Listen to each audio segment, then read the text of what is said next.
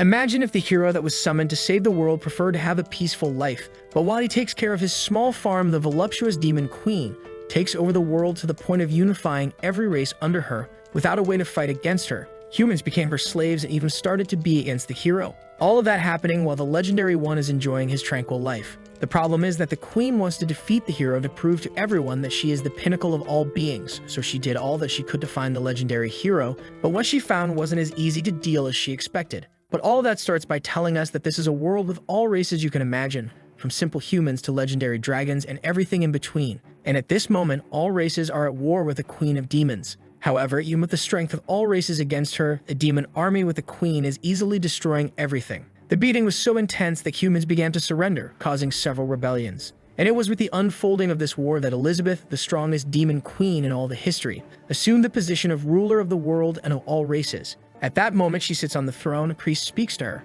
Elizabeth, do not think that you have won. In the future, our hero will come and will completely defeat you. One of her minions comes and kicks him in the head, telling him to respect the queen. This minion of hers is a human who was trained to be the hero, the savior of the prophecy, but he betrayed all of humanity. He takes on a demonic form and moves towards the priest to kill him. But suddenly, the queen tells him to stop and asks the priest, "What is this talk of a hero and a prophecy that ends in the queen's defeat? You filthy human, explain what this means. There are more than 1,000 worse ways than death to make you suffer." The priest explains that the prophecy tells that when a hero appears and removes the sword stuck in the ground, it will be the day when humanity will destroy the demon race and regain control of the earth. The sword is there in the central hall. If you want, go take a look. She goes there, stares at the sword, and thinks, so when the warrior pulls this out, I will die. Interesting. Let's see when that's going to happen. Then she prepares her entire army for the arrival of the so-called great hero, and a year passes, then 2 years pass. But then 3 years pass, 4 years, and there's no one left properly guarding the castle entrance.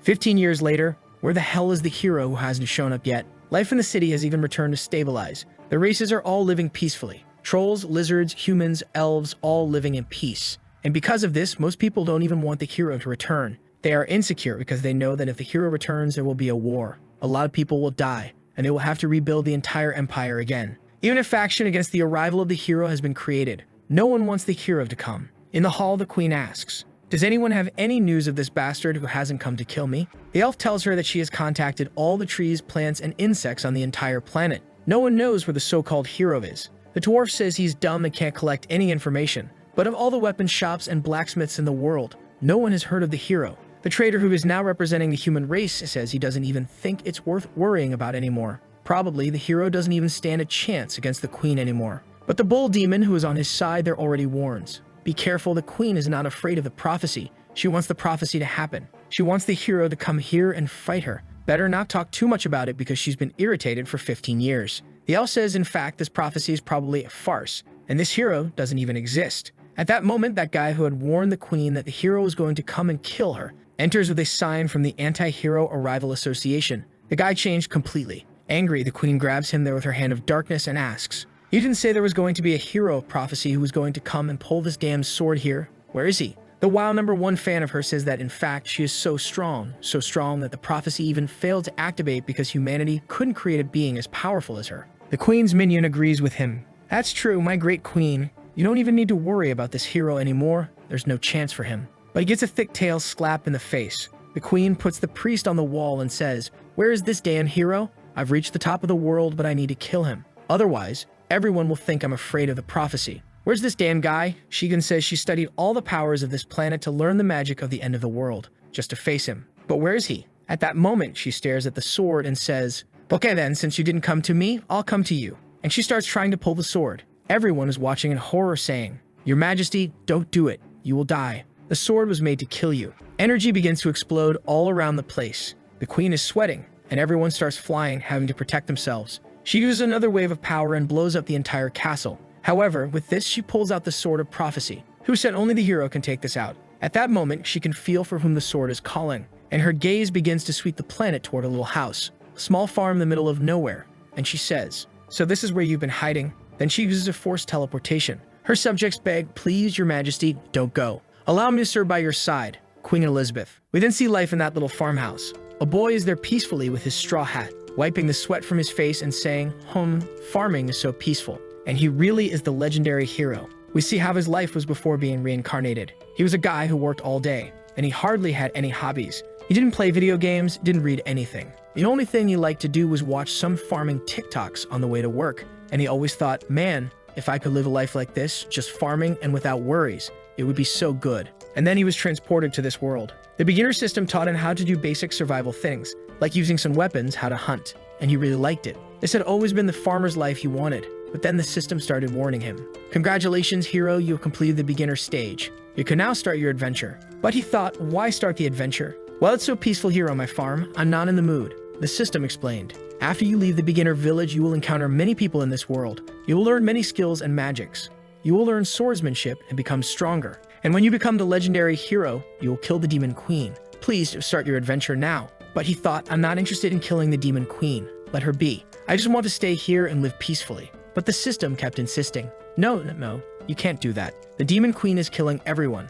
Please start the adventure. Start the adventure. Every day he was spamming this to the protagonist. But he soon realized that besides complaining, the system couldn't do anything else. So he decided to live there forever. Since there's the beginner village where the hero starts, it comes with a protective barrier to increase survival chances in the beginning. So the place is undetectable, and time there still flows differently to help the hero evolve more. The days are much longer. He can plant, hunt, forage, meditate, all in the same day. Sure, he still doesn't understand anything about swords and magic, but that's not important. He doesn't feel like leaving here anyway. He'll just stay here with his simple life, doing his farming, very peaceful. But then one day the system got angry and started cursing at him, saying he was only exchanging points for farmer items. And that was a disgrace. It was a shame for the system. He was brought here to kill the demon queen. With that, the system collapsed and exploded. Since then, he never received a message again, and life became more peaceful than ever. He's there on another day of his collection, saying it's time to eat. He realizes he forgot his little axe out in the forest, so he'll have to go back. But at that moment, the skies began to darken and gather energy, and the protagonist thought, oh no, just now. On the other hand, the queen appeared in the sky saying, finally found the legendary hero of all prophecies. Our hero was running because he left some clothes on the clothesline with some fish. And if it rains, everything will get wet and ruin. While taking things off the clothesline, he feels relieved. Thank goodness I managed to get here in time. If it had rained, my fish would be wet, my clothes too. I wouldn't even have anything to wear tomorrow. At that moment, a mechanical dog beside him starts barking. Our protagonist tells him to go inside because it's going to rain. But the little dog nods, indicating for him to look up. Our hero thought, what's that thing up there, son? The queen, hearing this, gets irritated. What do you mean by calling me a thing? He realizes she's getting angry and apologizes. I wasn't seeing clearly. You're kind of far away. The queen decides to check if he's the hero and sends something in his direction. When it gets to his side, it's the sword that surrounded him and went straight to his hand. So it's confirmed, right? He's the hero. On the other hand, our hero is all scared.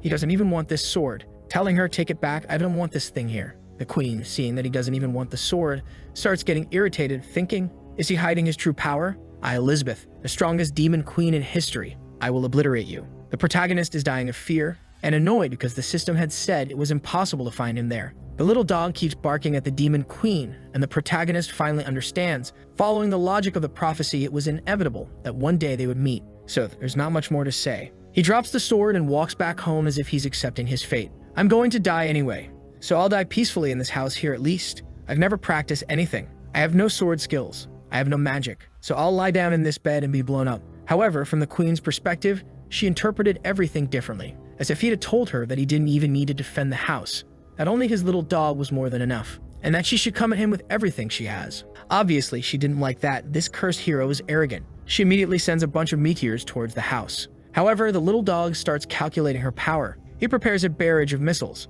shoots in her direction, and stops everything. Looking at that, the queen thinks, I didn't expect the great hero of legends to be so arrogant. Are you really going to rely on an advanced magical tool with consciousness? But in my presence, everything's inferior. The skies then turn purple and she prepares a devastating power, saying she's tired of playing games. However, the little dog once again does the calculations, conjures a black ball, and sends it towards her power. She tells him to stop being disobedient because that power was meant to destroy this entire continent. But when the little black ball touches the power, it turns into a black hole. It absorbs all of the queen's power, who disappears instantly. Looking at the house, she's baffled, thinking, what? Did my magic disappear? What did he do from inside that house? The protagonist is inside, lying on the bed, just waiting for death to come. The queen then descends from the skies to fight the little dog. It seems I underestimated you, didn't I? She unleashes her maximum power, saying that now it will be 100%. The little dog once again prepares his missiles and a huge explosion occurs. Meanwhile, the protagonist is there sleeping. After a while, he wakes up wondering,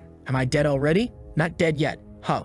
What's going on? Strange, I'm still at home. Let me take a look outside. Hesitant, he goes to grab the doorknob. He's afraid to open the door and find the queen that's ready to kill him. So he just takes a peek. And there she is, holding the little dog all destroyed. Our protagonist calls out the dog's name, Wankai, and the queen, in a mocking tone, says, "Oh, I'm sorry, but I had to completely destroy this magical tool of yours that you're so proud of." Our protagonist is scared, saying, "Can't we talk a little bit, queen?" The queen replies, "Of course, right after I kill you." But inside, she's thinking how unbelievable the situation is. How did that magical tool make me use all my power? Is this the end of the queen? And then she faints there, falls flat on the ground. Our hero rushes to help her, asking if she's okay. And the deactivation of her armor begins, which was sustained by magic. Everything covering her starts to fade away. And our boy obviously has a nosebleed as usual. Sometime later, it's already night. She wakes up in bed handcuffed. As soon as she notices this, she thinks, "Damn, how did I, the legendary Queen Elizabeth, the strongest of all millennia, get defeated so pathetically?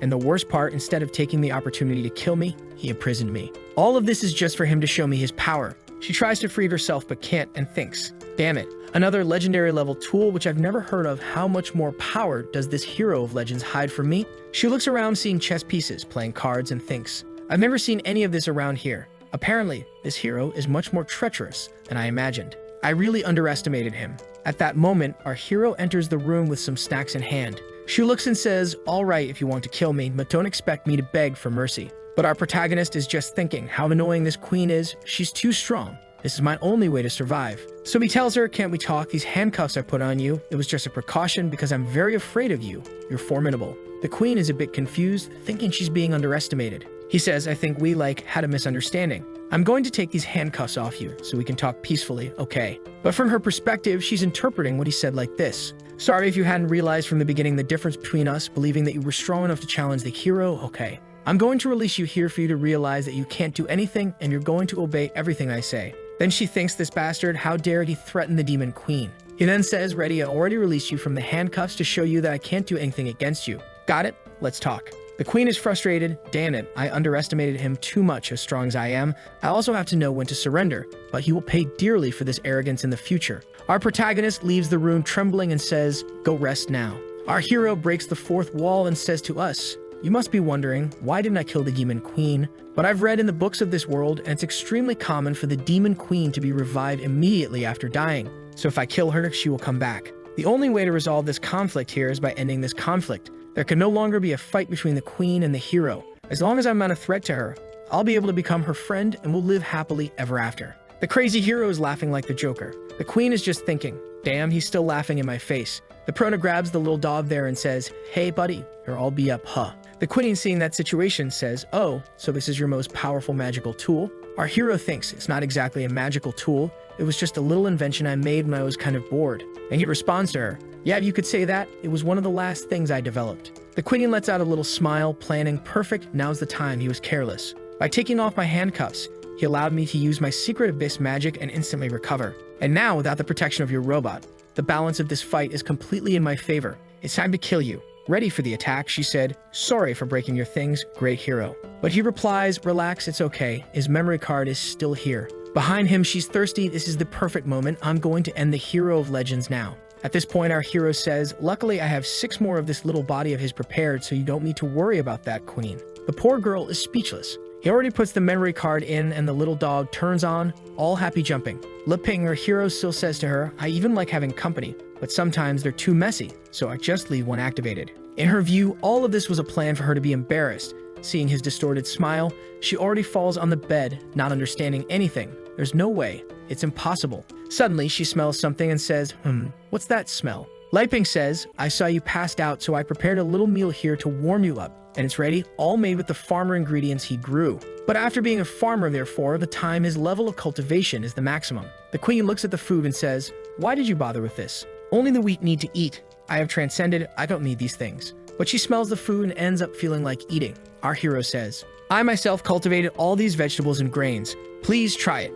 In his head, he just wants to resolve the conflict with food. She's still hesitant, but decides to try it, speechless. The protagonist is thinking, even though he has practiced cooking for so many years, would what he cooks be able to please someone of the queen demon's royalty status? She takes some more and bites, takes another, and already thinks with each bite the meat juices explode in my mouth like fireworks. Not to mention that the flavor is so natural, and it still contains a very high amount of magical energy. Who would have thought that there are delicacies in this world that would please even the Demon Queen? I can't do anything but swallow every last bite of his meat. At that moment, she feels something exploding inside her and complains to him that it's too spicy. What did you do with this food? Lai Ping is scared, saying that the only thing he did was put a little chili, which is something he likes. Can't the Demon Queen handle spicy food? The queen is suffering and thinking. It was obvious, as if this hero was going to be so nice, he's only trapping me, he used me for experiments. He brings her a soup, saying it will help reduce the burning. She stares and thinks he gave me the poison and now he's giving me the antidote. Really, I'm playing in the palms of this hero.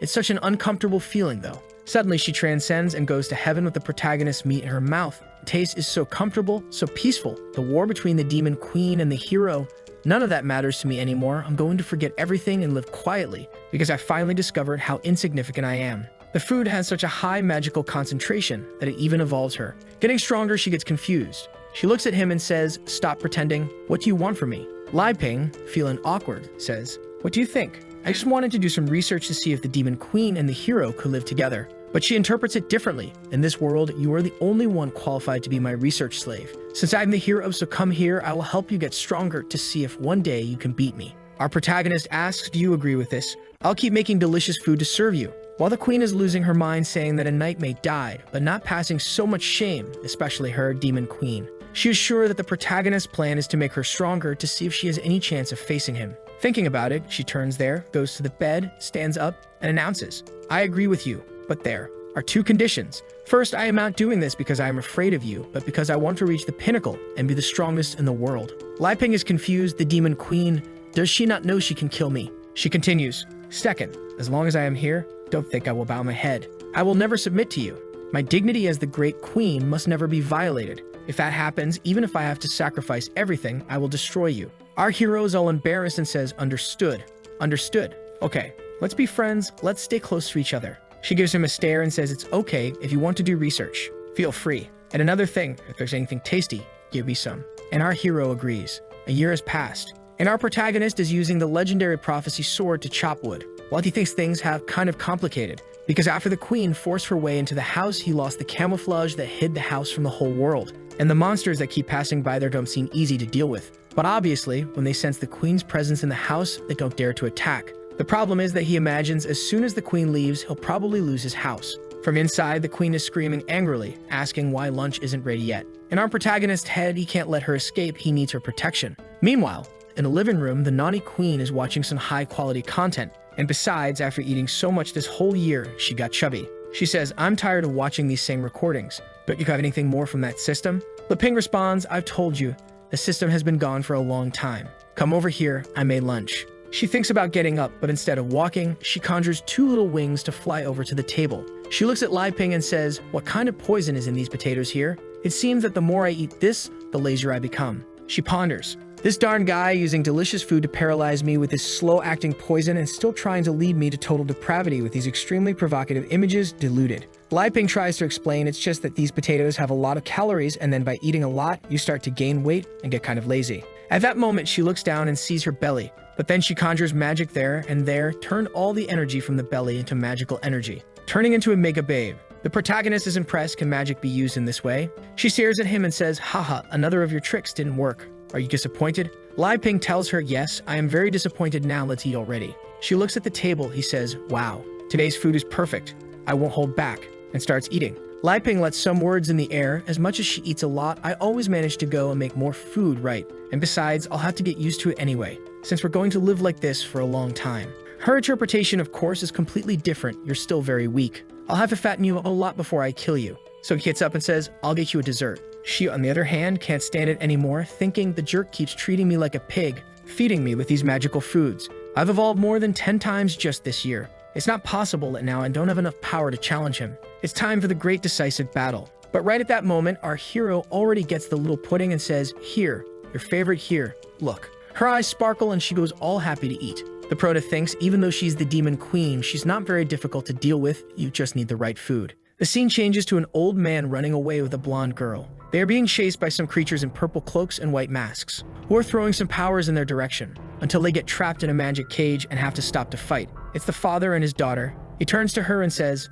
"I'll hold them here." He runs to the city and tries to find a safe place. The daughter replies, I don't want to leave you here and escape alone. But a father retorts, I promised your mother I would protect you until the end. The creatures are already conjuring a massive magic to attack them. The father then says it's time to use the strongest power of all and sends a slash of white light that cuts the enemy who was conjuring the magic in half. But the guy seems to be made of slime and already reassembles. The daughter tries to shoot an arrow, but her attacks just go through the monsters. The father warns, there's no way you can help with your arrows, just run to the city and flee. The monster comes to punch her, but the father manages to defend. But unfortunately, he is thrown far away, hits his back on the rock, and is already all bloody. Almost dying, he says, don't come help me, just run away. Then the creatures begin to gather and transform into a giant monster. The daughter says to the monster, please, I'll go with you. Just let my father go alive. But at that moment, she feels she's about to die. But suddenly, what seems to be a gigantic mammoth appears, crushing the creature. On top of the gigantic mammoth, there's a house. On top of the house, there's an elder ninja frog leader.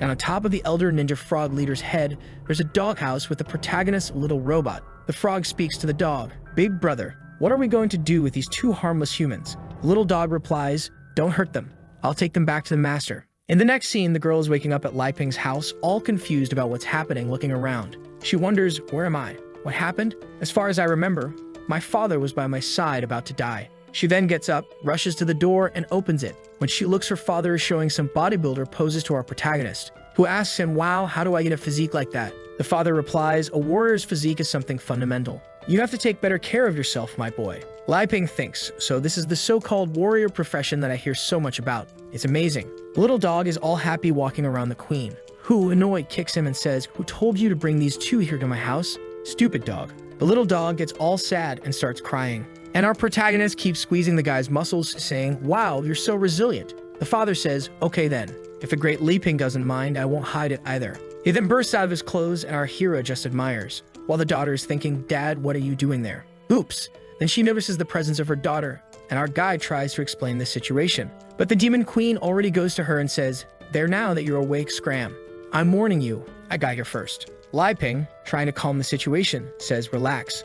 Let's go inside. He then serves some tea and says, sorry for not having anything to offer you too. It's a rural place and I do everything myself. So it's all very simple. The boy looking asks, Dad, is this the miraculous potion you talked about that cured you instantly? Our protagonist is embarrassed. I think calling this a miraculous potion is a bit exaggerated. It's just a little boil of water with some herbs. The queen is furious on the side. Damn it. Why did this dog bring these two weak humans here? Is Li Ping not satisfied with just me? Am I not enough in this house? The father begins to explain the situation, saying that he was completely unconscious and vaguely remembers. But he remembers the dog bringing him, and then when he took a sip of the drink, he transcended instantly and was completely healed, becoming stronger than ever, and says, daughter, if it weren't for the great Li Ping, I could never see you again. She looks at the tea and thinks, wow, but this here is so precious. Can we really drink this? Our hero says, you adventurers are so humble, but relax. You can drink it, no problem. They thank him and start drinking. Instantly, both transcend, going through a myriad of events, ending up in the cornfield, crying on the ground, birds flying around, a circle with an alien ship passing by.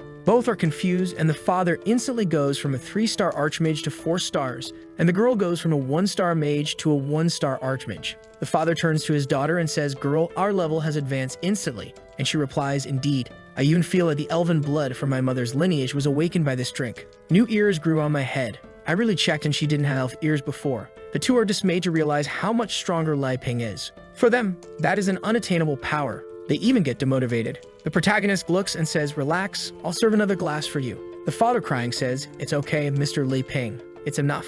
The father is thinking, Mr. Li Ping is a heaven-sent person. I can't cause any more trouble for him. Our hero says, all right, thinking, I wanted to serve some different drinks and food. But unfortunately, Elizabeth took and hid everything. And if I take it to serve them, she'll kill everyone. And she's right there saying, everything here is mine. Don't even think about taking anything else. Our hero lets out a sigh saying, yeah, really, you don't have anything else to serve. I'm sorry you were attacked, right? What happened? The father explains that they were attacked because of the elven lineage in the daughter's body. Her mother was a great saint elf. However, her husband was of the human race. And for elves, it is forbidden to marry any other race. So the protagonist asks, oh, so the elves are hunting you down. The queen interrupts saying, stop lying. The demon queen banned interracial marriage long ago when she conquered the world. The father said it's a long story, but since her mother had to return to the elven place, he had to hide his daughter all this time. Li Ping then asks, but even so, if they know where you are, how do they find you? The father explains that actually the mother was a sacrifice, and since she returned to the elven tribe, they are no longer being hunted.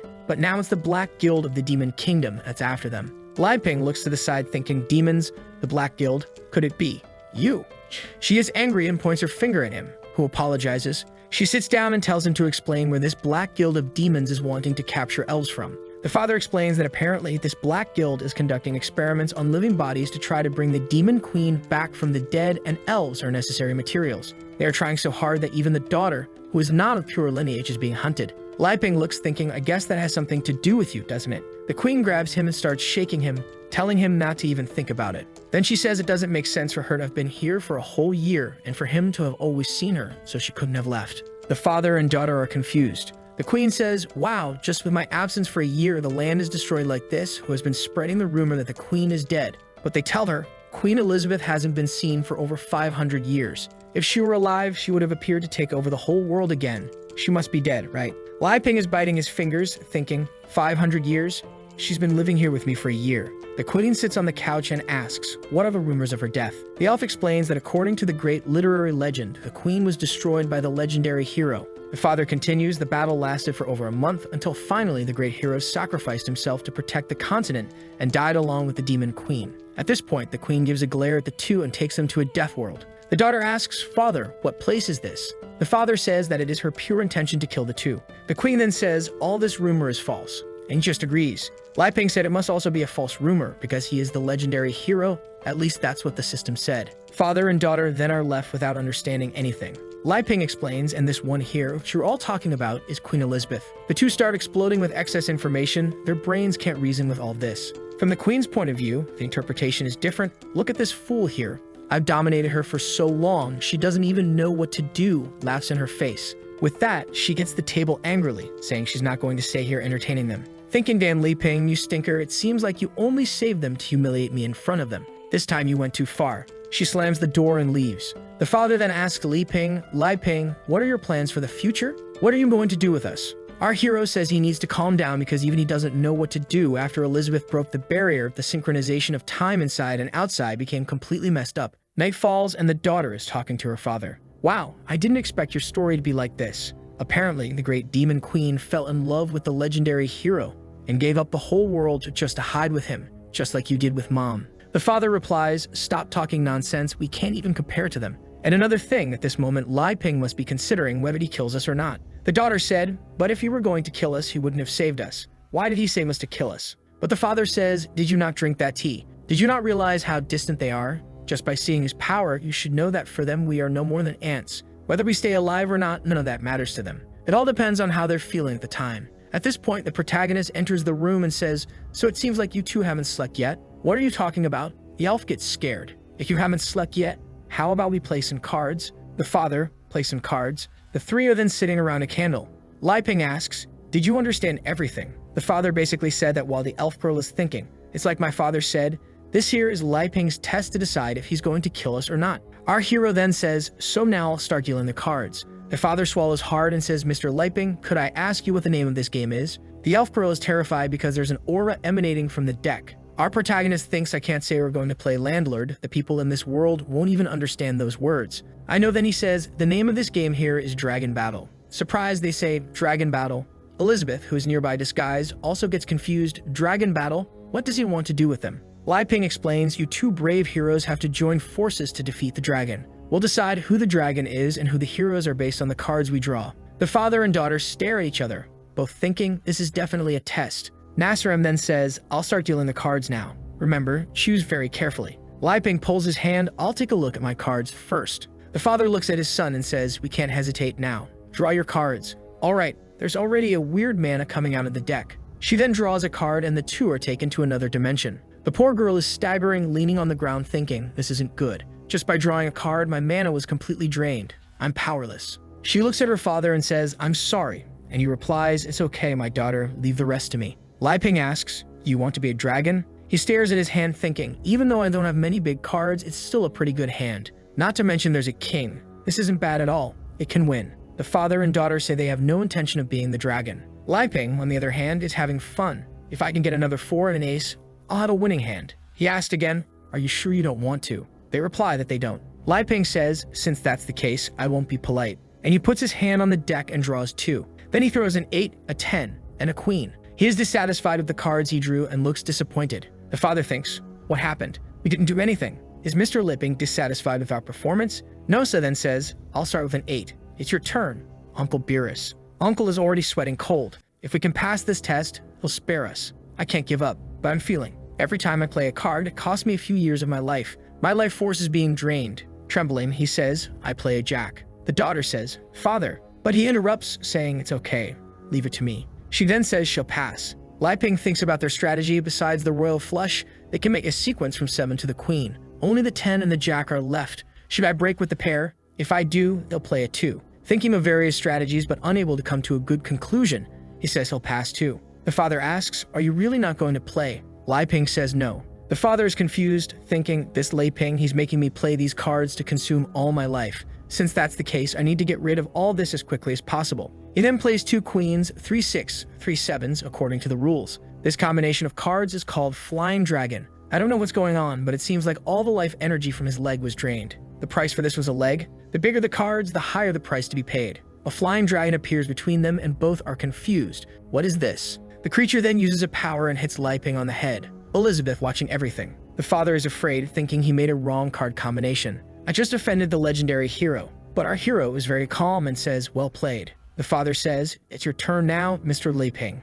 However, our hero responds, I'll just pass. You can go again. The father says, all right, and plays a 3, his fingers and leg already starting to feel lifeless. The elf daughter says she'll pass too. Our protagonist then says, my turn, and plays a 10. Both look at each other knowing they can't beat that hand. Lai Ping reveals 6, 7, 8, 9, 10, jack, and queen, a sequence. Now it's trouble for the 2 of them. Giant destructive waves begin to appear, and they are both drowning. The father tries to save his daughter, but it's hard to resist the waves. Until they both wake up breathless. I can't play. But our protagonist is calm. Now there are 3 kinds with a pair summoning a group of knights. The father tells his daughter he can't win, but the elf girl says, hold on, I can. The father tells her not to do it, it will cost too much life force and is very risky. But she says, I can't just hide. I also want to protect you and I'll play 3 of a kind with a pair. The knights then go against each other beyond. A battle in the skies ensues and only her knight remains. The father asks if his daughter is okay and she says yes. Lai Ping praises her move, saying, you really have to protect your allies even if you have to sacrifice your own cards.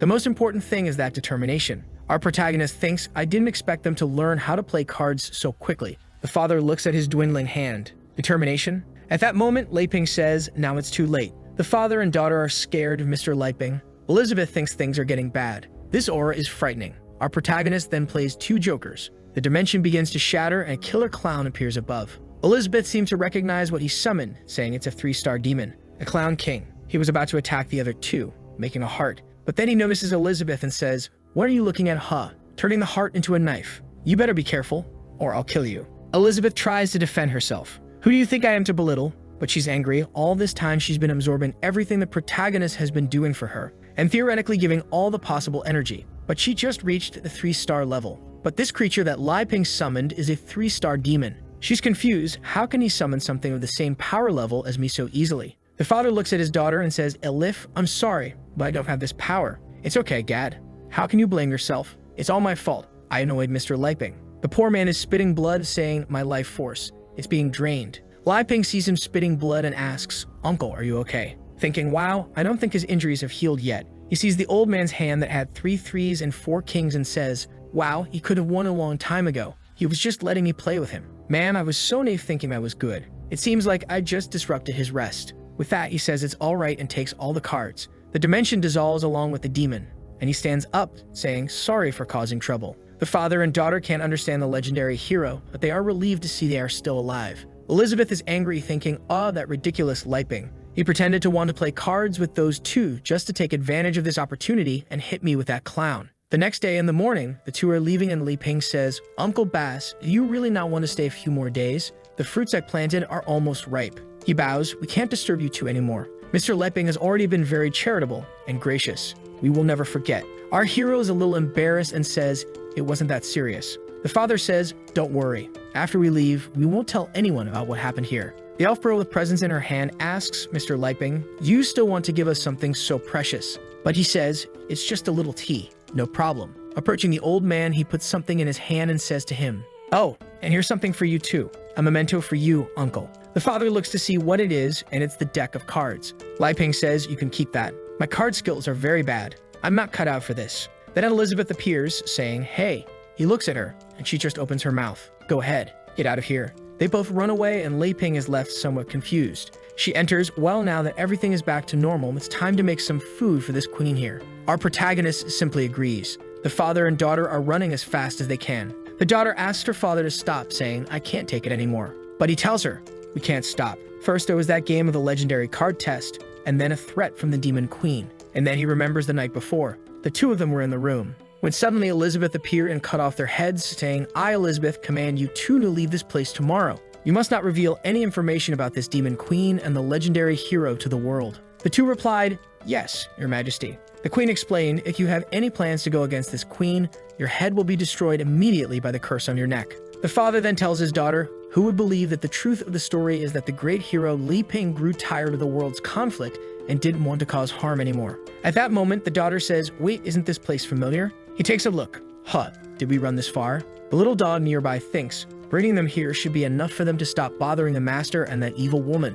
In fact, they didn't run that far. The little dog just grabbed the two and took them on a rocket ride. The daughter then says, 'Are the bodies of the Black Guild apostles still here?' The father starts looking around. There must be several types of high-level demons nearby. We have to get out as soon as possible. The little dog looks at something approaching and thinks, 'What is that? Whatever. I'm going back home to keep being beaten by that wicked woman.' Those who felt sorry for the little dog being beaten up now know that he quite enjoyed it. In front of the two, a legion of shadows appears. One of the demons that appears lets out a hee-hee, and the others follow with a goo-goo. The father says, 'I recognize that one. He's the great apostle. And he's a 2-star spiritual demon. Besides, there are several 4-star and 3-star spiritual demons, while the father and daughter are just 2 great mages of 1 star. She grabs his arm and says, 'Dad, the difference in strength is too great. Leave me. You can escape.' But the father is now motivated. 'I know the difference in our strength is really huge. But after seeing the realm of those two, these apostles here are nothing. Your father used to be called the Iron Heart of the Heroes.' He points the deck in their direction. 'Daughter.' The demon is scared. The father says, 'Since your mother returned to the elven tribe, your father has been taking care of you and being cautious. But I was wrong. Escaping won't solve the problem. If we can solve this, I'll take you back to the tribe and go after your mother.' He activates a quad invocation, descendant of the god of the 4-card arrow. An elf appears in the invocation. It's literally her mother. The mother grabs a giant bow and arrow and sends it towards the creatures. Upon contact, the creatures are instantly destroyed. Everyone is being evaporated. The great apostle tries to hold onto the arrow and seems to do so effortlessly. But the arrow in his hand continues to gain strength. After some resistance, his head explodes. The father puts away the deck, the elf disappears, and he falls to the ground. The daughter runs, saying, 'Dad, Dad.' The father says to her, 'It seems your father must change professions. From now on, a new profession has been born on this continent, the Master of Cards.' And the elf creates a hole in the path. A week later, everything is calm in the protagonist's little house. He thinks, 'This magical world is so amazing. My attempt to create a hybrid fruit was very successful. But without someone to share the joy of the harvest, it always feels like something is missing. Knights, demon queen, warriors, elves. I originally thought I was content with a peaceful farmer's life. But after coming into contact with the outside world, my heart isn't so calm anymore. I want to see what's on the other side. People are always like that. They get one thing and want two. But I'm so weak. Forget it.' The demon queen appears in front of him out of nowhere and says, 'You seem a bit down. What are you thinking?' He responds, 'I don't know. I guess I want to go out and see some things, but never mind. I'm too weak.' She gets excited. 'Finally, you're interested in leaving this place? Well, come with me on a trip.' But inside, she's thinking, 'I understand that the outside world isn't comparable to you, but your attitude there is already too arrogant.' Our protagonist, hearing the invitation to travel, is surprised. Really? In his head, it's a completely different story if I'm out there with the protection of the demon queen. She tells him to stop talking nonsense and change clothes quickly. The two then put on their adventurer clothes. The queen says to him, 'Wow, I have to admit, not only your cooking skills, but your sewing skills are also impressive.' He replies, 'Of course, those are my specialties.' Meanwhile, the little dog is barking there, wagging his tail. She snaps her fingers, creates a teleportation, and says, 'Well, let's go. We'll reach the nearest city.' Li Ping is impressed. 'Wow, what a convenient ability.' The two then start heading towards the portal, but he says, 'Wait a minute, Elizabeth.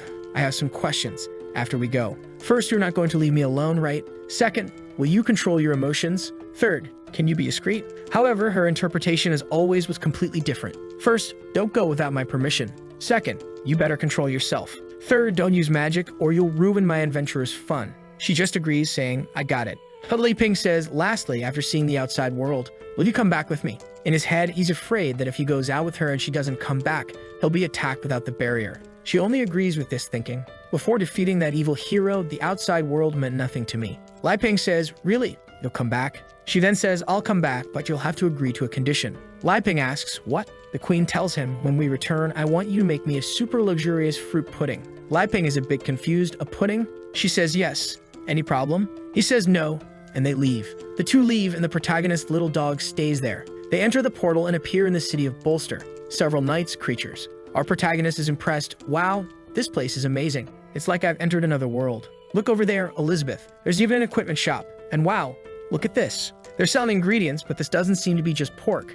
He starts going to all the stalls happily. However, Elizabeth is thinking, 500 years have passed here, but it seems that the changes weren't that significant. Our protagonist, looking around, thinks, this doesn't seem chaotic at all compared to how the old man described. She's feeling proud. This is because I established a very strong foundation here during my reign. In the original world, various forces were in conflict and the situation was chaotic. But I used my absolute strength to suppress everyone and establish a set of rules that made everyone treated equally. So I was the one who really saved the world, not the so-called legendary hero. After this speech, she looks to the side, and where's the so-called legendary hero? He's more interested in a little girl there selling teddy bears. Wow, the details of the stitching are so delicate. They're very well done. Did you make this, little sister? The girl says, yes, I did. If you want, I can even offer you a lower price. But then a pig-headed guy appears, kicking and shouting. Who gave you permission to open a store in this place? Stinky girl, your church owes protection money to my gang. And Nick, you had the courage to come here and open a store on my street? The poor girl's brothers are all shaking, and he grabs her by the neck. But she says, but you never even protected us. Why should we have to pay you any money for protection? The pig tells her, since last month, this street here is now the territory of the Beast Gang. If you want to survive in this place, you'll have to pay monthly tributes. The little girl says, that's not true. This church belongs to the nun. When she returns, you'll be in trouble. The pighead says, so it seems like you're still misinformed, huh? Or are you pretending to be ignorant and not wanting to understand this situation? Today, I'm going to kick all the orphans out of this place and destroy this broken church. Our protagonist tells the pig to stop it, and the pig asks what he's going to do if he doesn't stop. Elizabeth, watching from afar, thinks, my God, why are you getting involved in these matters? Leave these people alone. But our hero signals with his hands, asking for her help. She turns her head as if to say, no, I'm not going to stoop to that level. The furious pig says, I asked you what your intention is. Our protagonist is completely lost, until he thinks, I have an idea. And then he shouts to everyone, this pig here is bullying a little girl. Come on, condemn him. But everyone in the city pretends not to see or hear anything. The pig, laughing at him, says, did you really think anyone would be against me? My God, buddy, this is Beast Street. Judging by your clothes, you must be a foreigner from the south. Right, that woman next to you isn't half bad. Our protagonist tells him to calm down. Let's talk. I have some local spices in my backpack. I can share them with you. But the pig says enough with the stalling and tells one of his henchmen, beat this guy and take that woman to the gang. But that was the biggest mistake he could have made. Elizabeth asks, do you really think you're qualified to capture me? You've stepped on a tiger's tail. The skies begin to darken and the pig is confused. Why did the skies change? What's happening? Li Ping tells her to stop. Don't do this. You'll destroy the entire city. He's waving his hands there. Please calm down. At most, just give them a little scare. There's no need to fight. They're ordinary people, you know. Elizabeth says, I'll spare him because of you. Seeing everyone's magical power there, you can see that Elizabeth's is much greater. And the little girl with glasses can see that. Suddenly, it starts to rain, and the pig is scared. He stares at our dude, saying, you two, are you going to try to protect the church and these orphans? Our protagonist just wants to fix things. How about this? Tell me, how much is the protection money? The pig answers, it's 10 gold coins for 2 months in total.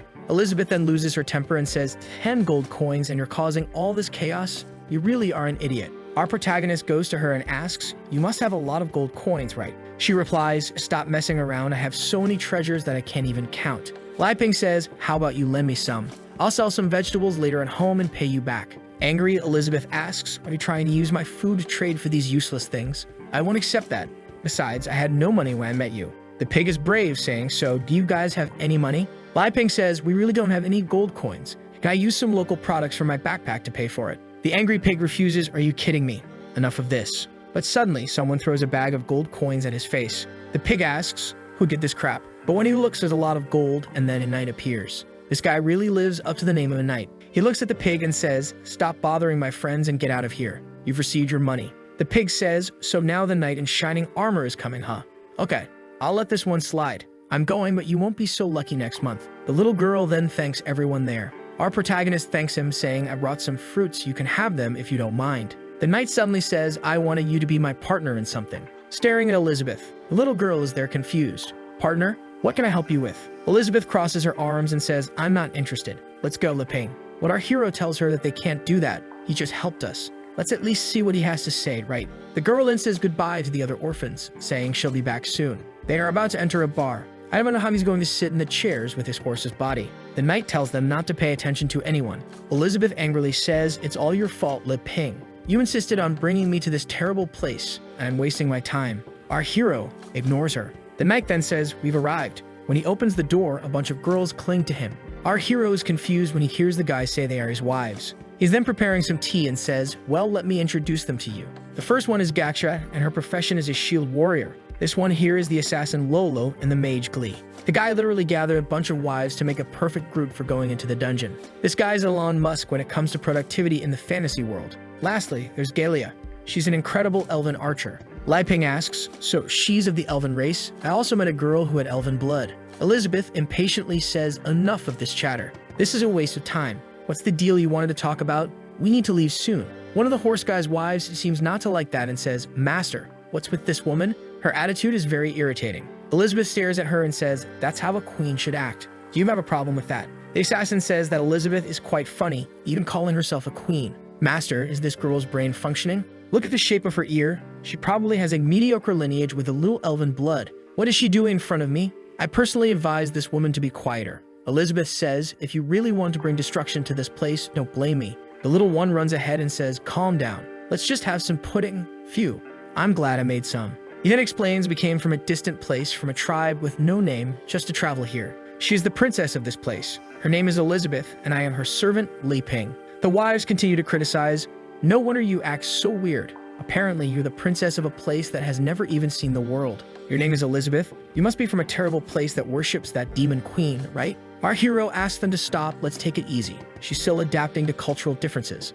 The knight then says, well, let's talk business. I want to invite you three to join a treasure hunt in a dungeon. But he's thinking, that demonic aura she emitted on the street is not something a queen of an isolated tribe should have. Could it be? Liping is curious. A dungeon with treasure? And then he asks the girl next to him, do you know what that is? She explains, dungeons with treasure are dimensional spaces created by ancient magical entities. They usually have a lot of valuable things, but they're all very well hidden. Liping says he understands. The knight says, that's right, and I spent a lot of money and effort to get the information about this place. However, the condition is that to open the barrier, we need at least 8 people. Our hero then says he understands, you just need someone to complete the numbers. The orphan girl starts counting 1, 2, 6, 8. Wait a minute, is there any way I don't have to go? Liping finds it strange and says to her, hey, isn't this place supposed to be full of precious things? Shouldn't you be happy to be able to go? But the girl replies, you don't understand. These places, they're very dangerous and I'm just a level 4 mage. I'll die if I go there. Our hero says, so that's how it is.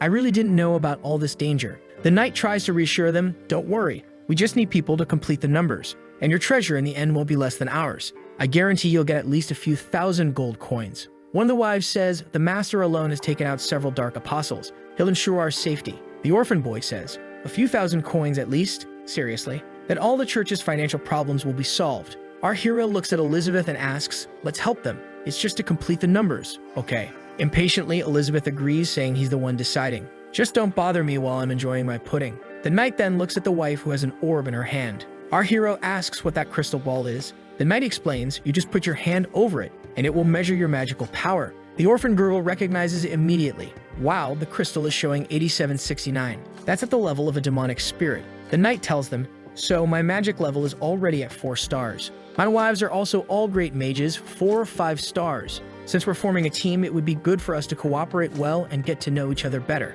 The orphan girl then places her hand on the orb, and it shows 300. One of the wives says, 300? I had a higher value when I changed professions for the first time. The girl apologizes, saying her level doesn't go up. Our hero says, I want to try too. He thinks to himself, well, I never learned magic during all these years, but I'm the so-called legendary hero. My potential shouldn't be that low. He puts his hand on the crystal, concentrates, and it shows 0. The knight is even confused. 0? Even for a pure martial artist, it shouldn't be like this. Our protagonist hits himself in the face. Oh, what was I expecting? I've been farming all this time. Obviously, I wouldn't have any magic. He sits down and says, I'm done. No magic in this life. The assassin woman says, what are you going to do then? Apparently, you're useless, right? Lai Ping replies, I'm pretty good at farming. Speaking of which, these fruits I recently harvested. You can even try them. The wife thinks, my God, look at this bumpkin. You can keep this trash for yourself. You really are just a servant. The knight says, Princess Elizabeth, it would be nice if you tried too. Lai Ping says, Elizabeth, just cooperate with them for now. She agrees, thinking, how annoying, he wants this queen to accompany this game with these ignorant mortals. She taps the orb using her power and a glow begins to emanate, making it impossible for anyone to look at. Lai Ping is afraid that if Elizabeth's identity as a demon queen is exposed, it will cause a lot of trouble. Elizabeth says she knows, and since they rarely go out, she'll join this game. She lowers her power and precisely puts in 8,768. The orphan girl says, wow, it's identical to the knight's power. She's also at the level of a demonic spirit. The wives think it's impossible. How is this woman at this level? Lai Ping sighs, phew, thank goodness. The knight tells her, wow, amazing, you really were the princess of a kingdom. With your entry into our group, the chances of getting the treasure will increase a lot. The orphan asks, how are we going to get to this place? The knight looks at one of the wives and she uses something. With that, she activates a teleportation scroll and opens a portal above everyone. In the next moment, everyone arrives at the dungeon. Lai Ping is excited, happy, wow, I even got a little dizzy with this. The orphan feels some strange aura in that place. Elizabeth, on the other hand, has just arrived but seems bored. The knight then says, let's not waste time, let's go straight to the treasure room. Elizabeth suddenly says, you know what? I'm not feeling it. Let's go home, Lai Ping. One of the wives gets irritated with this and says, you weird woman, you came all the way here and now changed your mind at the last minute. Do you know how much a magical teleportation scroll costs? If you're not going in, you better not even think about leaving. Elizabeth looks at her and asks, are you going to stop me? Our hero steps forward to calm things down. Everyone, let's not be impulsive. Listen to me for a moment. Since we came here, Elizabeth, please, let's just take a look. The orphan girl with glasses says, Elizabeth, did you notice? Inside this cave, there's a magical power similar to yours. Our hero is confused. Wait a minute. Power similar to Elizabeth? What's that mean? The knight tries to use his charm to convince the queen, puts his hand on her shoulder. Excuse me. Trust me. No matter what danger we encounter in there, I'll protect you. Please come with me, Princess Elizabeth. They then hold hands. However, she completely ignores him. After passing through the portal with the numbers 788, it closes behind them. Lai Ping asks, can't we go back to where we came from? Elizabeth tells him, stop talking nonsense. This is a special magical space. Unless you're stronger than whoever created the barrier, it's impossible to leave. So unless you find the target of this place and complete all the requirements to break the barrier, no one can get out of here. The wives say, as long as we're with the master, we'll solve all this. But obviously, none of them like Elizabeth very much. The orphan girl asks, what are we going to gain from here again? She's told not to worry too much. Of course, it's treasures and gold coins. You won't be left behind either. Seeing that there are many paths, the orphan boy gets confused about which one to take. But he concludes, Elizabeth is here to ensure our safety, so it doesn't matter, let's just venture forth. The assassin wife says, Master, should we split up? And he replies that for now, it's better not to. He then tells Li to use an ability. She agrees and raises her hand, releasing a light that starts spreading throughout the dungeon. She's confident, thinking, learn how to find the best path quickly. But Elizabeth finds it ignorant and continues to spread power until she collapses from exhaustion. The knight then asks, what's the structure of this maze? But she replies, Master, this maze seems to have no end. I've extended my magic to the maximum and still haven't found any edges, no end. I don't know where this ends. Everyone thinks it's impossible. Her magic extension goes up to 3 kilometers. The elf says, what if I use my spiritual divination? It's not great because the accuracy is 34%. The assassin interrupts, I suggest we split up and work in groups. I can use my clone technique to help everyone. Lai Ping asks Elizabeth, do you know how to get out of here? She replies, of course, this maze is just an illusion, but this bunch of ignoramuses will never get out of here. Lai Ping tells her, hey, then why don't you help them? We need to repay the favor of that guy as soon as possible. Elizabeth says she's changed her mind. She doesn't want to help anymore and just wants to see everyone die. Suddenly, the orphan girl with glasses points her finger. If we go through the 3rd cave, we'll reach our destination. Elizabeth looks at her strangely. Our hero asks, how do you know? The girl replies that was just a guess. I just felt that there's a special magic coming from that direction. The mage wife gets angry and retorts, stop talking nonsense. I didn't sense any magic from there that you're talking about. A weakling like you shouldn't be making these random comments. The meek girl apologizes. The wife then says, even though I haven't explored everything, I'm sure the last passage is the one with the fewest monsters. Let's go that way. The knight asks everyone, what do you think? The assassin says she prefers to still split into smaller groups. And the other one says, I prefer that we listen to Glee. Even if we go to the wrong place, at least we'll stay together. The machine then asks the knight, please master, trust me. The knight then says, we'll stick together and go to the last cave. At this point, the orphan girl says, no, you can go anywhere but the last cave. She then summons her rabbit puppet and sends it in that direction. As soon as it reaches the mouth of the cave, it closes with its teeth and crushes the puppet. Our hero is curious. What was that? Elizabeth says it's just a parasite beast. We usually find this inside giant monsters. The assassin stares at the mage and asks, didn't you say there would be fewer monsters there? The people in the knight's group are all confused and lost. Elizabeth then says, let them suffer alone. Let's go. Lai Ping tells her, it would be better if you could lead the way then. She just starts walking. The girl with glasses says she's not sure if that's really the right way. The assassin looks at the knight and says, Master, should I use a clone to follow them and gather information? The knight replies, she just saw the horror of that killer worm. She wouldn't be able to make such a choice calmly without being confident. It seems Elizabeth's background isn't as simple as it seems. We'll follow them. And with that, everyone enters the same cave. And inside, there seems to be a lizard with a golden eye. In the next scene, we see the sneaky horse killing a bunch of creatures. He asks the wise if they're managing, but the poor things are having difficulties. It's not easy. While our kid is hiding behind the bulky one there, he asks, is Elizabeth safe?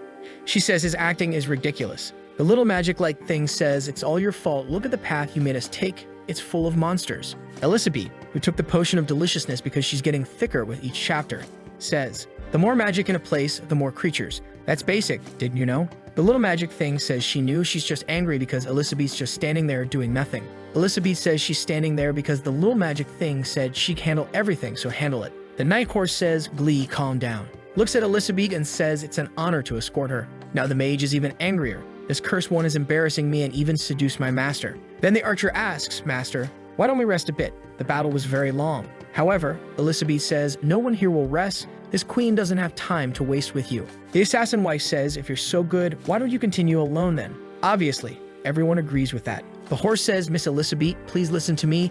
It's better if everyone rests and stays together in this place. Let's at least drink some elven potions to recover our stats. Lai Ping gets curious, elven potion?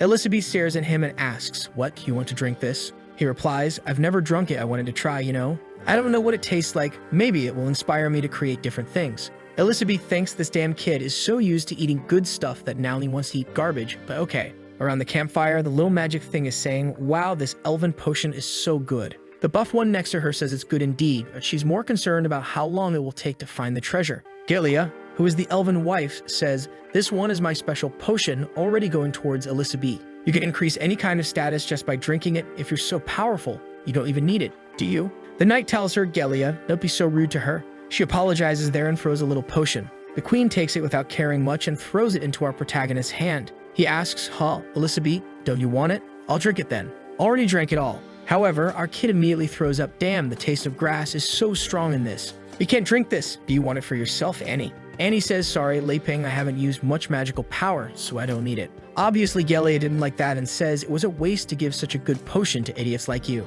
Elizabeth then throws it on the ground saying, all right then, I'll spend this on you. Now Finna got angry shouting, wait, what did you do with my potion? Elizabeth is very calm staring and says, what do you think I did? Lai Ping goes to the backpack and says, calm down, no fighting guys, I have something for everyone. Let me find it. Hold on, he then shows some bananas and says, I've been wanting to share these with you since then. Finally, I have the chance, here you go, already giving it to the knight. Everyone takes it, sort of thanking, and he hands an apple to Annie. She gets all emotional receiving something. Lai Ping gets scared. Why are you crying, Annie? It's just an apple. Annie asks if she can take it home. The orphanage folks haven't had fresh fruit for a long time. Lai Ping says he understands, of course. He then goes to get more so she can take it back for everyone to eat. But Glee and Gilia throw away and squash the banana, saying that doesn't compare to an elven potion. The knight says he'll only eat it to fill his stomach.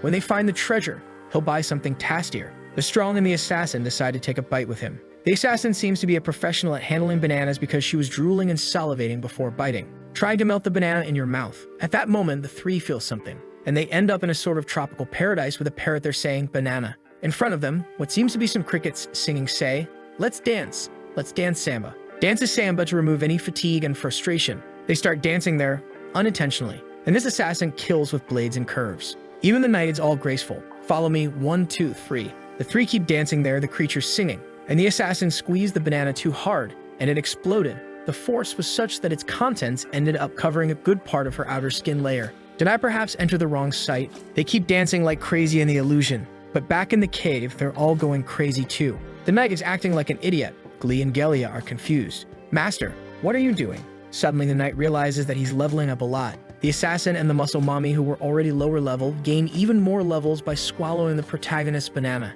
Our hero claps. Wow, what an amazing performance, loved it.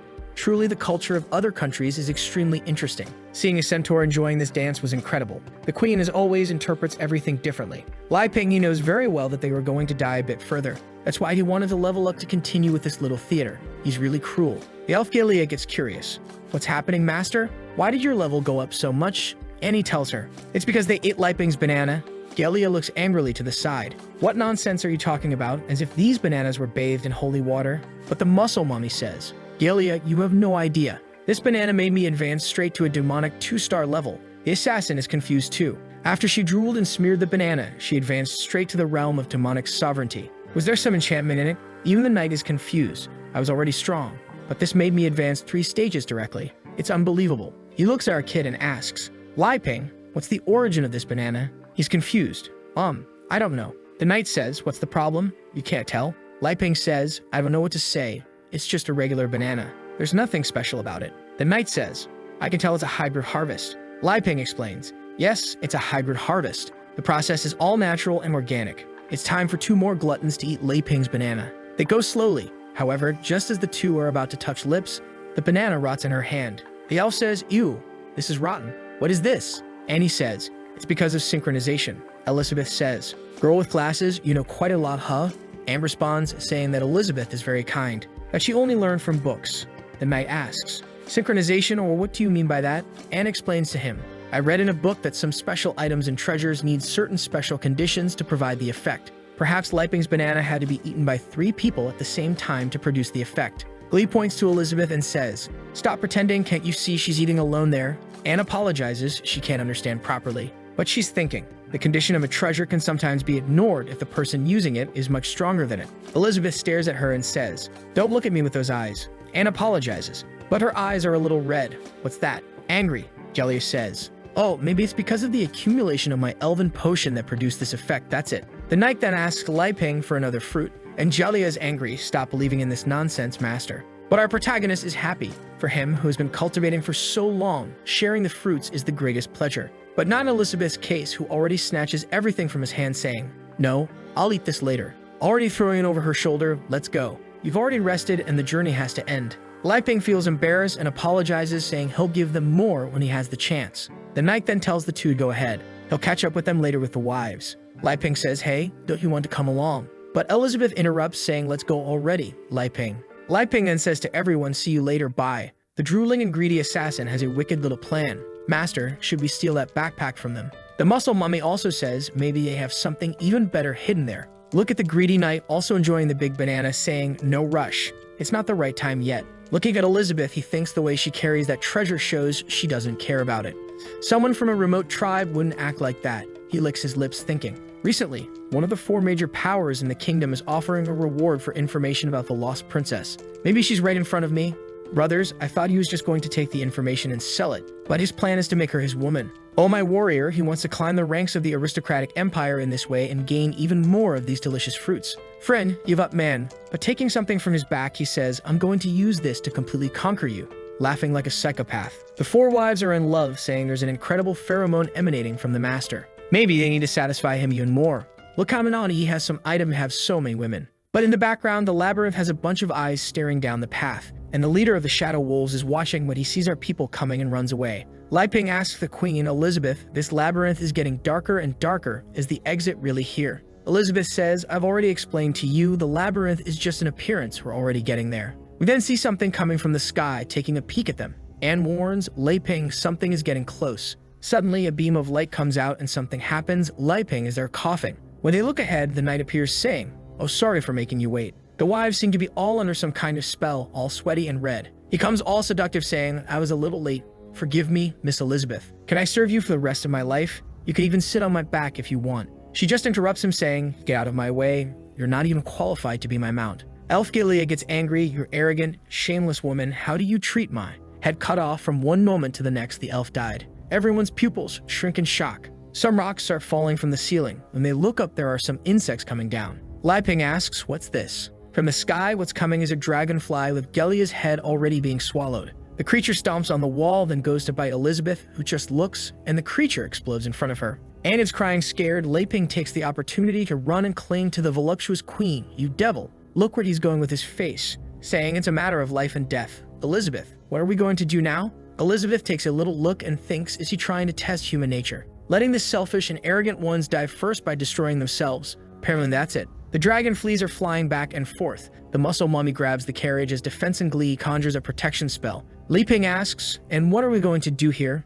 The knight says, "I believe you'll find a way out on your own." His plan is to finally understand Elizabeth's strength, especially because if she does nothing, her servant will die. The muscle mummy stares at them and says, "Who cares about you? Cooperation's over here." Confident, Glee says, "Stay outside of our magic and die," but she's done too. Her head flies off. The dragonflies keep attacking. The assassin there is trying to survive, and the knight is even killing some. Meanwhile, our Lei Ping is hiding quietly. The knight uses a slash and thunder lightning cuts an insect right in the middle, and Muscle Mommy uses a shield attack, managing to kill one too. Even the assassin is managing to use her own techniques to kill. These three seem to be alive because of the banana they swallowed whole. However, the assassin is lying on the ground thinking, "There's no way we can kill these creatures. It seems endless. At this rate, we'll die from exhaustion." One is coming to take a big bite at her head, but the knight manages to save her. The creature falls all destroyed on the ground, but there are still several flying around. Elizabeth asks Lei Ping, "Do you see how they really are? Do you still want to play this adventure game?" Lei Ping shows that he is innocent but not a fool. He tells her, "Forget it.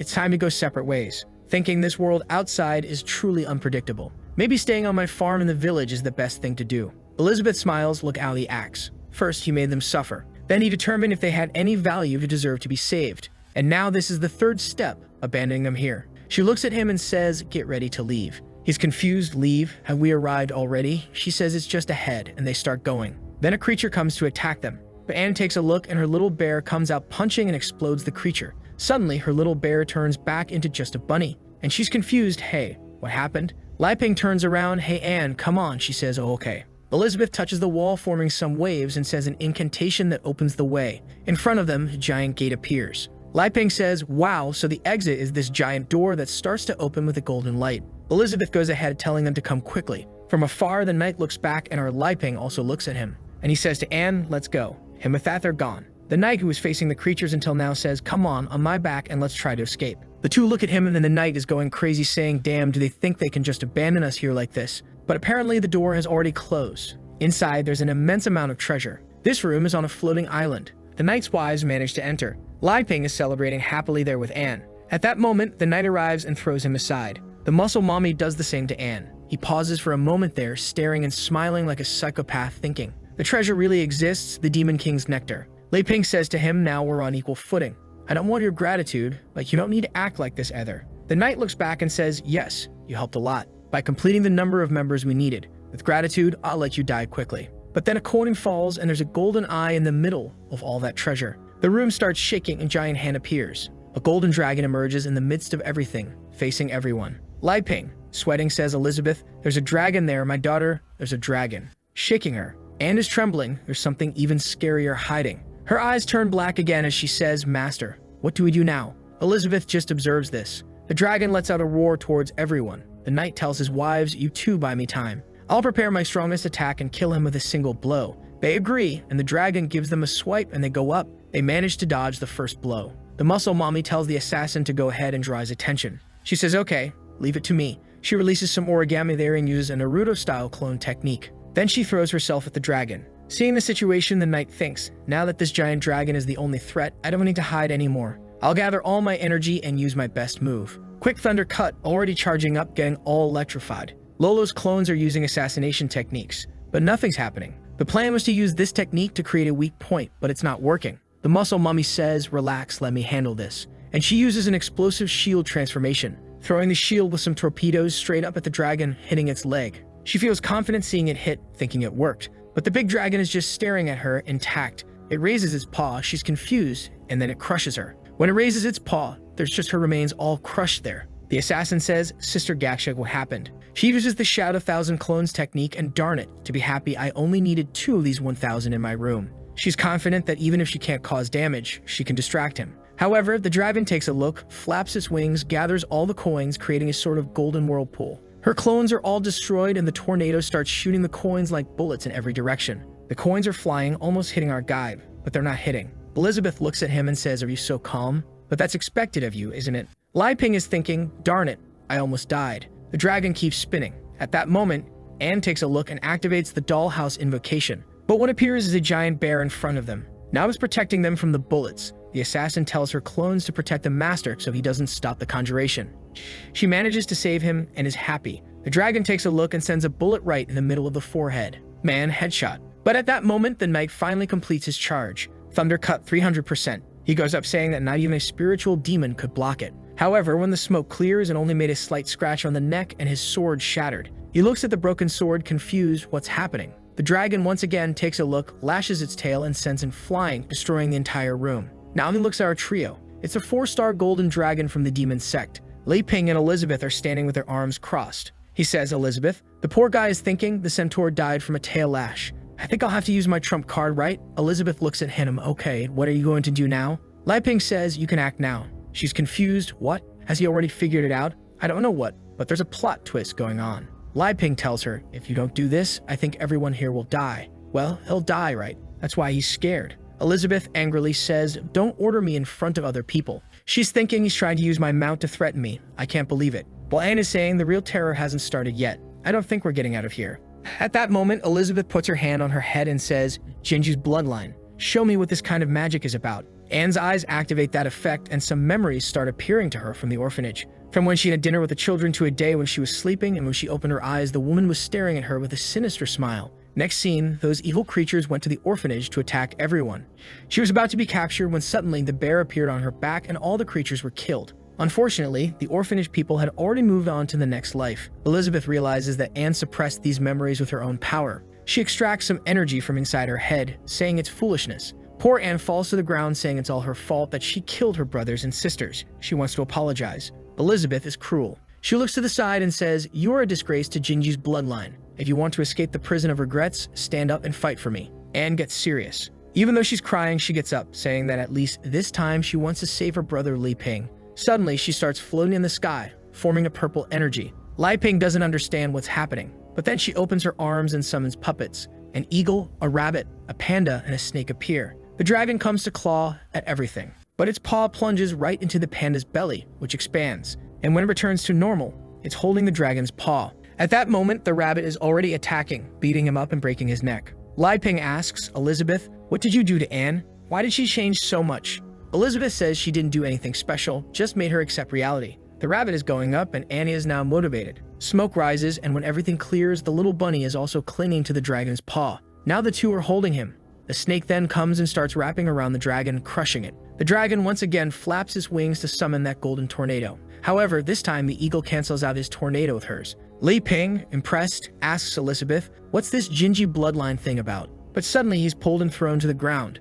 They took a light cut. The knight appears almost dead, but he stole the fruit backpack and is saying, "Ah, now." Elizabeth looks, this trash isn't dead yet." Li Ping is shouting in the background, "Hey, give me my backpack back." He with a psychopathic look says, "Now your trump card is in my hand, all these kingdom fruits are mine. Eat the pineapple, eat the orange, eat the grape." Li Ping is confused. "What are you doing, man? Don't you think it's too late to eat now?" However, he swallows everything and starts emanating an aura, saying it's coming. His body begins to mutate, tremble and rolling. He goes crazy, getting mega muscular, saying he's feeling unprecedented power, and now his level is with a question mark.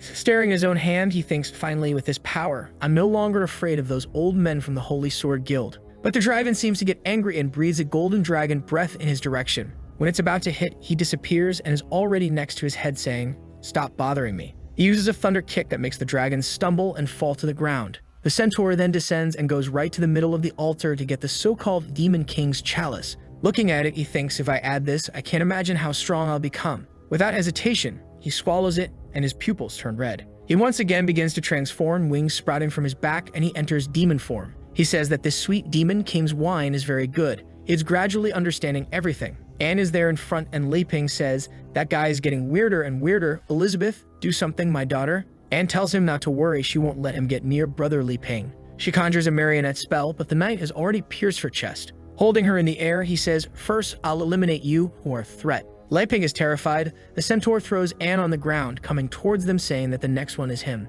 Li Ping completely ignores the centaur and goes to Anne, telling her to hang in there, Elizabeth will save her. The centaur goes to Elizabeth's face and says, I know you're hiding your strength, but it doesn't matter, I'll give you two choices. You become my woman, take me to your kingdom, and make me inherit everything. Or the second option, I'll have fun with you until there's nothing left, and then I'll sell you to get what I want. Crying, Li Ping tells Elizabeth to kill him, but the centaur looks to the side. Who allowed you to open your mouth, you servant trash? He uses an ability to appear instantly in front of him and crushes him to the ground. An explosion rolls, coins everywhere. The centaur seems to have been hit. When the smoke clears, Li Ping says, okay then, I'm tired of pretending. Brothers, will you get serious? The centaur thrown back is lost and all beaten up. Wondering what happened? Wait, I hit him with all my might, but why does it seem like my attack returned? He looks at Elizabeth and asks, is it your doing? Elizabeth, staring at Li Ping, he knows very well that not even my magic can destroy his clothes. That's why you forced him to attack you, just for him to be the cause of his own destruction. Li Ping is there, all badass, thinking they say I'm the hero, but he thinks few. It works just the way I imagined. As long as I give Elizabeth a lot of delicious food, she will protect me whenever I need it. As long as I'm useful to her, she won't let me die. No matter how dangerous the situation is, wanting to kill me is the same as wanting to leave her without food. There's no way our boy finds out he's too strong. The work ends on the spot, man. He's going to become a Saitama 2.0. The centaur says, truly unsettling. You're quite proud, but I only use half of my strength. Woman, you rejected a centaur as powerful as me. You could have had fun, but chose to reject me. Then he charges. So this is your choice then. Elizabeth remains calm. Midway as the centaur speaks, I want to see you reflect my next attack. Something's already coming from his left, hitting him hard, slamming him to the ground. Elizabeth looks to the side and asks, finally awake. The centaur is completely shattered on the ground and nothing left of the guy. From the shadows of that place, a golden dragon begins to appear. The centaur realizes that there is the true form of the dragon. What he killed was nothing more than some crumbs of power. He reabsorbs his old dragon body and Elizabeth says, using your tail to pet, I used to play with you like that too. It's the true void dragon, a golden dragon queen from the demon king's realm of the star. The centaur still doesn't understand. Impossible. I also have the power of a demon king that can't lose. But he is instantly crushed by the dragon's claw. Lying on the ground, Li Ping is confused. Elizabeth, is this real? Elizabeth says, I think you figured that out a long time ago. This place isn't real. Suddenly they're floating. Elizabeth says, despite magic being your weak point, I don't think this would escape your notice. The dragon speaks some unknown language to Elizabeth, who responds. Then he starts crying, asterisk, poof, asterisk, smoke in the air, and turns into a loli. Of course, there had to be one, Yugan Chinese. Her name is Amelia, and she's Elizabeth's pet. She cries, is it really you, queen? I've been waiting for you for so long. Elizabeth tells her, you have arrived in the realm of a demon king and are still so innocent. I didn't want to come here because I knew it would wake you up and you would start clinging to me. Amelia, hugging her, says, no, master, you disappeared for 500 years without a word. I miss you so much. We then see Amelia's story. She was born between heaven and earth, and it was Elizabeth with her magical energy who incubated the egg. When she was born, they made a contract, and Elizabeth not only gave her the name Amelia, but also created her personality, trained, and played with her. That's why Amelia has a sacred oath to serve her forever. When she grew up, she became Elizabeth's mount, carrying her around the world to face cruel creatures. This is because, to end the wars, Elizabeth decided to dominate the world. Amelia was happy to see her mistress achieve world domination, but she smiled less and less. Amelia knew the stronger Elizabeth became, the less she could help. And one day, out of nowhere, she decided to pull out the sacred sword and disappeared. At the race meeting, Elizabeth's absence is causing problems. Even all the reputation she had is now not serving much. The amount of crime continues to increase. The orc minister says that this is the case in their tribe too. Several are announcing separation, as the only thing that unified everyone was the fear of the queen. The dwarf minister says that maybe it's good for everyone to return to their homelands and take care of the regions until the queen returns. Twyla, who is the minister of the elves, asks Jin, who is the minister of the demons, where's Elizabeth? You are the closest person to her. Was she defeated by the legendary hero? Jin says it's impossible. He has seen her terrifying power. There's no one in this world who can beat that. Everyone there can do as they please. From now on, he will go hunt the majesty on his own. Her former minion Malfoy says that this is the case too. He'll go after her. Everyone is dismissed. In the end, the ministers separated everything and divided their regions. Amelia wasn't interested in any of this, so she took half a cup of wine and left. She returned to the place where she was found the first time, hoping Elizabeth would return. And then she waited and waited and waited and waited, and now she's there crying. Finally, you've returned, mistress, Elizabeth says. It seems everything went well, right? This long wait taught you meditation, which was a key to reaching the level of Demon King.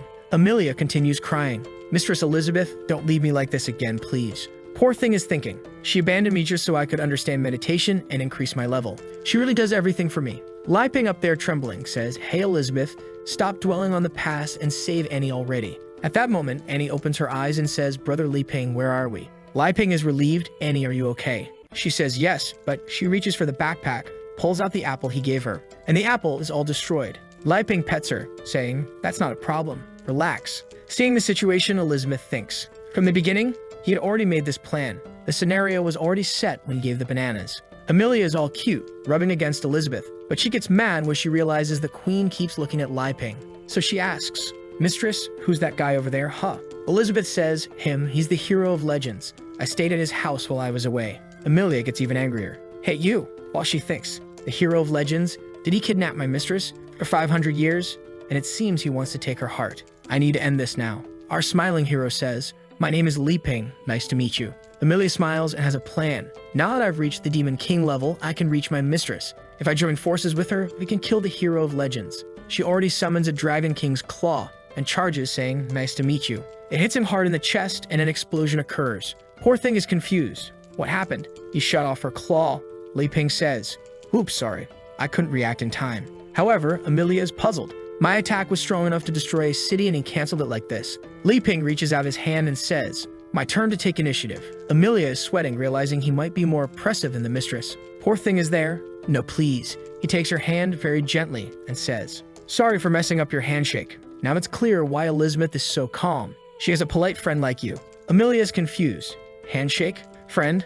Elizabeth says, friend? You could say that too, but actually, she's my mount. Li Ping thinks. Mount? Already imagining one on top of the other running. Elizabeth then snaps her fingers and everyone appears outside. She says, enough of this for today. Amelia says, wow, mistress, you're so amazing. Li Ping is also impressed. Wow, is it that easy to return? All I really have to do is stick to Elizabeth's thighs and everything will be fine. However, for Annie, the journey was too long and she faints on Li Ping's shoulder. Elizabeth tells Li Ping to take Annie to rest because she needs to talk to Amelia about something. And we're back home on the farm. Amelia asks, what do you want, Elizabeth? You can give me any order. I really want to serve you. Elizabeth asks, have you heard of the Black Demon Guild? Amelia ponders, saying she slept most of the time. And then she remembers. It's the guy called Malfoy, the former prince of humanity. Do you remember him? Elizabeth makes an effort and says she might remember. Amelia wants to know, wait, you want him and not me? Elizabeth says it's not that. She heard that this Black Guild is killing people under the pretext of wanting to resurrect her. That's making her angry.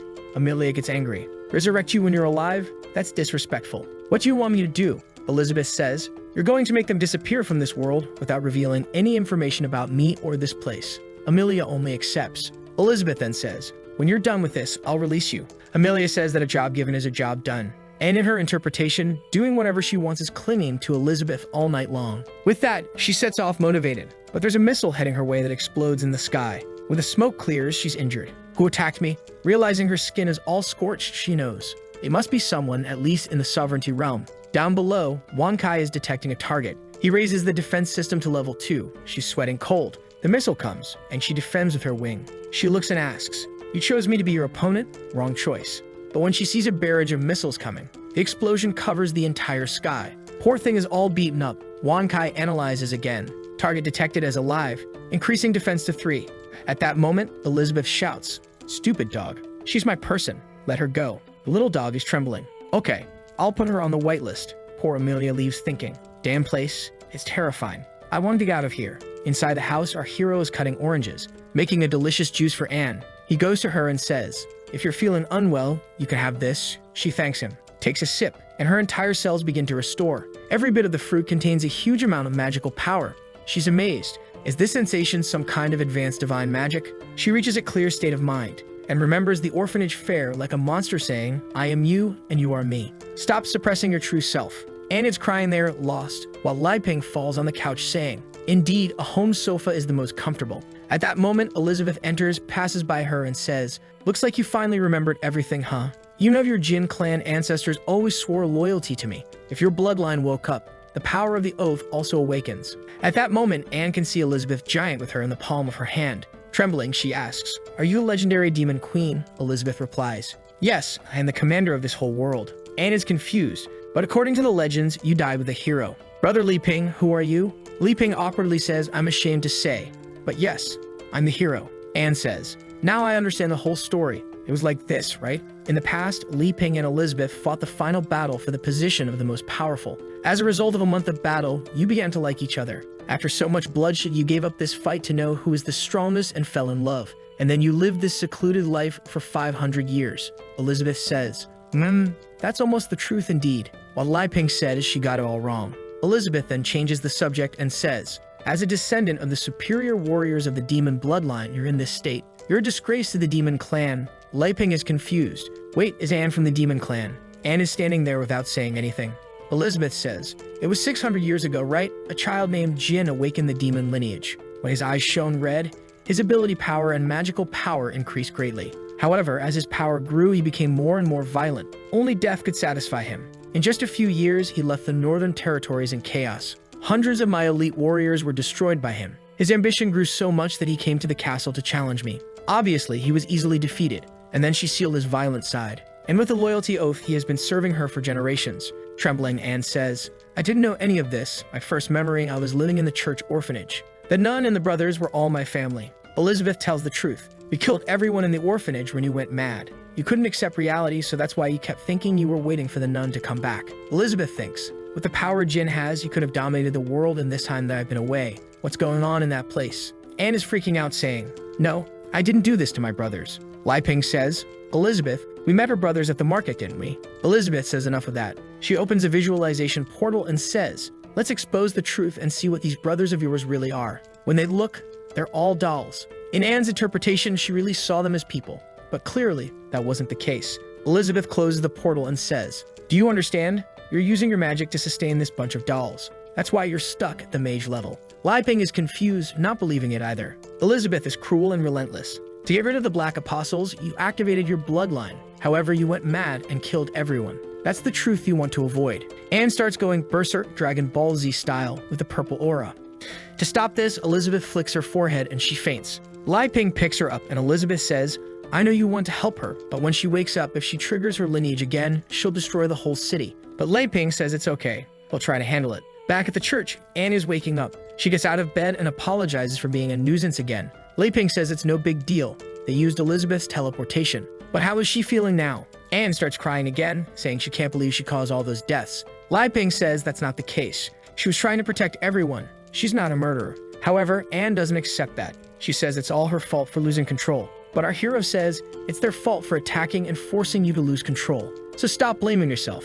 Plus, there are still missing materials here. But she keeps crying, saying that the fact doesn't change. Li Ping interrupts her, explaining, when you made the dolls, the details were good. But you were so afraid of the cotton coming out that you made excessive knots. Because of the lack of quality, the dolls lost their spirits. But it's okay. I'll help you remake them. And he starts dismantling everything. However, Anne doesn't like seeing him destroying her brothers and starts going berserk. At that moment, Li Ping literally drops a line from Shakespeare. Do not wander under the tree, do not question under the rain, and do not cry in the darkness. Anne then wakes up in the middle of a lake confused. In the sky, a giant golden hand comes, and Li Ping finishes the sentence. Look forward and never back. As long as you have the courage to face it and keep your head up, you will realize that this mist was nothing but a little rain. The skies shine and Li Ping picks her up in his palm. At that moment, he made a doll that's an angelic child and says, this is the doll I made for you, Anne. Its name is Rafal, the angelic doll. He hopes that will help her heal. Anne takes his hand, saying she's sure. It's the same feeling. These are her brothers. She sees all of them around Li Ping, who tells her not to worry anymore. And then they disappear, saying goodbye. Anne then once again breaks down in tears, saying she will protect the church. And our boy tells her that the sky is clear. He sighs. Phew, thank goodness I studied psychotherapy in those system books. Meanwhile, in the demon realm in the Swamp of Death, Amelia is flying around looking for the guy. Seeing everything destroyed, she says it's a shame what they did to her mistress's house. She then lands and a bunch of creatures appear, saying they want to devour her soul. However, in the blink of an eye, the creatures all explode. She wonders, why are they treating this place like a dump? She moves on and a chubby baby mage comes out of a book, asking who she is and what she wants with the Black Guild. He's the sixth pillar of the guild, a 5-star demon. Then a room full of eggs incubating some demons appears. And in the guild hall of the Black Guild, there's a meeting going on. The leader says it seems like someone powerful is coming. One of them says that one of the troops was completely destroyed when invading the Saint's Guide. Are they coming to get revenge? A round and chubby girl says it's no problem. Someone named Kurtuz will handle it. The chief of staff asks the child if she wants to go there and have fun, telling him to shut up, while the tentacle guy says whoever is can't reach them. But the master on the throne says he was afraid he wouldn't get the materials. Who would have thought what he needed would come right to his doorstep? It's Malfoy from the beginning of the work, just 500 years worse off. The chubby wizard with the pacifier who tried to stop Amelia is completely destroyed. He couldn't even react properly.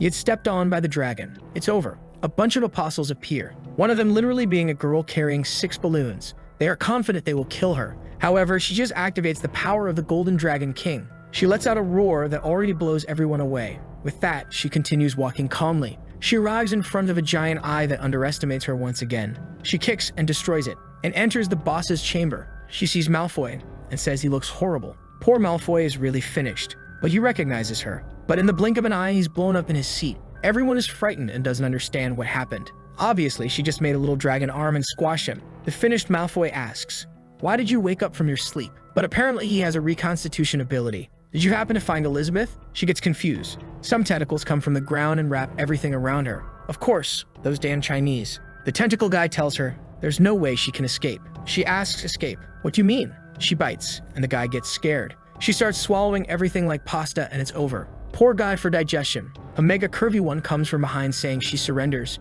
She joined them against her own will. She sends a little kiss that activates his seductive magic.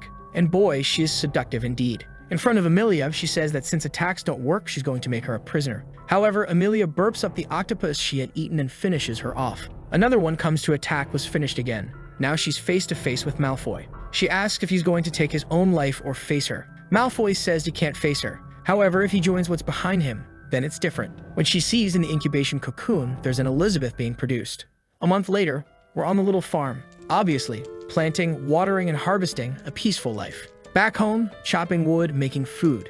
Elizabeth finds it strange or something wrong with him. Before bed, Li Ping was getting impatient, and then he decided on something. That morning, he made the breakfast Elizabeth likes the most. She immediately asks, "Stop beating around the bush. I don't like this. What do you want?" Li Ping says, "After living together this whole year, I'm not a threat to you. This proves that the hero and the queen can coexist. I think it's time for you to leave here, Elizabeth, and control the world again." She asks why. He explains that when he hid, he didn't imagine she would appear here. And the biggest problem is that time outside is passing too fast. Because of her absence, the apostles are destroying the whole country. Even this black guild appeared and is making everyone's life difficult. Elizabeth says she doesn't care if it's chaotic, it doesn't affect them. For our protagonist, the system route was end of the world in their fight, then world peace. However, because they became friends, the world is in chaos. He explains to her that he wanted to keep her here because of the destruction of the barrier. If he didn't know what was happening outside, he would continue here without problems. But now that he's seen everything that's happening, he can't stand still. However, he can't be a hero, and he also can't save people from this suffering. Elizabeth, somehow, is interpreting this as him saying he can't live without her. She asks, "What do you want then?" Li Ping then says, "I want you to go back to the world and save everything because I'm an incompetent hero. And I can't continue being selfish." In his head, he's thinking, even if this place is destroyed by monsters, it's okay. I'll move to the city. Now Elizabeth's interpretation is explained. In her head, he's being selfish, wanting to have the queen just for himself and not letting her stay in the world. She finishes the food and asks, "Do you want me to leave this place and solve the world's problems?" That's easy. Our hero is happy. Seriously, you agree? Then I'll prepare everything now. However, she turns around, "No, I'm not interested in the outside world." But there are 2 ways to solve this. She's thinking, "Bastard, are you looking for an excuse to kick me out of this place? I'm not that easy." Li Ping asks, "What are the 2 ways?"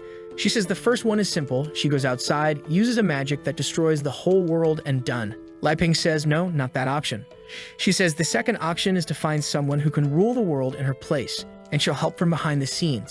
Li Ping wants to know who that person would be. She says, "You already know, besides me, only you are qualified for that." He sweats, "Wait, you want me to rule the world?" Next scene, he's practicing sword techniques, confused. How did things end up like this? Beside him, she keeps shouting, "Practice properly, I want to see." He responds, okay. But she's just thinking, "Are you trying to play games with this queen? You're too young for that. I can't deny that you're a little stronger than me." However, when it comes to psychology, you don't stand a chance. The queen seems to be falling in love. She's thinking that when he told her to leave this morning, she was so sad she almost did. But then when he told her he couldn't live without her, she understood everything he was trying to say. He knows very well that with the power of both of them, it would be very easy to destroy or dominate this world. So the best thing to do is to let the world go on as it wants and occasionally observe what's happening. Since she's already put Amelia in charge of dealing with the Black Guild, there's nothing to worry about. Now she's convinced, saying he's pretending with this little plan, but she's already seen through all his little games. Apparently, the legendary hero has fallen for the queen, while our boy is all confused there, believing in the plan. Thinking, is it true that you could become a sword master by cutting 1,000 times a day? Seems kind of simple. She's imagining he's the pinnacle of strength, but he likes to take a little beating. Apparently, she's the only one in this world who satisfies this hero's malevolent interests. But now she has a plan. Even though she's not interested in silly things like love, it's different when it comes to him. He has the greatest power of creation and production, and she has the best swordsmanship and magic. Together, they can create the strongest child ever. What would their child be like? Would they break the limits of the existing realm? But she won't agree to that so easily. For now, she'll let him practice his horrible swordsmanship. He has to get stronger for this child in the future. Lai Ping is confused. What is this girl thinking so much about? Is she really going to want to teach me swordsmanship and magic to destroy the Black Guild? He's going to make his sword cut, and suddenly she turns into a child who falls to the ground. My sword turned into a child. The sword boy says, "Who are you calling a child?" "I am the spirit of the majestic legendary sword, Alpha." The queen asks what's going on and immediately recognizes Alpha, and she moves towards her saying die, but took a kick to the face and was sent to the other side. "Sit down, let's talk." Lai Ping apologizes. He didn't know the boy was conscious all this time. The boy says that at the critical moment of the fight against the demon and the queen, he appears. However, he wants to know why he's been just chopping wood for so many years, huh? Lai Ping tells him to calm down, but the boy doesn't stop and asks, "Did you change the story script and see her friend? You don't deserve to be a hero." Elizabeth asks, "Are you trying to kill me?" The boy sits there. "Actually, no, I don't want to. This system's craziness. You're my savior." She says, "Okay, whatever. Now that you're here, help Lai Ping rule the world." Alpha says, hold on, rule the world." Lai Ping says, "It's more like saving the world." He looks to the side. "Hey, what are you talking about, Lai Ping?" Our hero says, "I'm tired of sitting around doing nothing. I'm going to take on the responsibility of being a hero, practice, and save the world." Alpha asks, "Practice? Don't you know your talent? Thinking you practiced with me 100 times and gained enough experience to fight a demon king. And he even awakened me. It doesn't make any sense." The work explains that when he was cutting down trees, they were the ones gaining experience. Lai Ping looks at Alpha and says, "I know I don't have much talent, but with you and Elizabeth, I think I can." Alpha is about to say something. "What are you talking about, dude?" "You are." But Elizabeth casts a spell and seals his mouth. She then tells Lai Ping to stay there while she has to talk to this little boy. She grabs him with her demonic hand and takes him behind the tree. Smoke rises and he comes back all beaten up. He then looks at Lai Ping and says, "All right, I'll cooperate with you, brother." Elizabeth says enough with the delaying, let's start this already. The city is bustling with the blondie looking for members for the guild, and the chick selling roasted chicken, a criminal. And our boy is there too. This is the city of Titano, which is under the influence of the Holy Sword Guild. Elizabeth tells Lai Ping that her magical sense is telling her that something large-scale is going to happen in this city, and maybe it's good for him to take a look and gather information. Lai Ping says he understands the first step to ruling the world is gathering intelligence. Alpha says it's nonsense, going to this place is a waste of time. Elizabeth gives him a stare. "Do you want me to break you in half?" He sticks to Lai Ping, "Sorry." Our hero sees a paper on the ground and picks it up.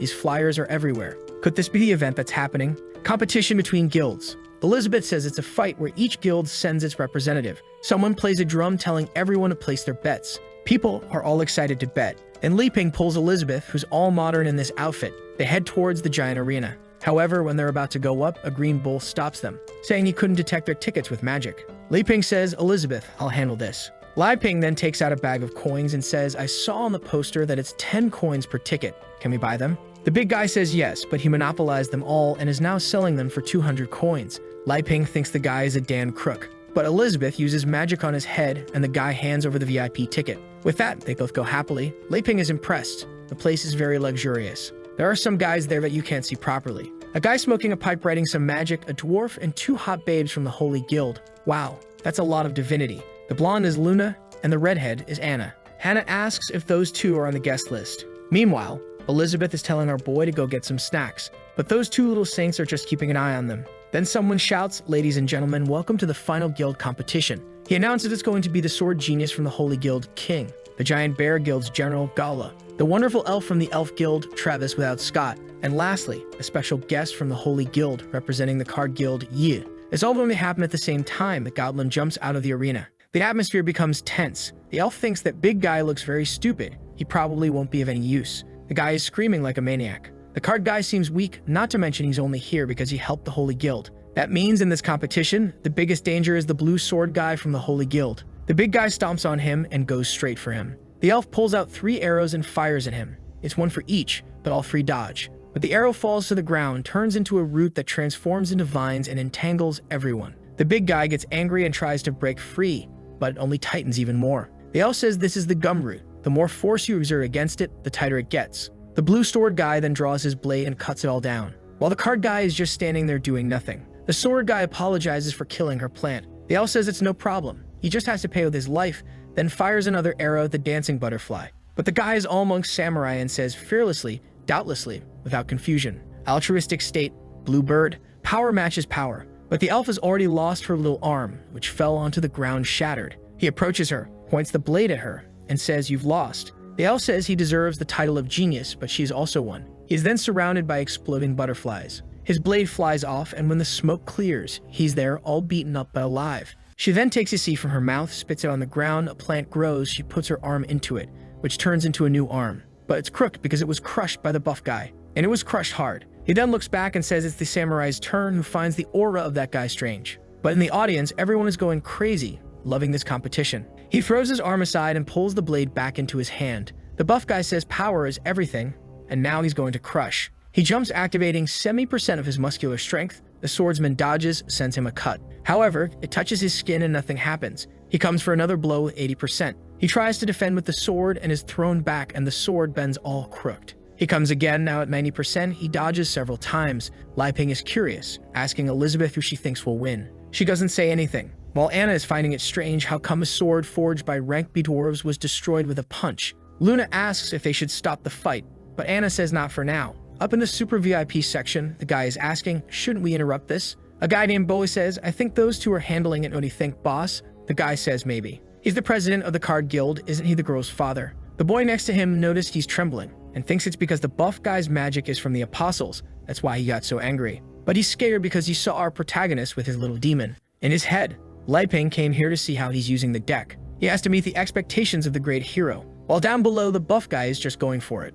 The blue sword can't do anything but run away. The buff guy grabs the ground and uses it like a sheet. The blue blade jumps to dodge, but he's caught in midair and falls to the ground in a ball of stone. The buff guy goes to touch the stone, but suddenly he takes a microcut. When he steps back, it's over, his hand is gone. He gets angry, saying he'll kill the blue blade, who repeats the same phrase. Fearless, doubtless, surprised, or confused. Altruistic state. The buff guy thinks of doing something, but is cut from afar and falls to the ground agonizing. The blue blade tells him it's your last chance. The buff guy says he doesn't care, he's not going to play with him, already remembering that he can use the forbidden drug. But the blue blade warns, if you give up the power given to you by the Black Guild, I will spare your life. However, he breaks a pill in his mouth to reach the realm of Demon King. But before anything happens, his head is separated, and it rolls towards the card guy who's been standing there in the trap all this time, who is actually the little elf girl our protagonist saved. We then see the card guild and her practicing with the decks. As she's been drinking tea with the herbs our boy gave her before she left, she keeps evolving. Her father comes back from a trip and tells her he helped the Holy Guild deal with the apostles,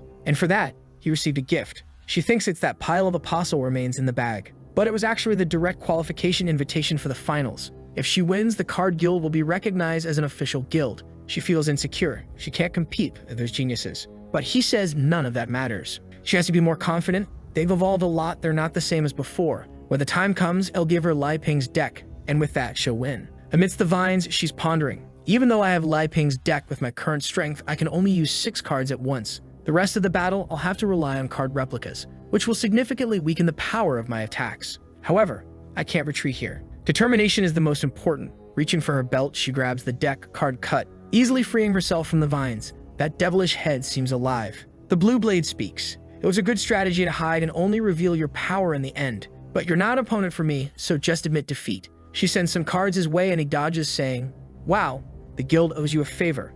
I don't want to hurt you, it's the last warning. Everyone is confused, fighting with cards. She then sends a flying sword from poker. The blue blade says, I know these are fake attacks to use something more powerful on me, but I won't give you a chance. Already ready to strike at her. She's scared that he caught onto the plan so quickly. But she takes a step back and steps on a card, sending her flying, and from above, she sends another barrage of cards. But the blue blade jumps and manages to dodge. She sends some circles of cards this time, and once again, he defends himself. But the cards surround the sword and his body, weakening the ki. The blue blade says to her, this is foolishness. If you force me to get serious, you will die. She says she was just trying to buy time to complete a final attack. Raises her hands with a bunch of cards and says release, creating a gigantic dragon of spades. Everyone is now interested. The dwarf is curious to know who made these cards. They have various effects. The foolish Lai Ping in the audience is impressed. Wow, are they fighting with cards? How did they even do that? The blue blade once again activates the altruistic state to the maximum level, sends a blue bird towards the dragon. The two collide in the middle of the arena, and an explosion occurs. The cards are all destroyed and fall to the ground. She's thinking he's too strong, there's no way to win with just replicas. But she's afraid to use the real deck because she can't control it. The blue blade goes for the kill, blaming her for making him have to give his all. Sends a slash towards the cards and she's already defeated on the ground. He says it's over. She says it's okay, she lost. There's no point in going beyond this. But on the blue blade's back, something is coming towards him and enters his head. His eye turns purple, and he seems to be taken over by the head of that creature that had been severed, which now has taken over his body. The great apostle says the body is very good. How do you use this key sword thing? Already attacking everyone in the city. Luckily, there's a barrier. Otherwise, the public would have died. Li Ping asks Elizabeth what we should do. Should we help them? Elizabeth says no. For him to dominate the world, he'll have to adapt and get used to these small changes. That's nothing. Much bigger things happen. He says it's okay. The poor father is thinking, damn, they knew we were going to be invaded. That's why they came to see. I need to have a good performance to satisfy Mr. Li Ping and the queen. The old man next to him is thinking, if you go to save your daughter, you'll prove that you don't have enough fighters to deal with the Black Guild. And when the Holy Sword is looking for other people, you'll come to us. The devil is in the Blue Blade's brain, and our elf is angrier than ever. She hates the Black Guild, and if that's the case, she doesn't need to worry. Activating the new deck. The apostle is confused. What's this? Her magical power has increased too much. I need to kill her instantly. He sends an attack her way, but a knight with a shield appears to defend her. Li Ping finds it strange. That looks somewhat familiar, doesn't it? The dwarf and the analysts are confused. Hold on, this is much more incredible than the previous deck. If I'm not mistaken, this is a ghost of the 13 sacred knights. The old man then says, Boss, is this the trick you used to defeat the 6 demon pillars? The father says, I used the number 9 before. She's only using 5 now. I just hope it's enough. She sends some cards, telling the creature to let go of that body. But he dodges, wondering, damn, how does she have so much strength in those cards? He jumps to evade, thinking he'll escape. But he hits the shield of a knight, who then sends him to another and another. They bounce the demon around. He manages to use a blade strike to stop in midair. But the shield knight comes from behind and encloses him in a box. She then orders them to crush him. The 4 knights come from each side, focusing all the pressure on the apostle, who shrinks down. Destroyed, he falls hard to the ground. At that moment, her father looks at the arena and thinks Li Ping and the demon queen will be pleased with this, right? Meanwhile, Li Ping is talking to the queen, saying, wow, is that you, Li Fu? No wonder she looks so familiar. Do you remember them, Elizabeth? It was the father and daughter we helped. But Elizabeth is ignoring Li Ping, glaring at the father, thinking, who let him reveal himself like that? The poor guy is trembling over there. The father greets the two of them, shaking with fear. You two are here? I didn't want to ruin your experience, so that's why I didn't inform you that I'm here watching. Please forgive me. The father is trembling with fear. Now that Li Ping has noticed the old man is there, he stands up and says, oh, uncle, as expected, you're here too. I just realized it was you, Li Fu, fighting. I have a lot of things to ask you. The old man becomes even more unsure, wondering, a lot of things? Could it be that Li Ping isn't satisfied with the card skills? The other warty old man next to him is just thinking, who is this boy that the boss respects so much? The scene then shifts to a banquet where everyone is gathered. Li Ping whispers to the queen, why do you think they invited me here? The queen says it doesn't matter. He should take this chance to learn more about this kingdom. He'll need to hold many meetings when he conquers the world. Li Ping agrees, but tells her to stop talking about world domination or people will misunderstand. The old man with warts congratulates the elf's father, saying that the victory was incredible. However, the father responds, Old Sword, we'll discuss these small things later. First, I want to introduce you to 2 guests. This young man here is the person who saved my daughter from the Apostles of Darkness. His name is Mr. Li Ping, and the woman beside him is... The father hesitates when he sees that the queen is staring at him. Father and daughter are startled. We can't reveal her identity. The old man with the sword asks, why not? The father wants to speak, but it's clear that he has a mark on his neck. If he opens his mouth, he'll die. Li Ping, seeing this, thinks, this father is so kind. He's afraid of exposing Elizabeth's identity to everyone and causing trouble for us. He then goes to Elizabeth and says, hey, Elizabeth, from now on it's okay if you pretend to be a novice princess. It's better to hide who you really are. She turns and says she doesn't care. Li Ping then says, we're actually from a small nation in the south. I'm a minister there. You could call me Li Ping. This person next to me is the princess. The butler standing nearby says, a princess from the south? My homeland is there, and I've never heard of you. The father ignores what the butler said and says, it was Mr. Li Ping who taught me the card skills. Li Ping responds that he's exaggerating. I don't even have that much talent with cards. I wanted to learn from you. Actually, I'm even looking for someone to teach me swordsmanship. Luna says to the blue sword, did you hear that? He wants to learn swordsmanship, even though he can make such powerful cards. What's his plan? The blue sword tells her, be careful, now's not the time to discuss these things. Li Fu gulps and says, Mr. Li Ping, did you see my fight? Were my card skills satisfactory? Li Ping is confused, wondering what skills she's talking about. The father interrupts and says, Lai Ping, be honest with us. Was there something lacking in our performance? But Lai Ping's expression darkens and he says he has nothing to comment on. I just didn't expect you to use my cards like that. The father starts sweating and begins to apologize. I had this stupid idea of copying some cards and forming a guild without your permission. The elf also apologizes, saying that what she did in the fight is the best she can do. But Lai Ping changes his tone and asks, why are you apologizing? This way, more people can participate in the games, which is very good. Yilifu asks him, are you saying that since the cards carry power, it's good because more ordinary people will be able to learn? The father says that must be it, a chance to promote the guild. Lai Ping remembers. Oh crap, they're talking about magical power, not just cards. The guy sitting at the table with the monocle is just observing. This is really interesting. The girl has an extremely dominant magical power, while the other one is completely suppressing his, I can't see anything. He's using the demon lens. And at that moment, Elizabeth gives him a glance. The guy starts sweating, wondering, damn it, have I been discovered? Impossible, I used the demon lens to observe. There's no magical reflection. There's no way she could know. But what is this feeling of oppression? Elizabeth looks at Lai Ping and says she wants to kill one of them. Lai Ping is startled and asks what she means, then pulls out a pudding and says, if you have any questions, ask them at the end of the meeting. Here, take this. She goes all chubby and greedy and grabs the pudding happily. The old man with the sword then coughs and says, enough chit-chat. Let's get back to the main topic. With the events of the competition, I invited some people here, and I want to discuss an alliance, because we urgently need to eliminate this black guild. The waiter then places something on the table, a bag of black gears that were all used just in this championship by the players. Lai Ping asks, black gears? What are those? The father explains that when you accept the power of the Black Guild, they place this gear inside you, which grows along with your power. The drunken dwarf speaks up. 30 gears in the competition? It seems the Black Guild is already well infiltrated. But Luna says that the muscle-bound guy had passed the sword purification test. Could it be that they accept the power after being qualified? Anna, on the other hand, says that maybe the Black Guild has found a way to avoid the purification. But the monocle guy explains that only those with a very low degree of fusion can be detected. That means most of them don't even need to hide anything. Some people, when they accept the gear, lose control and become apostles. In the second case, they manage to resist but have no control. And with that, they become a great apostle. In the last case, if the person manages to accept the gear and fully control the Demon King's power, they become a pillar servant for the king. However, regardless of what happens, they are forced to be loyal to the person who gave them the gear. The blue sword asks, so I almost became a black apostle. The monocle guy says it's impossible to know. He was controlled but not integrated. But considering his abilities, if he had truly been controlled, he would have become a pillar of the Demon King. The old man with the sword says, thank goodness the boss was here to help, right? I wouldn't have known what to do with these old bones of mine. The card guy says he was also a member of the Holy Guild, so he had to help. The blue sword says, when the guild was in trouble, I was on a mission outside and couldn't fight the Black Apostles. But today I saw the card skills that killed one of the 6 pillars. I was convinced by my defeat. Yilifu, you're a strong girl. But she points to our Lai Ping and says it's all his doing. She only has that power because of the cards she received. The dwarf wants to know where Lai Ping learned to make those cards and if he's a blacksmith.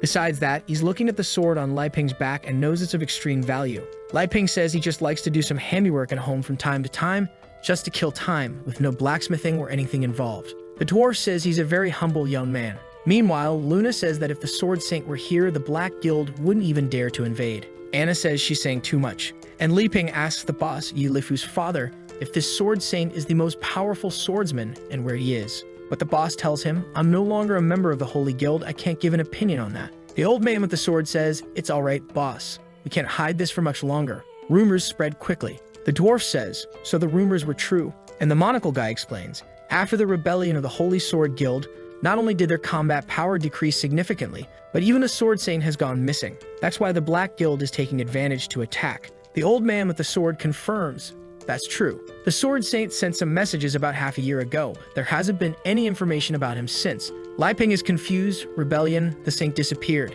The butler explains, to be precise, he went to apprehend the Axe Elder, who betrayed the guild. However, he hasn't returned yet. The blue sword says that his last mission was to try to find the saint, but when he got there was nothing. Luna asks, if the sword saint was more powerful than the guy he went to arrest, how was he defeated? The blue sword says there's no doubt about the sword saint's power. However, when he went to the mountain, everything was completely cut down. He has no idea what kind of battle they fought there. Half the region had been turned into flat terrain. The old sword adds, it's because the Axe Elder obtained a supreme magic. All that is known is that it's a giant axe called the Demon's Burial. It has terrifying power and emanates an aura of resentment. The strength it grants to a person allowed the Elder to defeat the Sword Saint. The dwarf says he's seen all the weapons produced in his kingdom of S rank, and there is no such demon burial axe. It appears to be a masterpiece created by the Black Guild itself.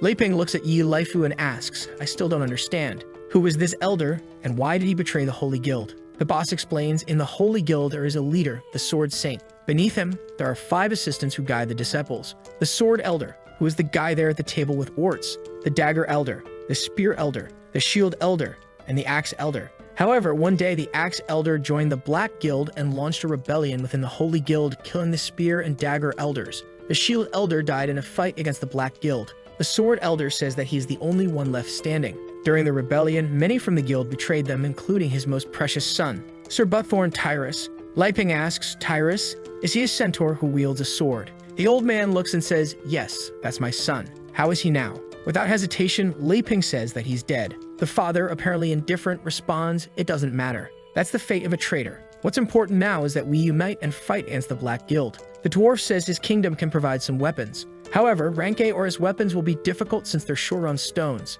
The monocle guy asks, Sword Elder, you said you're in a very unstable situation right now. What makes you believe you can defeat the Black Guild with our help?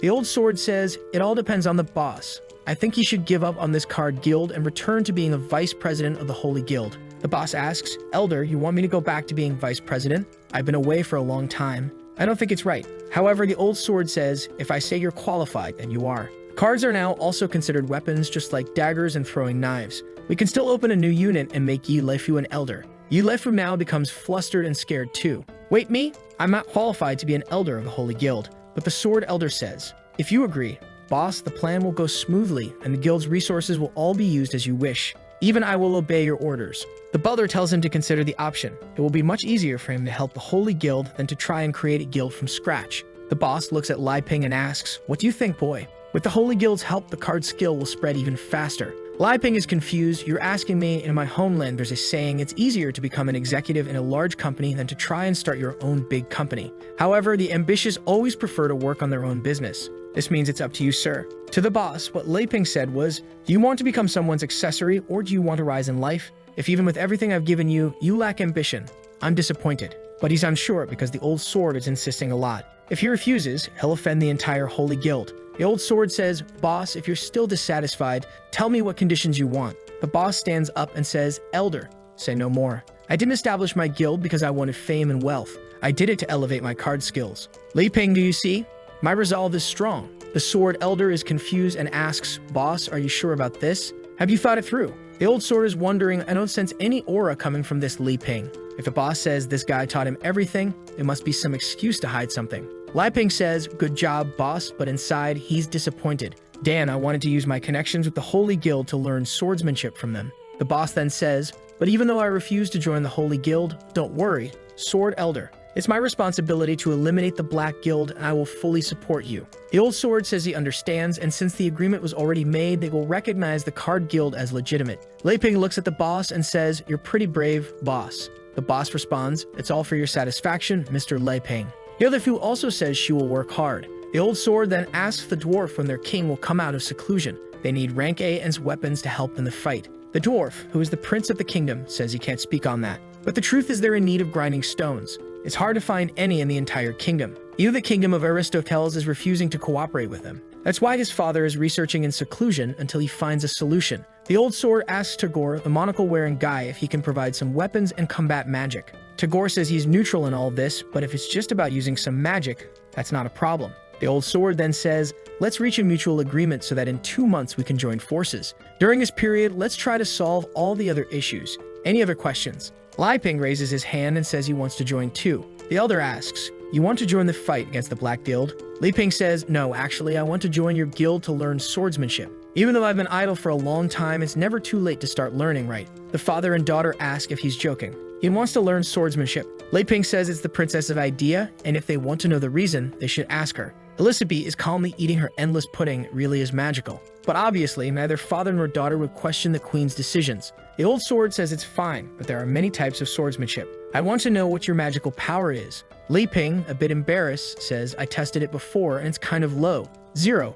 Actually, I'm not good with magic. The butler behind the elder says, If you're not good with magic, you won't be able to use the skills taught by the elder. Lai Ping asks, isn't there something more basic like a sword technique that doesn't require magic? The elder explains that there is, but only one person knows that type of swordsmanship. It's our president, the Sword Saint. If you find her, she'll surely teach you. It seems the Sword Saint is a woman. The boss says, Lai Ping, I think the only person qualified to teach you is the Sword Saint. Poor Li Ping stands there feeling dejected. Nobody wants to help me. They're just sending me off to find this person because they want to avoid me. At that moment, Tagore speaks up. Wait, he starts writing down some things, draws something that begins to float, and says, I recently acquired some sword magic.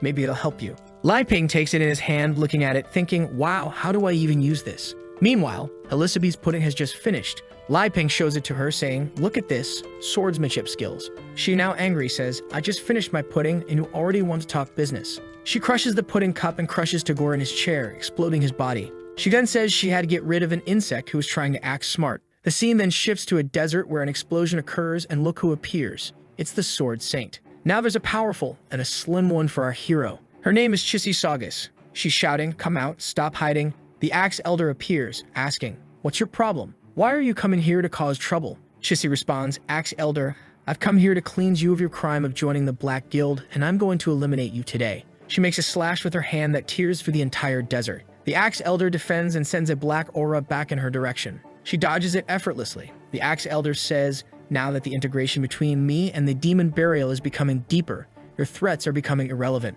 Now, I'm going to start hurting you. Chissy warns him, if you keep acting this way, soon you'll be completely controlled by that axe and lose yourself. Wake up. But the bearded man replies, lose myself. So what? After experiencing this supreme power, losing myself in it is a privilege. Everything will be fine, demon burial. Take over my body. An aura begins to flow through his body and the crazy guy draws, what the hell is this? He has a woman's chest. Now speaking in a female voice, he says, resentment, you want to abandon me? I won't let you. The transformation continues and the guy turns into a voluptuous woman from the neck down. Chissy says to him, you idiot, you're now under complete control of that black gear. The Axe Elder, who is now the demon burial, replies, are you talking about this? She grabs the gear and pulls it out, tearing off the ugly face of the elder along with it. And now there she is. Welcome, you're quite a sight for sore eyes. This is the real power-up. Fixing her hair, she says, now that's much better. Chissy declares that she's going to destroy her now. She draws her sword called Phantom, which was made with materials from the Ghost Horse King and forged by the Dwarf King himself.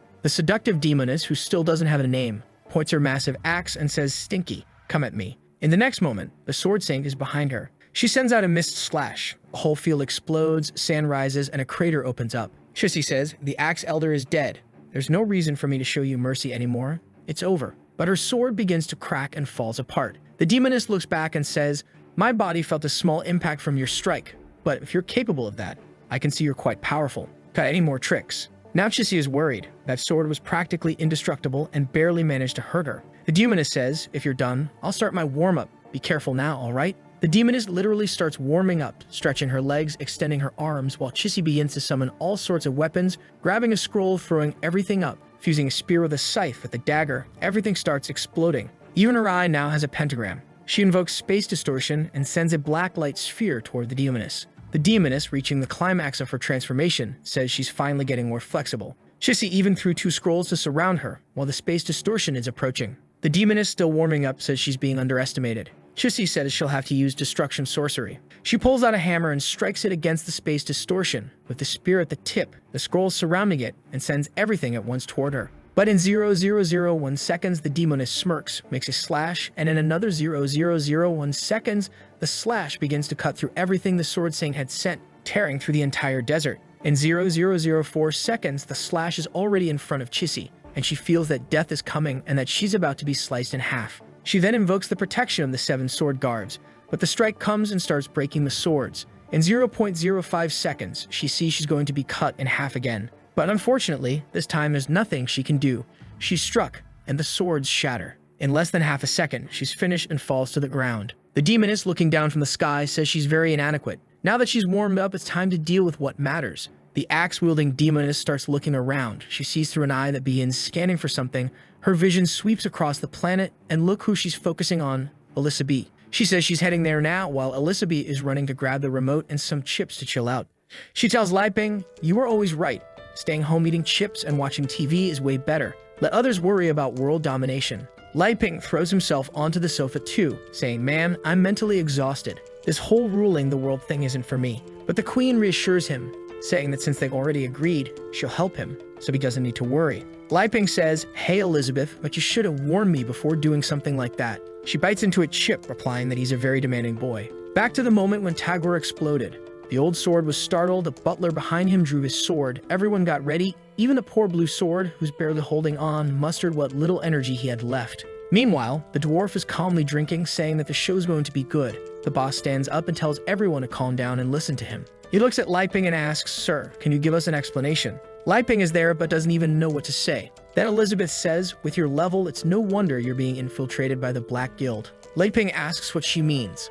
Elizabeth tells everyone to pay attention. She uses a deconstruction magic on the power that Tagore had given to Lai Ping, which falls to the ground with a parasite. The little creature looks around searching for something, then looks at Lai Ping and jumps toward him. Lai Ping is startled as the creature approaches, all excited. Elizabeth just flicks her finger, and it's crushed. At that moment, the butler, who was nearby, sees that Tagore's body was also disintegrating. Even the guy's flesh was a type of spell. Luna says, "So even a big figure like Tagore joined the Black Guild." And Anna adds, "Now it makes sense why so many people are joining. With so many powerful people, of course they wouldn't refuse."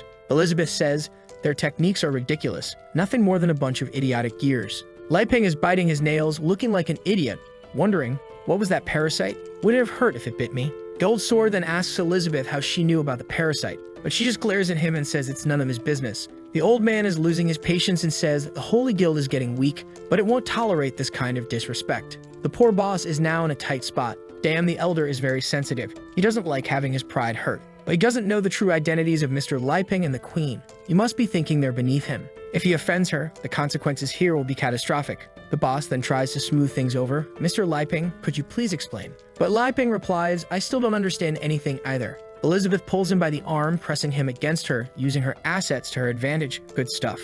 She takes him away, saying it's time for afternoon tea. We'll discuss it later. Goodbye. Lai Ping waves goodbye to the boss, saying, "See you next time."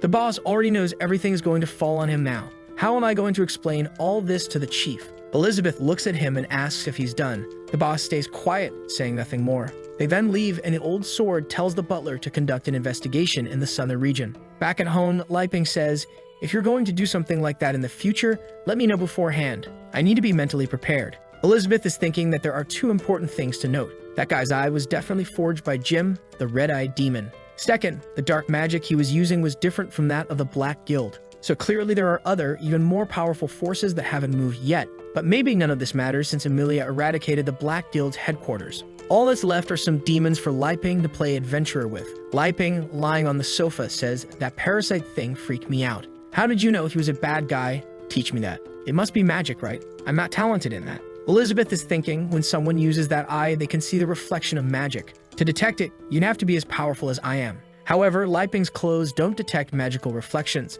They can sense a malicious intent before the person even does anything. In her mind, Lai Ping is saying, "Admit it, my clothes are better than all your powers." She eats her chip angrily, saying, "I'm not going to teach you anything." Lai Ping asks, "So what do I do now?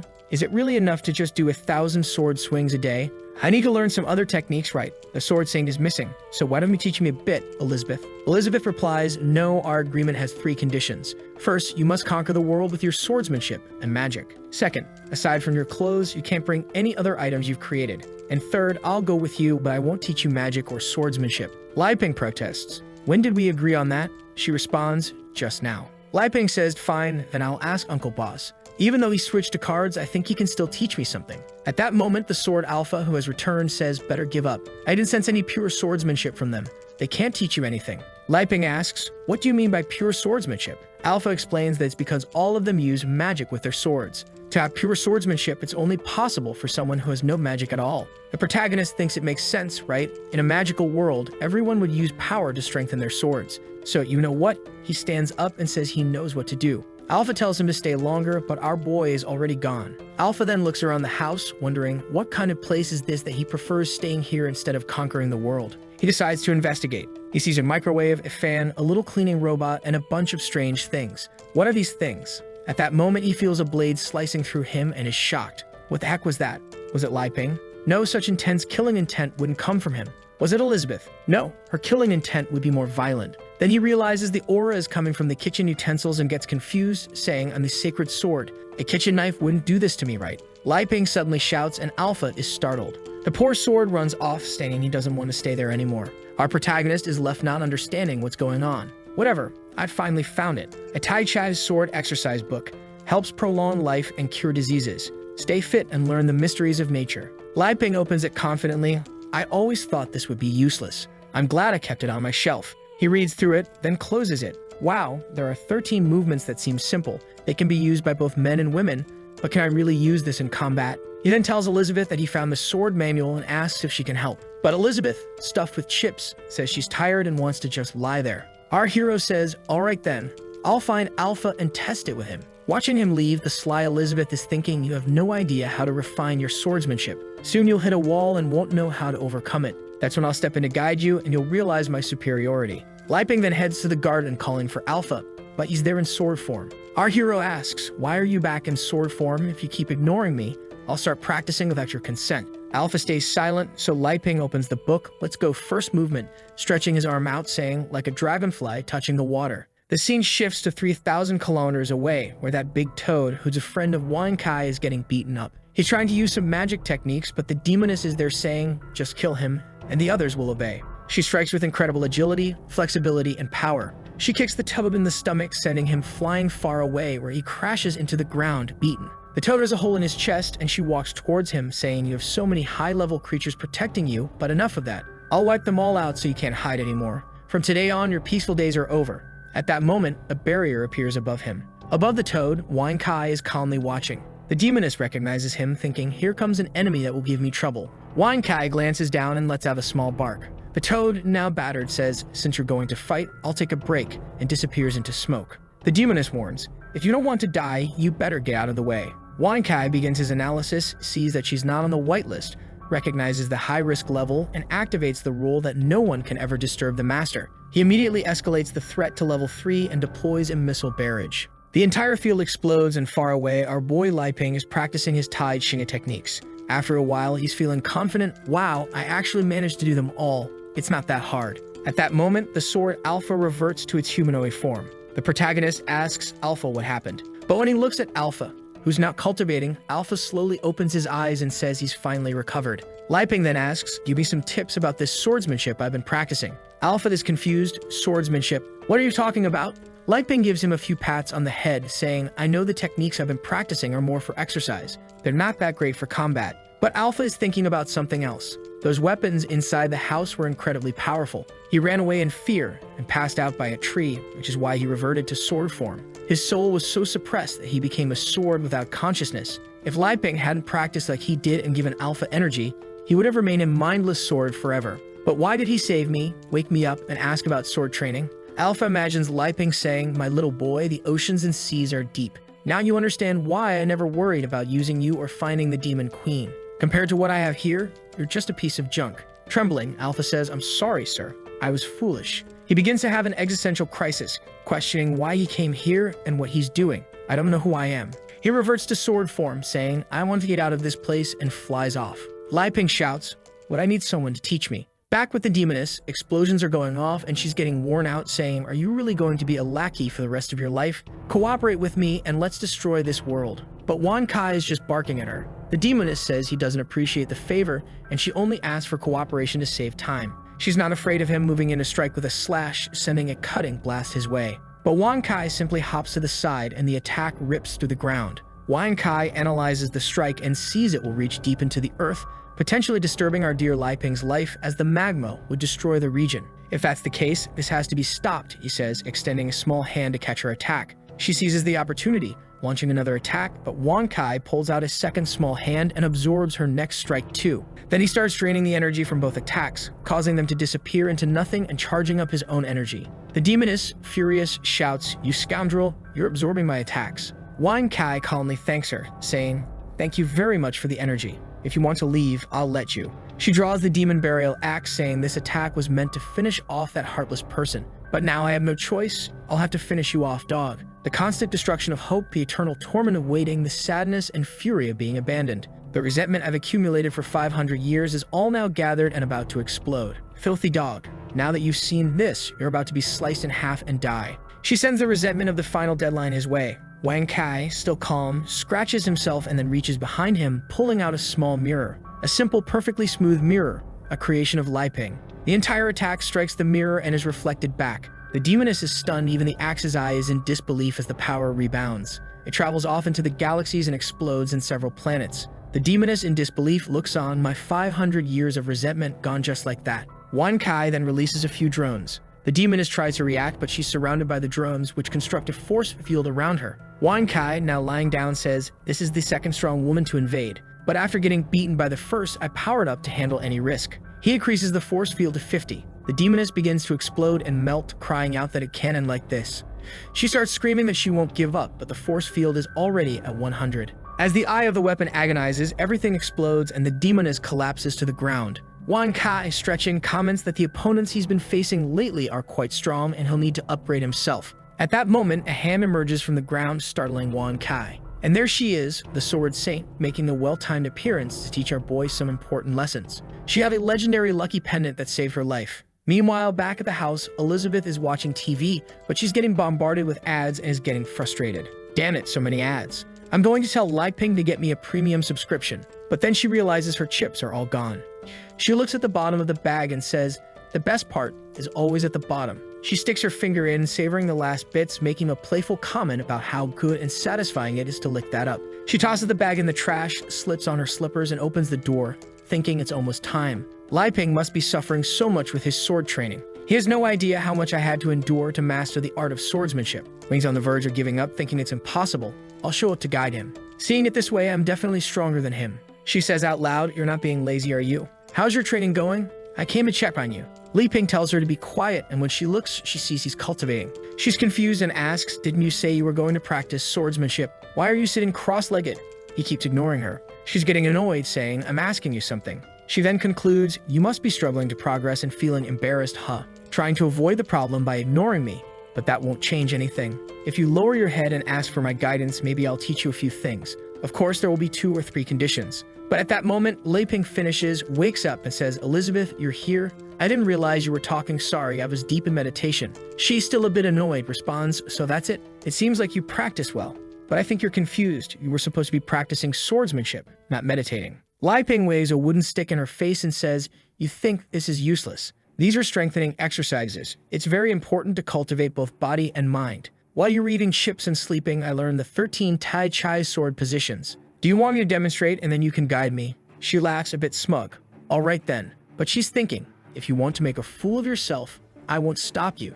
Do you really think you mastered any sword skills in such a short time? Li Ping spins the wooden stick in his hand and says, "The most important thing in Tai Chi is to have a calm mind, eyes closed, and a straight posture." He then performs the first movement, *, the dragonfly touching the water *. Elizabeth observes, thinking quite a bit of power for just one movement. But he's the legendary hero, and I've lived with him for a year. I'm used to this. But this is so calm that I'd say it's no threat at all. Where's the destructive power going to come from? Li Ping continues, moving on to the second movement, *, the swallow capturing insects *. Then the third movement, *, the dust floating in the wind *. In the sky, a tornado begins to form. Elizabeth is shocked. Wait, is the power changing? Li Ping doesn't stop. It's time for me to change my stance. He tosses the branch into the air, fourth movement, *, sudden storm *. Elizabeth starts preparing her power too, wondering, how did he reach this level so quickly? I need to surpass him. She draws her sword, her horns appearing as she becomes even more stunning, saying, "Not bad.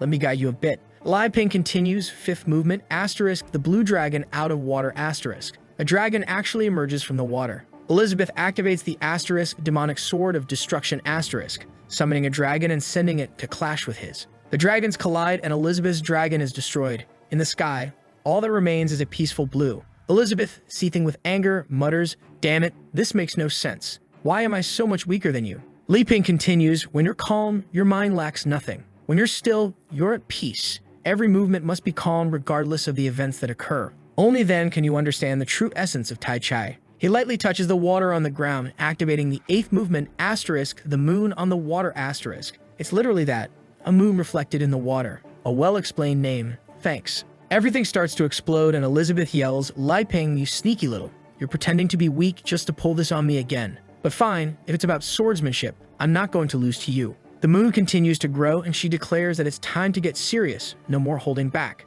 But as her feet lift off the ground, she starts floating, realizing, this bastard is trying to use gravity to finish me off. I won't let him. She then notices that the entire landscape has changed. She's now standing on top of a moon he created. Lai Ping, still with his eyes closed, continues. As the Tai Chi's sword movements progress, the mind becomes calm and vast. And so you begin to understand the mysteries of nature. Ninth movement, asterisk meteors striking the moon asterisk. A shower of meteors is coming and Elizabeth thinks, damn it, each one of these is as powerful as my destructive magic, and there are so many of them. As the meteors approach, she shifts into her asterisk demonetization form asterisk, saying it's my fault for underestimating his swordsmanship. But then she slices the moon in half, and the meteor shower is about to collide. She shouts, he's wrong if he thinks he's better than me, and starts cutting through all the meteors. She then charges toward Lai Ping, who's still in cultivation mode. She screams, my swordsmanship is the strongest in history, and unleashes a powerful slash right at him, slicing him in half as he dissipates. The entire moon is torn apart.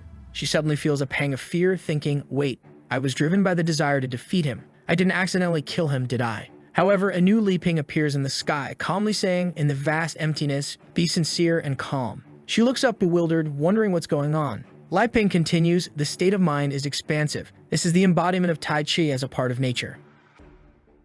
And do you remember that the last chapter ended with our warrior Li Ping fighting against the Demon Queen? He was calm, saying that in the vastness of the void it is necessary to be sincere, and she looked up, asking what that was. But Li Ping just said that the mind needs to be calm and stay connected to nature. With that, he used the 10th movement of holding the moon and reconstructed everything she had destroyed. Elizabeth became even angrier for worrying about his safety, even if just for a second. However, she decided she would use this chance to finish him off for good. And with that, she cast an aura to the heavens, activating all her magical power. She faced Li Ping and said she could do everything he could do. However, calmly he just threw the moon upward and warned that in the final movement a form is cultivated without the use of swords. Activating the 11th movement, the awakening of the sword, 3 clones of him appeared. Elizabeth laughed, saying she would entertain this clone technique and began summoning a bunch of extremely dangerous things to this channel. However, Li Ping continued cultivating, saying that all things merge into one. But Elizabeth's clones told him to stop running away, and they all attacked at the same time. Yet she soon noticed that none of the attacks seemed to have hit.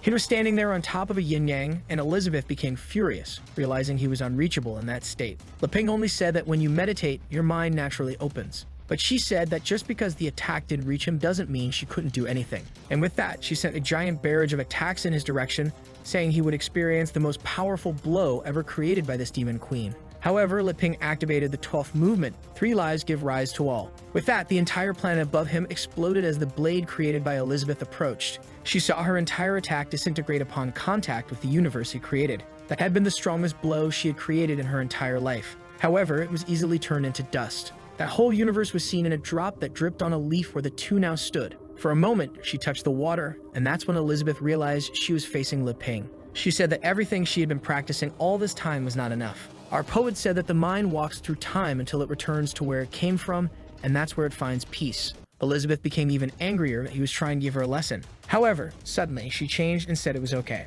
After seeing the vastness of the universe, she really felt calm. Perhaps leaving her swordsmanship behind and accepting the instruments he possesses was the right way. Suddenly, her hand seemed to touch a strange barrier, and Li Ping said that the last movement was coming. Elizabeth said that beyond time and space, she also has a movement without a sword. She realized she would have to break the rules of the world to kill him. She went for the final attack, saying that now is his end, so nothing that happened matters. As soon as she dies, she will have no reason to continue in this world. But in the end, it was she who defeated him. However, Li Ping only said the last movement, slowly raised his hand, activated the 13th movement where one is all, and stopped her attack before it reached him. With that, everything she had destroyed was undone, and Li Ping, with his eyes closed, pulled her close. She got face to face and asked what he was trying to do. Our boy just questioned what she thought she was. And in the next second, they were back in the house. Our boy calmly called out to her, who had just made an advancement to a 7-star demon. With that, Li Ping asked if she believed he could do it. She was confused, not knowing what he was talking about. He said he was obviously talking about swordsmanship. Even though he had learned simple movements, she thought he was getting better. The poor girl was confused and somewhat in love. However, our boy honestly wanted to know if there was anything he could improve on. She continued just staring without saying anything. And our boy began to feel embarrassed, wondering why she was looking at him so much. She realized she was a bit disoriented and pulled away from his arm. Our boy stood there awkwardly, while she was like a statue beside him. He realized the mood had turned sour and decided to break the tension. She then says that even with her eyes closed, she could feel how much she guided him. so clearly she's an expert. However, while he's talking about a bunch of things, she's just caught up in her usual misunderstanding. She thinks that Li Ping pretended to want to learn swordsmanship just to help her evolve. First, he expanded her senses and then put her in a desperate situation. After pushing her to a limit she never imagined, he brought her back to the beginning and then she evolved. She tells herself she was foolish when she really thought she could ever defeat him someday. Clearly, he's not interested in fighting for fun and doesn't want to risk destroying this entire world either. If that's the case, there can only be one reason he's still helping her. My goodness, even the author decided to ban this here. She's certain that our boy's plan is to make the strongest baby in this world. Li Ping is trying to talk to her, but she can't pay attention to anything. And now she thinks he's strengthening her so she can carry his child. Suddenly, she snaps back to reality and tells him to stop belittling people like that. He's making that usual silly face, wanting to know what she's talking about. However, now she's certain that every time they fought, he was deliberately afraid of hurting her. In her mind, Li Ping always wanted to train her as little as possible, or else she would break in the process. She says she will have to swallow her pride, but she will say this. She then admits that she promises this to him, but he will have to tell her something. Our boy is confused and asks what she wants. She wants to say something, but she can't muster the courage. Then suddenly, something falls beside them. Confused, he turns to see what it is. Of course, it's the little dog bringing the completely battered Sixie. Li Ping approaches and asks Enkai what that was. He has no idea because once again, the little dog brought someone injured. Seeing how badly she was beaten, she asks why Enkai hit her so much like that. However, the dog strangely thinks this was some kind of compliment. At that moment, the poor thing feels a violent aura. Obviously, it's Elizabeth wanting to know why this stinky dog brought another person, and she asks if he forgot what she promised the last time. Meanwhile, the sword is flying around, and the Alpha appears in the middle of some distant garden. He's exhausted because he fled in fear for over 30 kilometers. The poor guy just woke up, and this situation is far beyond his comprehension. The hero of legends not only went against the script, but is also having a wrong relationship with the Demon Queen. Moreover, everything that damn Li Ping builds is much stronger than he is. In that house, he's just a piece of scrap metal, so what does his existence mean? Why is he only being used to chop wood, and what was the intention of whoever put him in this world? However, he is determined to rediscover the meaning of his existence to regain his confidence, when suddenly, someone asks for help. He turns around startled, asking who it is. It's the girl from the demon burial, battered on the ground. The Alpha quickly realizes that she is a spiritual weapon. He approaches and asks what happened and where her real body is. She says it was destroyed by a bad guy and begs for help. The Alpha is moved, seeing that not only is she wonderful, but she also needs him. She agonizes, saying she won't last long and needs to act quickly. The Alpha asks what she wants him to do since it won't be possible to find a spiritual body so quickly. She says the best solution would be to temporarily enter his body. The Alpha agrees, thinking that he really has enough energy to sustain her for a while. And at that moment, the Evil One thinks she managed to deceive him. However, the Alpha starts laughing in her face, leaving her confused. And then he asks if she really thinks he doesn't know what she's planning. At that moment, she thinks that even though she's tired, she'll have to force this weak guy. Feeling full of himself, he says that it seems she knows he is the legendary sacred weapon called Alpha. The boy is all emotional, just got abandoned, but has already found someone who needs him. He then extends his hand and says that since it's her, he sees a possibility. If it were anyone else, he would refuse. The woman thinks she really found the biggest idiot of all, but later she'll just replace him with someone better. She then starts to get up and with all of her charm, asks him to come closer. He approaches and asks what it is, and here comes the little hand. She brings him closer to her face and tells him to look deep into her eyes. He clearly doesn't have that much courage and asks what the next step is. She tells him to look straight into his own eye, and with that, he apologizes awkwardly. He then says that no matter the resentment he carries, she will help resolve it. And with that, a strange hypnosis begins to move towards him. The Alpha wonders what his resentment is. Then, under hypnosis, he says that the problem is that he's been losing the meaning of his own existence. She replies that if that's the case, he should just hand over his body, and she'll take care of any problems. With that, she jumps and starts to invade his body. The Alpha begins to stand up with her aura. And now, under her control, he says that she will finally get the revenge she wants. She just finds it strange that this body seems very weak for someone who claimed to be a sacred sword. But whatever, since the resentment he carried was indeed very strong. Now she's going to avoid that dog and find a way to finish off Elizabeth once and for all. The scene shifts to someone waking up and seeing Elizabeth. Of course, it's Chi-Chi, who is now going to suffer at the hands of the queen. As soon as she wakes up, Elizabeth is already there staring at her. Chi-Chi asks who she is and why she was saved. But the queen just says that she's not in a position to be asking questions. She then leans on the bed and tells her to listen. She came to give a warning to the already frightened girl. She warns that she was the first to arrive here and anything in this house belongs to her, including the guy who lives here. Chi-Chi is all confused and just says she understands. Moreover, she can't figure out if she's weak or if this person really has such a strong aura. Suddenly, someone opens the door. It's dear Li Ping who brought some soup. That's when he notices that the girl is already awake and sees a scene that he clearly misinterprets. The poor guy is all embarrassed, not knowing what's going on, and starts to close the door without saying much. A little later in the living room, Li Ping tells her to stay there while she recovers from her injuries. Then he asks what happened and how she ended up like that. She says she was chasing a traitor from the Black Guild. For now, she believes the best option is to hide her name. Li Ping is just wondering why there's yet another case involving the Black Guild. Elizabeth questions if she's sure because this guild seems to have disappeared recently. Meanwhile, she thinks that if she sees that damn Amelia, she'll beat her up because these guys were supposed to be gone. Chichi then says her name and mentions that the Black Guild is very active at the moment. Li Ping introduces himself and says that recently he's been trying to become a hero to destroy the Black Guild as well. He introduces Elizabeth as Xiao Bai and says she's the roommate. The girl seems to understand something wrong, but Elizabeth just wants to know if she has anything else to say. Li Ping says that although Elizabeth seems angry, she helped the girl change clothes and even healed her wounds. Chichi is impressed that apparently it was Elizabeth who used magic on her, which is strange because to heal those wounds, one would have to be stronger than the leader of the Elven clan. She soon notices that Elizabeth has a pointy ear. Knowing about the aura in this event, she's already sure that this woman is special. Li Ping says that magic is something very powerful, and he feels envious of his friend. With that, Chichi says that their house has many strange things and asks if they've lived there for a long time. Li Ping politely says yes, but Elizabeth just wants to know why the girl is asking so many questions. To her, the two got completely different auras, one very kind and one very evil. She's talked to many powerful people, but this is the first time she can't get an idea of the strength of the two in front of her. At that, Elizabeth says that if she's already recovered, she can leave and stop dirtying this house. Chichi is confused by this business of being dirty, but Li Ping tells her to calm down because the girl just woke up. Annoyed, she turns away saying he can do whatever he wants then. But Chichi quickly stands up and apologizes for bothering them. She talks about someone she has to return to and finish the job. Otherwise, the entire continent will remain in danger. She makes a hand gesture, telling her sword to emerge, but nothing happens and the two just stare at her. Looking puzzled, Li Ping asks what's going on. She keeps insisting, telling her sword to emerge, but suddenly her finger gives a shock and she falls backward. She finds it confusing and says she can't remember a single sword formation. Elizabeth says she lost her abilities by creating impurities when she forced her body where it shouldn't have gone. A confused Li Ping asks what this business of impurities is, and Chichi says that to defeat the Black Guild, she signed a contract with the Sea of Darkness. Looking puzzled once again, Li Ping has no idea what that is, and Elizabeth says it's just a bunch of trash and that it has a little connection to both of them. However, the girl admits that all of this really is her fault for not resisting temptation.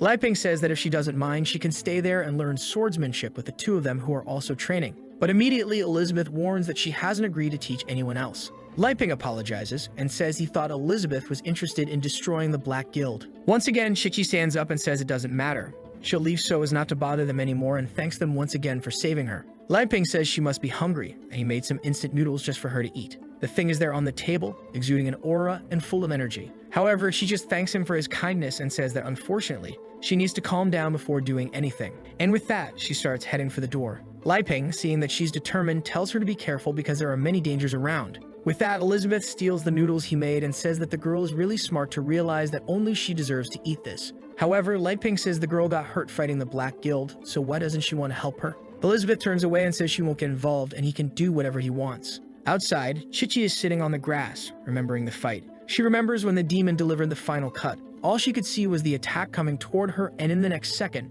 she was lying battered on the ground. At that moment, the woman disappeared. That was when the crystal on her necklace shattered, and a little later she saw Wan Kai appearing. She finally wakes up, saying she remembered everything. If it weren't for the lucky gem, she would have died at that moment. It's foolish of her to have believed for a second that she was the strongest person on this continent, considering she died in a single attack. At that moment, Li Ping approaches and says that it seems she didn't get very far. He says he understands her because he once thought about learning swordsmanship, but became more focused on rural life. However, lately he has returned to practice and realized that he is a fool who has no power at all to defeat the Black Guild. Chichi shrinks back and says that he can't understand because what she learned wasn't simple swordsmanship. It was in fact demonic swordsmanship that she luckily obtained from some ancient ruins. Our boy says that she still has power within her and can change classes. He knows an old man who did the same thing and became much stronger. However, Chichi is devastated and says that losing her swordsmanship is worse than losing her life. But our boy says that in the vastness of the universe, everything is so insignificant that she can always start over and asks if she wants to try along with him. Obviously, Elizabeth is listening to everything and wonders what this business of trying together is. She already imagines Li Ping giving lessons to his friend. Man, this room evolved quickly. And at that moment, Elizabeth says she won't let that happen. Suddenly, he says he's hearing Xiao Bai's voice. and in a second, she teleports in front of the two. Excited, Li Ping asks if she appeared to help everyone. However, she just sticks out her tongue and says she does whatever she wants, and it's none of his business. With that, Elizabeth asks if he forgot that he can't give anything to someone else without asking her first. He says he didn't do that, but she says that he himself counts as something that can't be given to others. She then pulls out a spatial curtain, throws it in Qiqi's direction, and tells her to come with her. With that, the two disappear in front of Lei Ping, who thinks that in the end, Elizabeth has a sharp tongue, but a warm heart. The poor girl, when she starts to open her eyes, is in a void. She was brought directly into the vastness of Elizabeth's consciousness and knows that this can only be done by someone who has reached the Demon King realm. Elizabeth then says she's there to help her. Confused, Qiqi asks how, and the queen says that first, she will have to be completely destroyed. She is startled and sees something approaching her eye, carapace that she narrowly avoids. Confused, she asks Elizabeth why she's trying to kill her and questions why this woman who has the power of a demon king saved her the first time. Elizabeth sends another sequence of attacks and tells her to stay still, saying she'll suffer less that way. Another attack comes, and Qiqi realizes it won't be easy to dodge it. She starts doing backflips to avoid everything and soon seems to notice where it's coming from. She sees Elizabeth from afar and says she's at the peak of the 5th star, so she won't accept death just like that. Elizabeth sends a barrage of attacks and says she doesn't have time to chat with her. With that, Qiqi's arm is caught by the shadow. She is immobilized by all 4 limbs. While Qiqi screams, telling her to let go and asking why she's doing this, Elizabeth only says that the girl's mind is really disoriented. Losing demonic swordsmanship and trying to use this kind of power only puts her in danger. Qiqi continues to agonize, telling her to let go. But at that moment, a hand stretches out and begins to approach. The attack lands squarely on her face and she begins to writhe in agony with a bunch of pentagrams in her eye. There seems to be something strange in her belly fighting for her, and the hand Elizabeth found seems to find a parasitic worm that slowly starts to be pulled out until the creature is removed from within her. The girl is left desolate, trying to recover, and Elizabeth looks at that thing and asks how it appeared in her plane. She wants to know what its relationship is with the Black Guild. The creature only says that if it weren't for her, everything would have worked out, but Elizabeth explodes, saying that it's irrelevant. She observes Qiqi writhing, saying that she will have enough power to win and defeat a demon king. She murmurs, saying that every time she shows weakness, they take something from her, and that if his body were destroyed, he would use hers. Qiqi, dominated by something strange, says that Elizabeth is a shameless person who broke her promise. However, she's there not too concerned, saying that apparently something happened. The scene shifts to 500 years ago in a lava pit. The Demon Queen was at her cultivation point. She told herself that to defeat that damned hero, she would need to get even stronger and reach the next realm. It was then that a voice said that if she wanted to get stronger, he could help her. Slowly, she opened her eyes and asked who he was and, more importantly, how he managed to access the cultivation point. The creature introduced himself as Azathoth and said he was the Lord of the Sea of Darkness. She then asked how he could help her grow stronger. The creature replied that all she needed to do was accept that he would reside in her body. The chaotic power he possessed would merge with her, and thus she would no longer have to fear the legendary hero. Elizabeth questioned his offer, and a pentagram began to appear in her eyes. The creature said she was on the right path and just needed to accept. However, suddenly she grabbed him with her hand and said that he was trash if he thought she really feared the hero. But the creature simply replied that she didn't need to fear or worry that he wouldn't be able to dominate her body since she was so strong. However, Elizabeth had already read his thoughts and knew that his plan was to take over her body when she was weakened by the hero. The creature said it was too late now. She had come into contact with the spiritual sea, and the contract had been formed. If she refused the union, things could get worse for her. But she just threw him aside and said she had already absorbed chaotic energy long ago, and that the energy he offered could only convince someone weak. With that, she threw him aside into the lava. Back to the situation with the possessed Qiqi. She launched an attack telling Elizabeth to die, but Elizabeth easily activated an impenetrable barrier that blocked all the energy. The creature wondered how it could be so difficult to defeat that woman. However, Elizabeth simply responded that the swordsmanship she was using was created by her, so it's obvious she knows all its weaknesses. Moreover, the title of the strongest swordsmanship no longer belongs to her. The monster couldn't understand, especially since he was already a 2-star demonic creature, so this shouldn't be happening. Elizabeth just said he was like a frog in a well, someone who believes they are strong simply because they don't know the vastness of the world. Suddenly, the creature placed its hands on the ground and tried to retreat, telling her to wait. For now, she might not be able to overcome this, but soon she would unlock the seal on her body. The creature tried to free itself, saying that hand was in the way.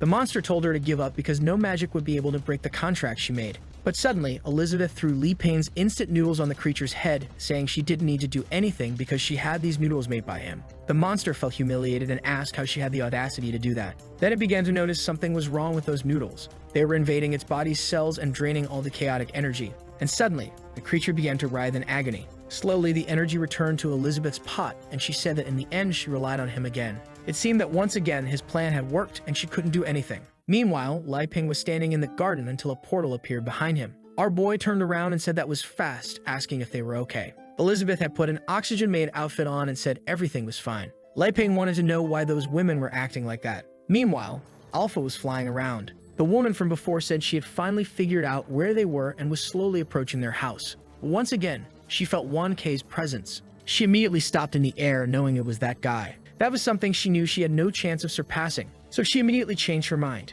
However, the poor little dog had been beaten by Elizabeth for bringing Chichi, and you remembered the blow he took from her transformed. That's why he had to stay on the ground all the time to fix himself. The demoness couldn't understand how this dog seemed to be everywhere around this house. She decided to try again from another direction to avoid his presence. But once again, he was there too. She ran to try and find another alternative, and an hour later, she was making moves everywhere, trying to figure out how he was always where she went. She was already certain that she had been discovered, and this dog was toying with her. With that, she transformed into Alpha and said that if she didn't defeat this dog, she wouldn't be able to see that person. She ran towards him, saying he could kill her, but he couldn't humiliate her like this. Alpha began scanning her approach. She prepared a dark attack, saying she would finally end this. He identified Alpha as a master's item with a danger rank of D. He immediately activated whitelist mode, went behind her, and pulled out a stick, stretching it out with a welcome back sign. Obviously, he stopped confused in front of the dog, who asked how this was his home. But Wan Kai just gave a little paw and pointed to the house. With that, he approached the two,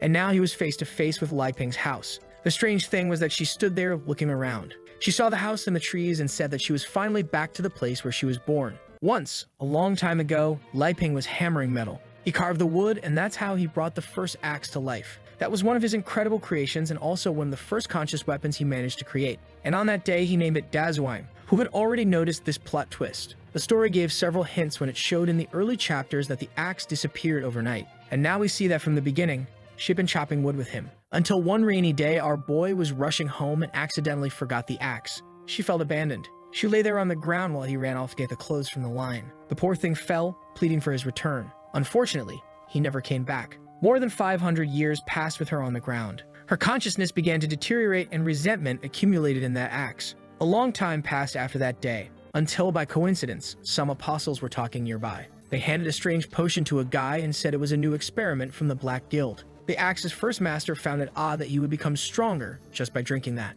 But he wasn't afraid, so he consumed it immediately. His body began to tremble and he felt something strange. The gear that appeared on his chest seemed to greatly increase his power. The Daezhuang axe was still abandoned on the ground and its energy began to be absorbed. They all noticed something strange and looked to the side. Suddenly, the apostles in front of him exploded. Sweet and cold, he wanted to know how everyone had been killed so quickly. He approached the axe on the ground, which commanded him to kneel. He obeyed immediately and asked who that was. That's when Daezhuang appeared and introduced herself as a demonic burial. Back at the house, she was furious. She had been abandoned for over 500 years, so why was she feeling nostalgic? That's when the door started to open. She was in shock when she saw it. It was Li Ping, who was heading out to chop wood. But then he saw Alpha and said that it seemed like he was back. Daezhuang thought he was talking to her. But Li Ping called Alpha by name and said it was time for them to cut wood. At that moment, she was furious, thinking this so-called Alpha had apparently taken her place. Our boy grabbed the sword's scabbard and told him to say something. Since Alpha didn't respond, he said he would start working soon.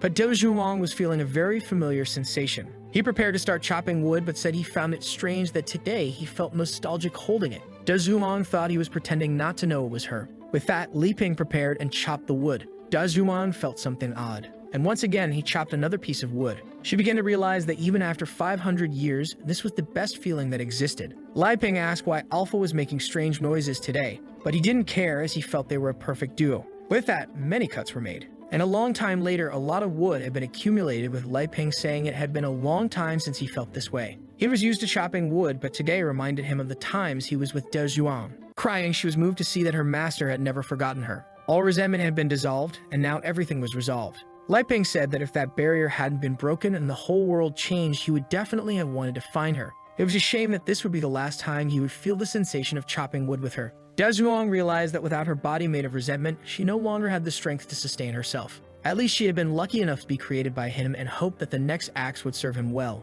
Lai Ping just said that later he would have to make another axe since Alpha would now have to start going on adventures with him. He left it there and said he was going to cook now. Poor Alpha was left standing there. But suddenly, he transformed back. Clearly, she was still under control, saying that those damn people had reconciled. But how was she going to fit into this situation? In the house, Elizabeth asked Chichi what she knew about demonic swordsmanship. She explained that it all started 100 years ago. At that time, the Black Guild was beginning to gain influence and capturing many people from the continent. Everyone was more concerned with surviving than trying to stop them. However, when she obtained the title of Sword Saint, she decided to go alone to gather information about them. But that information leaked and she was surrounded by several apostles and thrown into an abyss. That's when she fell into the Demon Queen's cultivation point. That's when she felt a strange sensation. In that place, she could see traces of the Demon Queen's swordsmanship practices. Even though it was minimal, she began to absorb the surrounding energy until there was nothing left. She evolved a lot in 3 months, but unfortunately, she was limited by her talent. But then she realized that there were people much stronger than she could ever be. In the midst of this confusion, a voice asked if she wanted to become stronger. Li Ping asked what she did, and she said she accepted to be able to defeat the Black Guild. It seems that Chichi already knows that Li Ping is the hero and is wondering if he thinks it was wrong that she accepted the Sea of Darkness. She then says that the creature couldn't take full advantage of all the power and ended up delivering a tentacle weapon.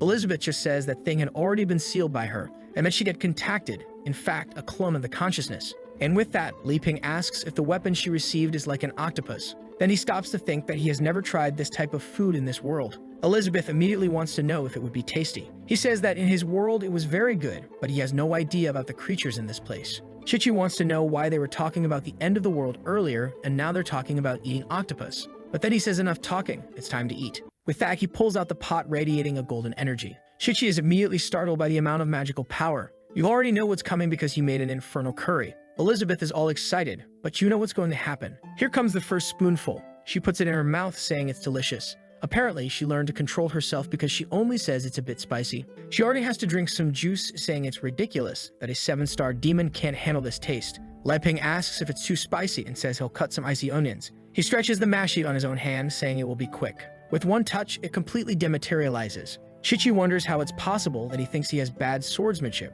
when he managed to do that. And he throws everything into the soup as if it were micro pieces. With that, he serves some more, saying it's less spicy now. Elizabeth says she likes spicy food and for him to stop humiliating her like that. Li Ping offers, but Elizabeth is right there saying she's going to kill someone, apparently. I think she didn't know this because she seemed a bit embarrassed, apparently wanting to accept. As she goes to take the plate, Elizabeth calls out to her, and she warns that she has to think carefully because she can only choose one of the 3 options. Confused, they ask what that's about. Elizabeth then pulls out 3 items. She says she can choose between a pot of curry, a swordsmanship manual, or one of Li Ping's kitchen knives. Confused, our boy finds this very strange and says he wasn't too keen on giving away his knife. Elizabeth tells him to be quiet because this is a moral test, and he's playing too. Chichi believes she's being tested. She knows the correct answer must be hidden in the previous conversations. She's certain that curry has such powerful energy that she would evolve instantly. However, seeing that even Queen Elizabeth couldn't fully resist, she would probably be destroyed. That knife makes any rank S weapon look like a joke. However, the hero himself didn't seem to want to give it up, indicating she has no chance of using it.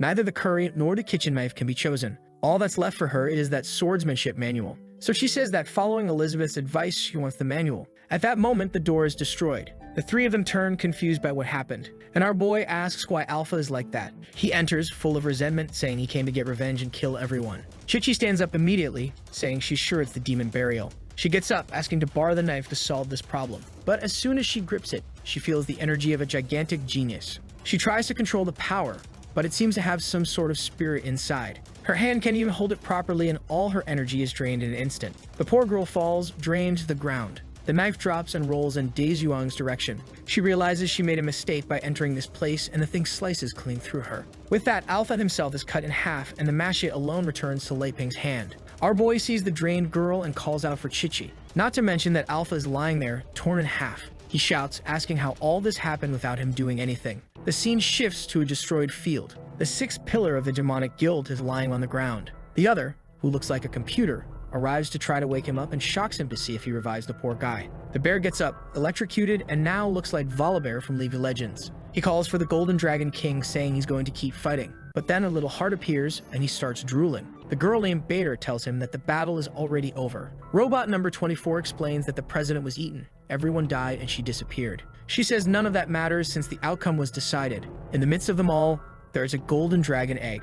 and the boss says he never expected Amelia to have such an ability to save her own life. However, he actually never intended to hurt her. And with that, a tentacle moves towards the egg. It starts wrapping around it and absorbing it completely. A glow begins to emerge from inside the mirror. Even the old man sustaining it starts to disintegrate. He says that indeed, the power of someone at the king level is completely different from the norm. If it had been just a little more, the master would have been reborn immediately. An insect with that ugly face asks how the Black Guild ended up in such a deplorable state. The connection between him and a certain Daigle was severed, so he wants to know about the rest. The guy apologizes, saying that Daigle sacrificed himself to protect the guild. It's that guy from the previous meeting who asks if the old man advanced in the research since he seems to be younger. He just says that actually he managed to get the right materials and asks why he's there. Tagore simply says that the identity of this body has been exposed, so he'll have to find another one. The demonic pillars ask who that guy flying is. The robot says that he's one of the people who also controls the Sea of Black Consciousness. Tagore just says that the plan to capture the Dwarf Kingdom will have to be put on hold for now.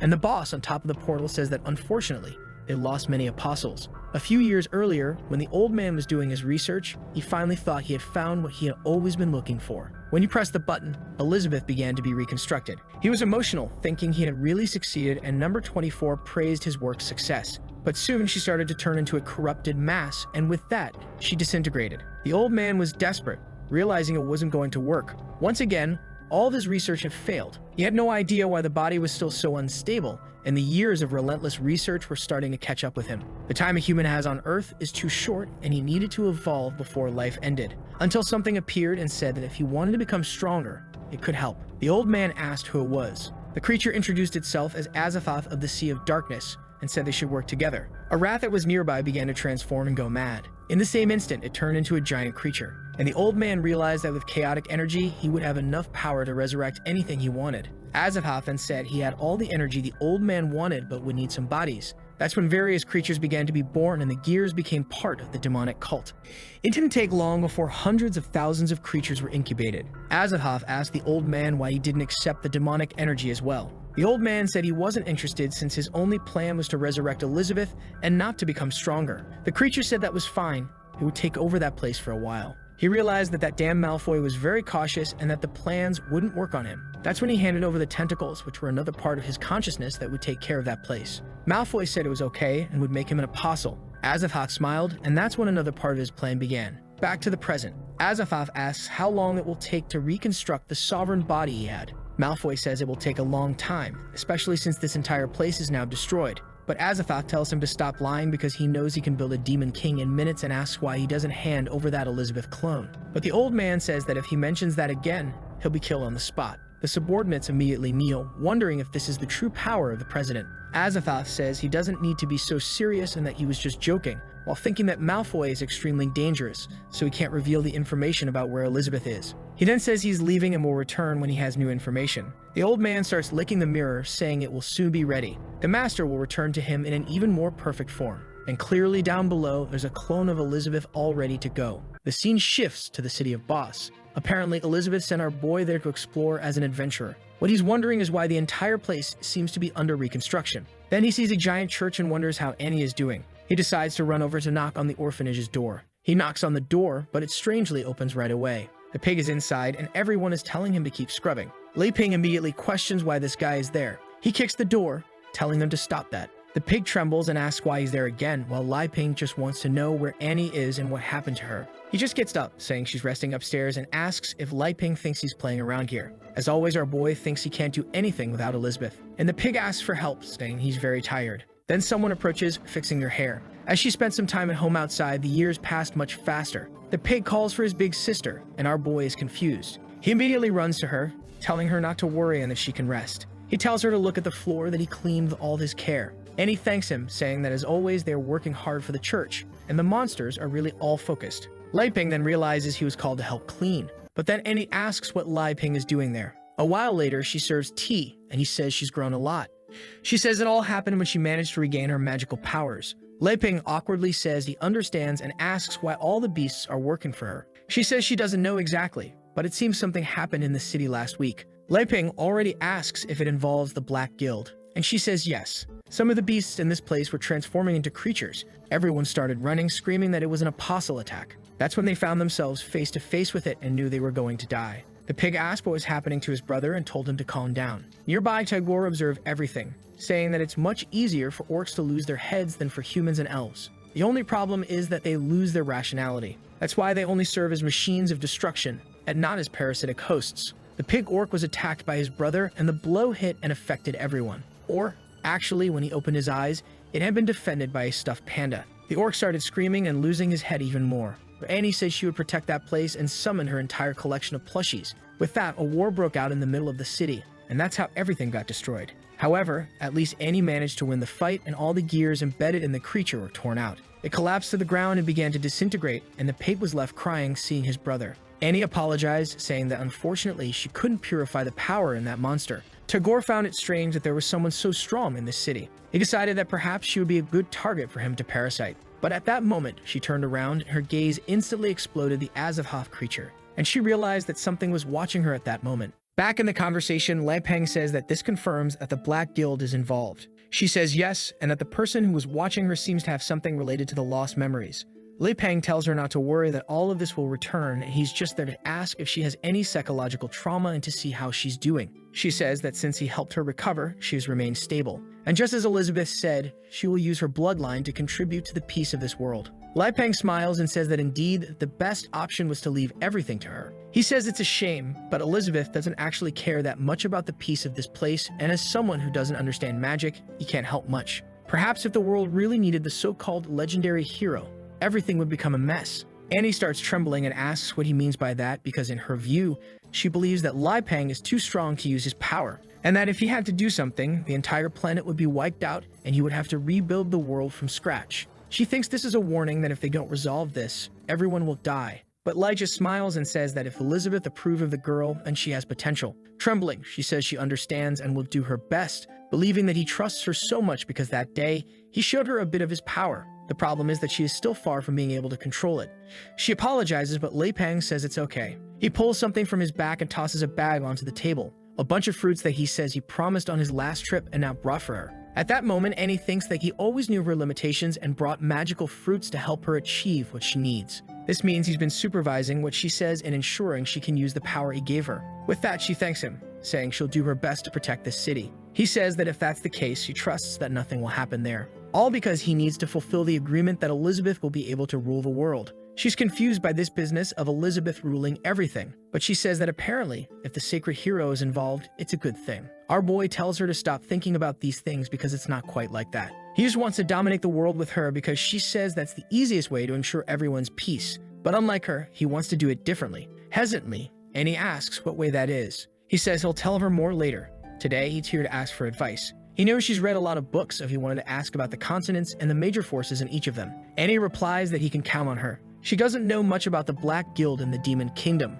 only that they have some main forces. The Dwarf Kingdom is more secondary but has a direct connection to the Sword Saint. The Guild of Swords is the most important of all, and anyone who wants to establish themselves must gain their approval. With that, she starts explaining the map of the world and each person who dominates these places. There's a lot of text to say that basically the Sword Saint is the strongest in this city where they are as isolated from everyone else. That's why no apostle was sent to help her. Lai Peng realizes that it's as he imagined and each person is more concerned with their own territory. Annie then says she would like to know how he plans to achieve peace on the continent. He says that true peace cannot be achieved just by destroying the Black Guild. They would need an alliance to stop any evil in this world. He believes he has no strength at all, so his plan is to create a unit that would eliminate the apostles. The current problem is that he doesn't know how he will convince people, so he's following Elizabeth's method. Annie says she's starting to understand perhaps this business of a different method from the Demon Queen. It's because the whole world is just a bet between the two of them. They are betting to see who has the most effective method. Elizabeth achieved peace as quickly as possible, but as soon as she disappeared, everything fell into chaos.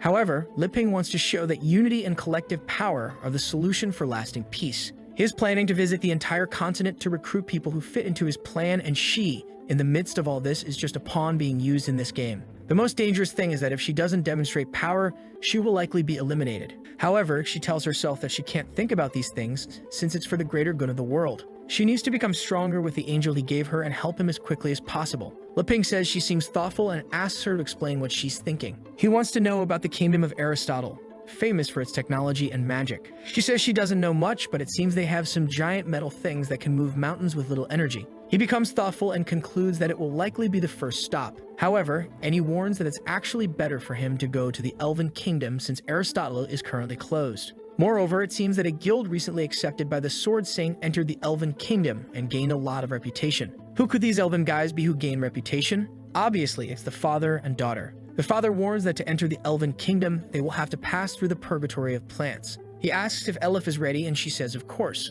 With that, with a single swipe of the cards, all the plants are destroyed. But he explains that the closer they get, the stronger the plants will become. And in the midst of them all, there seems to be one observing both of them. Just as they are about to reach the largest tree of all, she says that the Sword Saint has already warned everyone about their arrival. Perhaps this whole difficulty is an extra test designed for them. Suddenly, something begins to emerge from the ground, and in front of them rises a plant with 5 elements. The father warns to be careful because that one seems to be at its final stage, and with that, it starts spinning a bunch of balls in all directions. But he tells her not to worry, as 30 years ago, he already advanced to this place passing through here. Once again, he uses a swipe of the card that easily destroys everything. They find themselves surrounded by the plant, and she tells him to use the dual ability. With that, they perform a synchronized slash that destroys the plant instantly. Ella says that as far as she knows, that should have been the plant in its final stage. But the father warns not to get distracted or underestimate that creature. At that moment, something starts to emerge from the part they cut. The plant's head reappears, but this time with 4 mouths. Moreover, from each of the mouths, others emerge and they all start firing. The project's shooting in every direction, and Elif uses a card barrier to block it. The two have to team up or they won't survive. Some cards, however, begin to fall to the ground, destroyed. Elif admits she really underestimated the enemy and was even injured. But man, those cards serve for everything, and he tells her not to worry. With that, the deck passes around her arm, healing it. He says it's better for her to rest, but she insists she can still fight. However, he tells her to be more careful this time because that thing seems more dangerous than usual. Suddenly, something purple starts to emerge from the plant, and elemental pieces begin to appear from all sides of it, from darkness and ice to metal and fire. The father says that even someone extremely prepared would have difficulty dealing with something like that. However, the last time they came, the Sword Saint ended it instantly. But on the other hand, this one seems much stronger than the one he knew 30 years ago. The only way to defeat this will be by using the true deck. Elif asks if he has the courage to use the 10th card, but he says that the 3rd card will suffice for now. Suddenly, an arrow almost hits them both. It gets stuck in the ground and seems to be a new plant that emerges, and from it,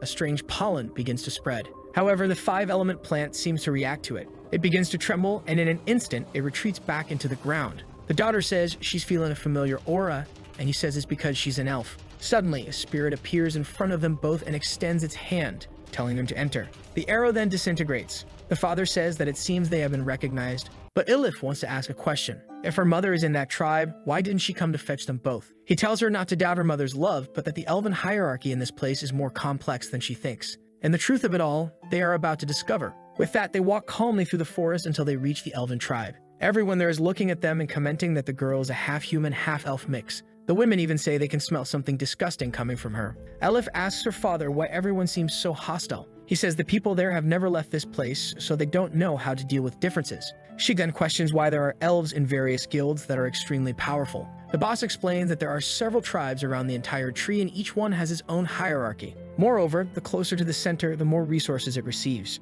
For example, common people in the center are considered nobles in other places, while those from the outskirts who come to the center are considered from the periphery. He warns that there are some exceptions, and she asks what they are. However, before he can answer, a mist passes by them. A girl appears on a horse, introducing herself as Blanchett, the general of the elven tribe. She says she will show the way to the sacred land and tells the two to follow her. With that, before they can respond, she already starts leaping ahead. Elif says they don't seem very friendly. However, the father tells her to get used to it. The deeper you go into the forest, the more common this is. He climbs onto the cards and warns that her mother must be waiting in the sacred land. With that, they follow Blanchett through the forest, and Elif comments that it seems the path closes behind them. He explains that the elven forest is impossible to enter unless you're authorized. After some time, they begin to approach the great tree. She is impressed, and the boss says that this is where it all began, back when he was 19 years old and a member of the Holy Guild.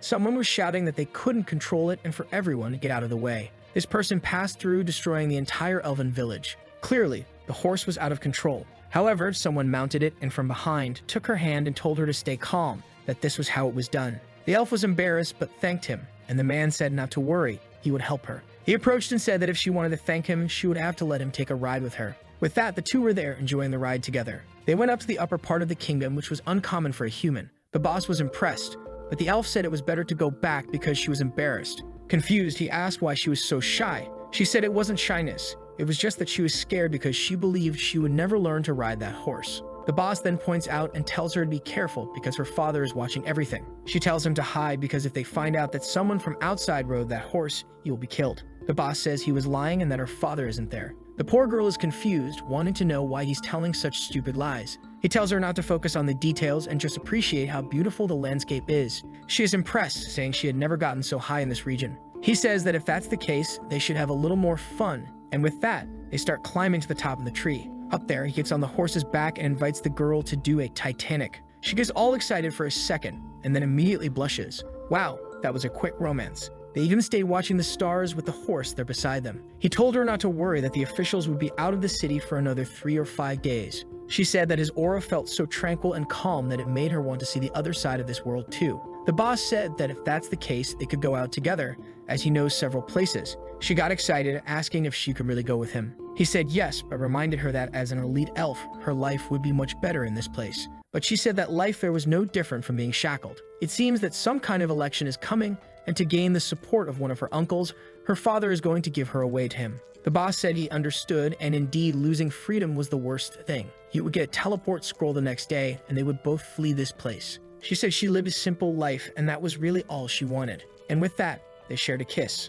Back to the present, where Blanchett is guiding them. To approach the tree, they need to pass through a portal. However, from a distance, something continues to watch everything and sees them using this entrance. Inside, they see a large green field with a tree in the center. Blanchett slowly approaches some people waiting for her. With that, she thanks the servant and tells him to leave. She approaches the elders and says that her mission is complete. Elif asks the boss who those people are. He tells her to be careful with her words because those are the elven elders. However, suddenly she feels something strange. Her body becomes nauseous in an instant. The elven elder named Verton tells Blanchett to step aside. Another named Elrond also introduces himself, and the girl named Avery says it's been a long time since she's seen the boss. Awkwardly, he seems impressed and says it's really been a long time. With that, Sinclair greets all the elders. Elrond remains silent, and Avery says he's changed a lot, especially since he used to be a young boy. But Verton says she already knows he's there because he wants them to join the Holy Guild. He says that actually, they want to form the Heroes Alliance to go after the Black Guild that is being formed, and he came specifically to ask the elders to join.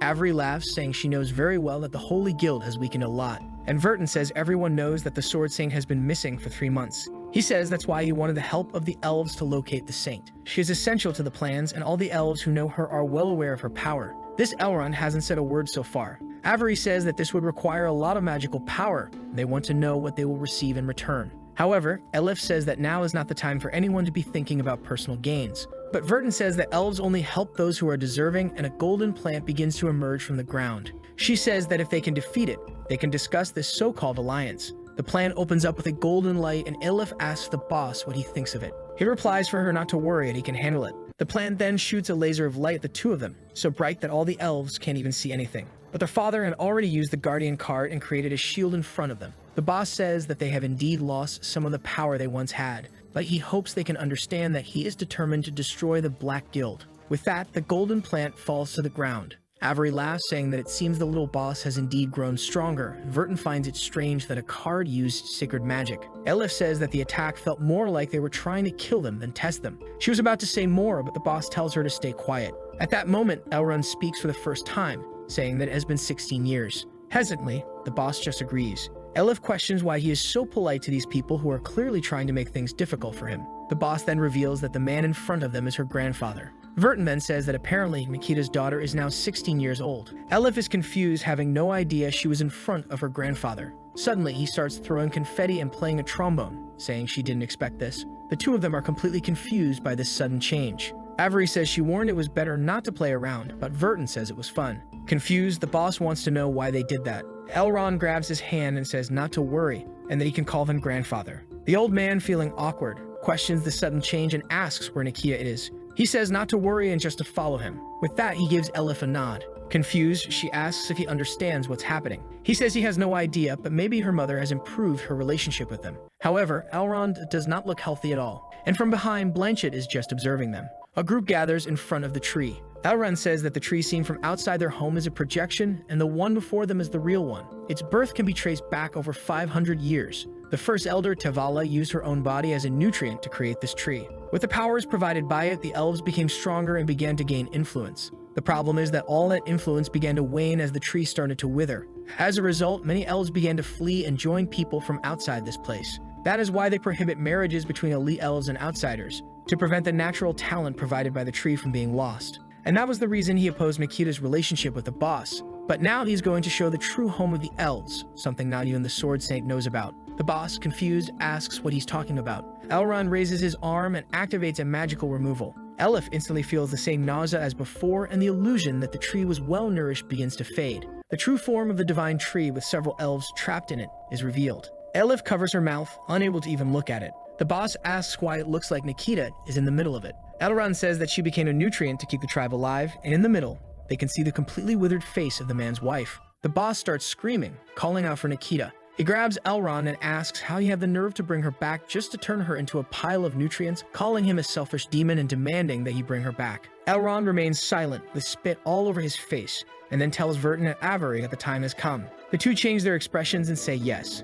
With that, they approach the tree and place their hands on it. Instantly, they begin to be absorbed, and in a split second, the two disappear. A small leaf sprouts on one of the branches, and their faces are carved alongside the others. Elif, not understanding, asks why they did that. Elrond explains that they must understand that what they did was never selfish. For them, becoming nutrients for that tree and dedicating their lives to the tribe is the highest honor. And he is sure that Nikita thought the same. But the boss punches the ground, saying that this is horrible. Elif approaches and asks if he is okay. Elrond explains that each small leaf that sprouts on the tree extends its life by another year. However, since both of them are there, he has changed his mind and suggests that maybe Nikita should be resurrected. The boss asks how that is possible. Elrond says it is indeed possible as long as they are willing to pay the price, and with that, he points to Elif. The boss tells him not to even think about it and warns that things will get serious if he tries to insist. Elrond says that what he really wants are the cards at her waist. Obviously, it's the true deck that was given by Liping. The boss wonders if he really wants the true treasure of the hero, and Elif seems to fall silent,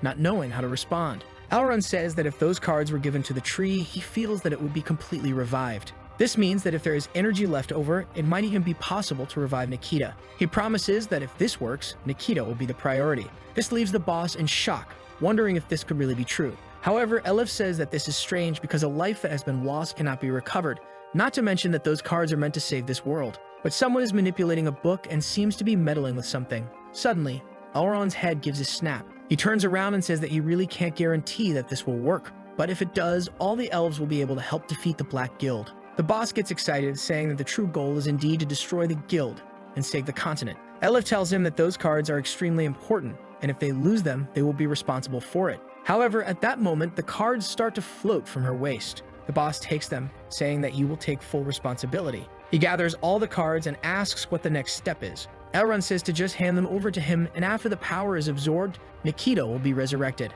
Elif continues to ask her father if he is sure about this. He hands over the deck, saying that he will do anything to bring her mother back. As soon as Elrond receives the deck, he calls the boss an incredible brother-in-law. Suddenly, a branch starts to emerge from the ground, and a bunch of vines wrap around the two of them. Obviously, Elif is trapped with great force, right folks? And the boss asks what the meaning of this is. That evil hand continues to manipulate the book. Elrond starts laughing, saying that it was extremely easy to deceive the two of them. For a long time now, the elves have been part of the Black Guild. Upon seeing the gears, the father and daughter are shocked. Elrond says that, in fact, he hasn't been the real Elrond for a long time. With that, a golden plant emerges from the ground and slowly opens up. Inside, someone is drinking something, and a clown appears, saying that this entire tribe has been puppets for a long time. Elrond kneels and hands over the deck to the clown, who says that the elves have been so well trained that he doesn't even need to do anything else. The boss shouts for Elif, who says it's okay. At that moment, both activate a power in their hands, and Elif says that they will take down these evil guys. The cards start to emerge from the deck.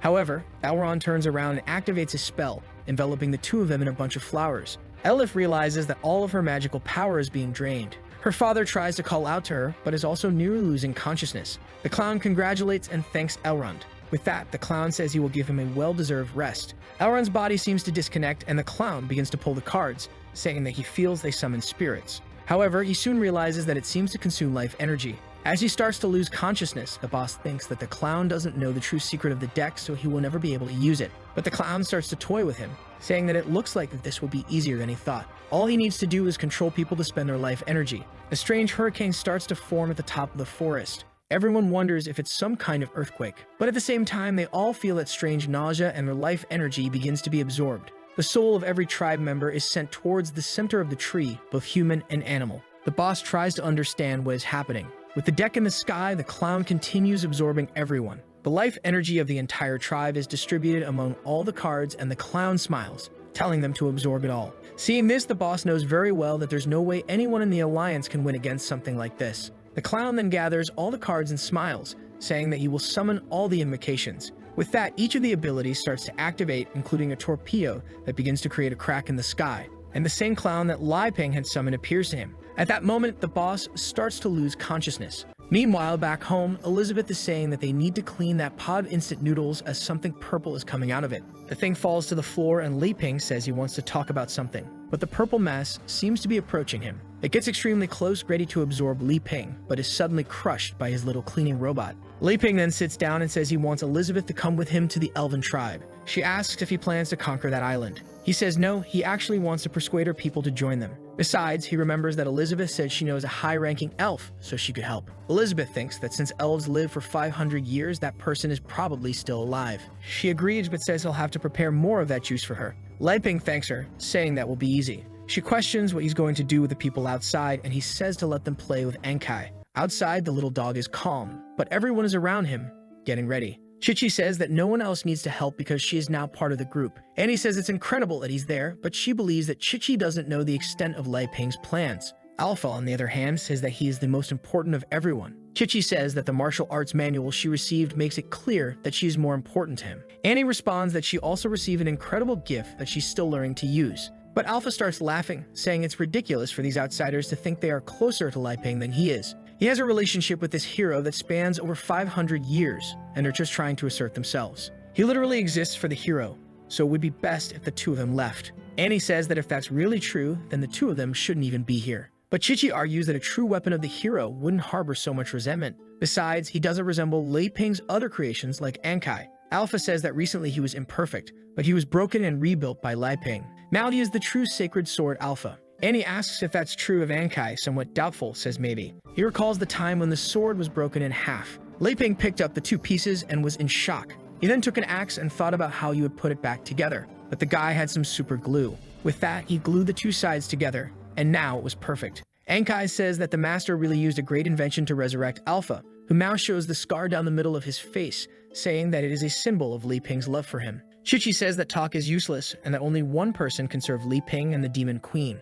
She is sure that now that she is advanced with their help, she will be able to win this challenge. Annie agrees, although she doubts she has the strength for it, but she knows she has the power of Raphael to defeat Chichi. Alpha gets angry, telling the two to stop plotting to take his place. However, they are already starting to activate their powers, and he says to wait. With that, Ankai raises a sign telling everyone to stand still. Alpha asks for instructions, and Ankai says he's not giving any instructions. Annie says that having too many people around could disrupt Lai Ping's life. And Chichi comments that this is why only one of them can stay. Ankai says that the goal is not to disrupt the master, but each one must have their own identity. For example, he is the companion pet who stays at home and never does anything outside of that. When he's away from home, he dominates all the creatures around and makes sure they don't let anyone get close. But ever since that woman arrived, he's been going so far that he can't do anything. Now his plan to be able to take care of Lai Ping and get all the attention has been ruined. Confused, Chichi asks what they are going to do in this case. Ankai says that now that he's going to start advancing through the world, he'll encounter various dangers that could disrupt his peace. The three of them should be cleaners who ensure that the master has a peaceful life. Basically, no matter where he goes, they should clear the obstacles and make sure his path is always smooth and free of difficulties. And obviously, he doesn't even need to mention the benefits of serving the master. Additionally, they can receive whatever the master offers, but they can never ask for anything. And lastly, only he can keep the leftovers from the trash. They all say they understand very well. He sees the door opening and tells everyone to stay in place. Lai Ping then asks what they're doing. Everyone is there, happy and smiling around Ankai, and asks if he's already leaving for the elven tribe. He says he needs to grab some tools and will then leave. He starts heading to the back of the house, and obviously Elizabeth's shadow looms over the three of them. She says she's watching everything they do. The eastern part dominated by En and the southern part dominated by Chichi are already under Lai Ping's wings. After taking the elven kingdom, only the north will remain for him to control this entire land. From the moment he saved that father and daughter, his plan has been in motion. Although he has hidden everything very well, now she can understand that he has been preparing to dominate this world. What she wants to know is whether she is also part of this plan. Everyone is scared, wondering why the queen is standing there staring at them. And M wonders if Elizabeth thinks she's unqualified. Everyone looks to Enkai for help. He approaches and says he'll handle it. He starts pulling something out of his back, saying he has a way to deal with this cruel woman. Everyone wonders if the legendary battle is about to take place in front of them. But Enkai pulls out a rattle and starts playing with it, trying to act cute. He was about to say something about a happy dog when something suddenly came at him. The poor thing got kicked and stuck to the wall. Elizabeth says that realizing all of this already makes her angry, and that dog still tries to be funny. Everyone says that the dog was indeed wrong and they would never do anything like that. Elizabeth says that if they really want to accompany the two, they need to understand that their lives will be at stake, and they won't always be able to be saved. Everyone says they understand very well what the Demon Queen said, and just then, Li Ping arrives with a chainsaw, saying he's ready. It's clearly another spiritual weapon, with a little girl clinging to its handle. She asks if they're ready and what he's created this time. He says that since Alpha is going back to being a real sword, he needed something new to cut wood. Not to mention that the pocket spatial magic she created for him is very cool. In fact, she's always had that power. It's just that now that she's a bit stronger, she's able to make it work with what he creates. Suddenly, Alpha is startled and asks if it's her. He seems to be able to see the spirit clinging to his leg. Annie can also see spirits and says that one looks much more complex than Alpha. He says it doesn't matter because Li Ping can only see him, so that's his big advantage. Li Ping is eager to go to the Elven Kingdom and picks some plants to put in his garden. He says it's time to go, and Elizabeth asks who the two people are that he's taking with him. He turns and says that the purpose of this trip is to persuade the Elven tribe. Chichi says she's the best option because she's been there countless times and knows the current leader. Annie, on the other hand, says that the eyes she awakened will be much more useful in a negotiation. Alpha pushes the two aside and tells them to give up because there are only 2 spots. As the hero's exclusive weapon, he has to be with a boy at all times. But Li Ping tells him to wait a moment. For a mission like this, it's better not to take a sword because it could appear hostile. Annie gets excited and Chichi knows her chance is over. Elizabeth says to stop chatting because they need to get going. With that, they start to leave and Li Ping tells Alpha to take care of the place. But the poor guy is wondering why he feels this way again. Once again, he's been abandoned even after being reforged. Suddenly, he receives a message asking Alpha to respond. He's confused, wondering who's calling him. It's the sneaky little dog who wanted to get kicked on purpose as always because he likes to be punished. Suddenly, Alpha gets the idea to train with Enkai to become stronger than ever. Annie says it's time for them to go on a patrol in the region. I thought it was just Annie, but actually it's the 2 of them plus him and the queen. Li Ping seems interested in the tree, but Elizabeth has already noticed something strange. She finds it odd that such a giant tree doesn't have any sign of life. Li Ping points out, saying that something so large must be destined. Elizabeth activates a power, saying they need to change their clothes. Chichi is covered in oxygen. Li Ping turns to see what the new outfit is. Thank goodness she had already changed again. Elizabeth says they can't wear any clothes made by Li Ping, otherwise this trip won't make sense. Our boy, confused, says okay and tells them to go then. They advance through the forest, but as always they're being watched by the plants in the region. The clown already knows about everyone's arrival. He kidnapped Bosker, the Alliance's representative, and now Chichi appears like this to him. If that's the case, it seems the war with the Black Guild is finally going to start. Moreover, he has to observe these 3 people beside the Shin sword. He seems to notice something and wonders if there's something in the memory of the 2. Father and daughter are having their minds abducted. A plant connected to them starts projecting everything they've been through. The moments they had with Li Ping and Elizabeth, but then something startles him. He realizes that the woman there is the real Elizabeth and is shocked, wondering why she's there. It's been 500 years and it's strange that she's here. What's even more different is that she doesn't seem like the same arrogant woman from before. The clown says to kill everyone and leave only that guy alive. Blanchett hears this and says she'll obey now. They easily advance through the forest, defeating all the creatures. Chichi arrives at the 5-element plant region and says it's strange that it hasn't appeared. Annie is impressed that her friend has so much information and is motivated to help Li Ping even more. Li Ping says she seems so strong that she should even be part of the Holy Guild. At that moment, she's about to say that she's actually the saint, but before she can finish, something approaches them. They were about to be hit by an arrow, but Chichi cut it in midair. Someone is watching a person flying in the sky. It's Annie with her eye who says there are people hiding, but there's no need to worry. However, Chichi already activates the first move from Li Ping's book. The aura emitted comes into contact with Blanchett, who is impressed that the girl broke her stealth so easily. But she releases a barrage of seeds, saying it doesn't matter. Annie summons her bear to protect everyone, but the seeds that fall to the ground start to create a bunch of vines. Chichi says this is normal, but the scale is much larger than usual. Suddenly, Li Ping asks if she remembers the adventure they had a few months ago. She says yes and asks why he's bringing it up. In front of him, there's a destruction course with flying debris and a bunch of cuts. He says that before he would have been extremely scared, but now he doesn't even need to pretend to be calm. That's because in reality he has Elizabeth by his side and is sure she'll save him. Especially now that he's brought Annie and Chichi, he really doesn't need to fear danger. Elizabeth asks if he's trying to show off, thinking that now that he's decided to dominate the world, he doesn't need to pretend to be weak anymore, and that's why he's feeling so confident. The girls are easily defeating the plants. He says he's not showing off, he's just happy to have her by his side. What he hopes is that they can live together as friends forever. At that moment, the poor guy is swallowed by a plant. He starts to be devoured and begs for help, but the plant just keeps swallowing him and sending him down. Chichi turns around in shock, and Annie asks how this could have happened, while Elizabeth wonders if he was confessing to her. Suddenly, all the plants begin to be destroyed and smoke starts rising from the ground.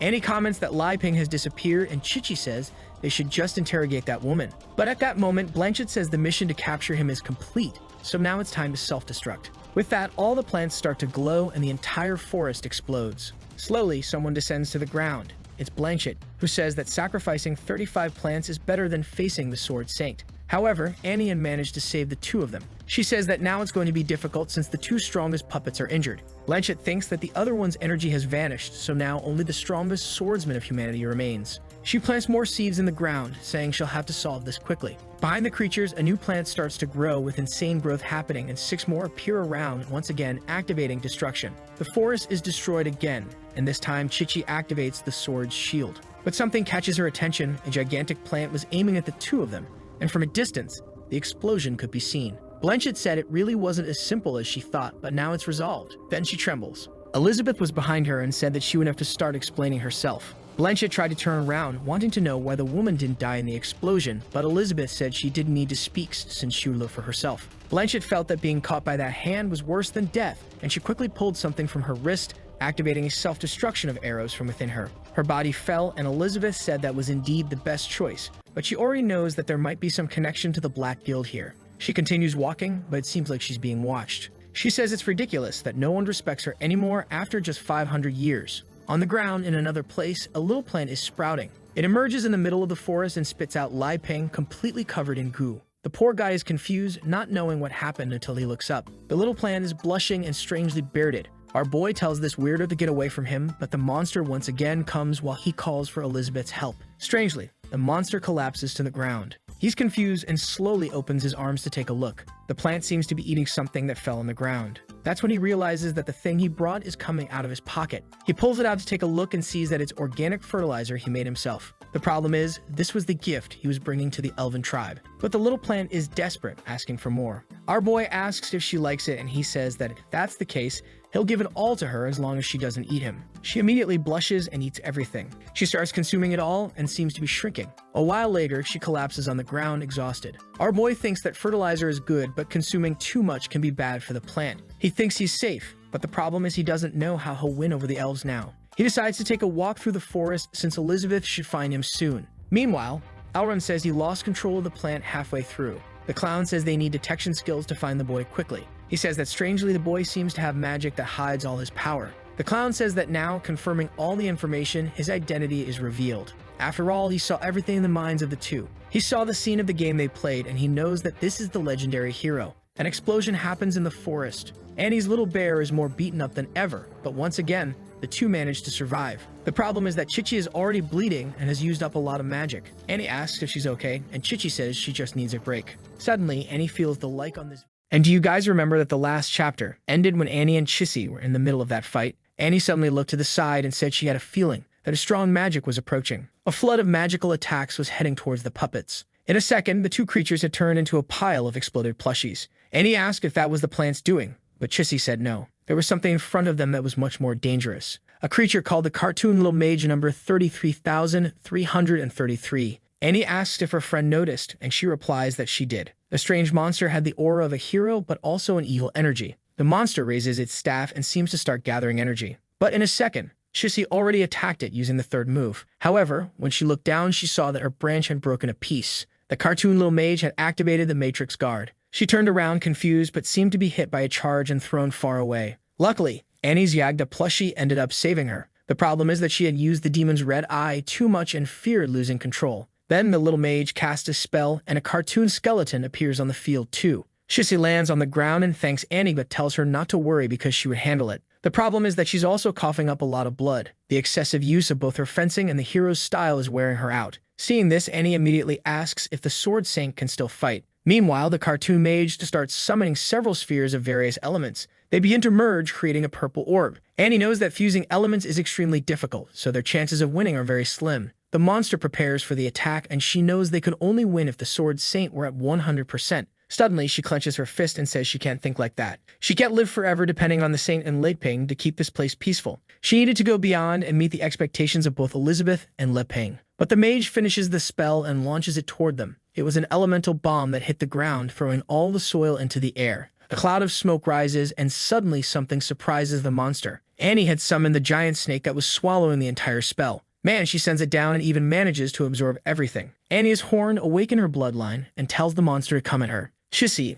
immediately senses that with this change, the girl had reached the level of a sovereign demon. No wonder she had been chosen by the hero and the queen. Annie puts her hand forward and the plushies advance. Then the front guard activates the matrix protection. Several cubes appear, but the snake easily dodges them. Annie knows that if one of those cubes appears inside the snake and traps it, it will be hard to win. However, thanks to the demon's red eyes, she could see where the cubes would be summoned. She then activates a wind attack to try to create a distraction. The bird casts a spell, sending a storm slash. But the knight only responds with a matrix shield. What is this, man? It was a massive sequence of attacks on the creature. Yet the little monster only responds with a boo, and I don't know if it's scared or just doesn't care. The big snake bit the cube, and it was close to being swallowed. Or actually, it was swallowed. Both are inside it, which is trying to digest them. Annie clenches her fist and says that no matter how strong someone is, if they're eaten by the snake, she wins. That's because, little by little, the magical energy is absorbed until eventually it becomes stronger than the person. The problem is that the pace wasn't enough, and the snake is starting to wobble. Besides, the bloodline was almost stealing Annie's consciousness,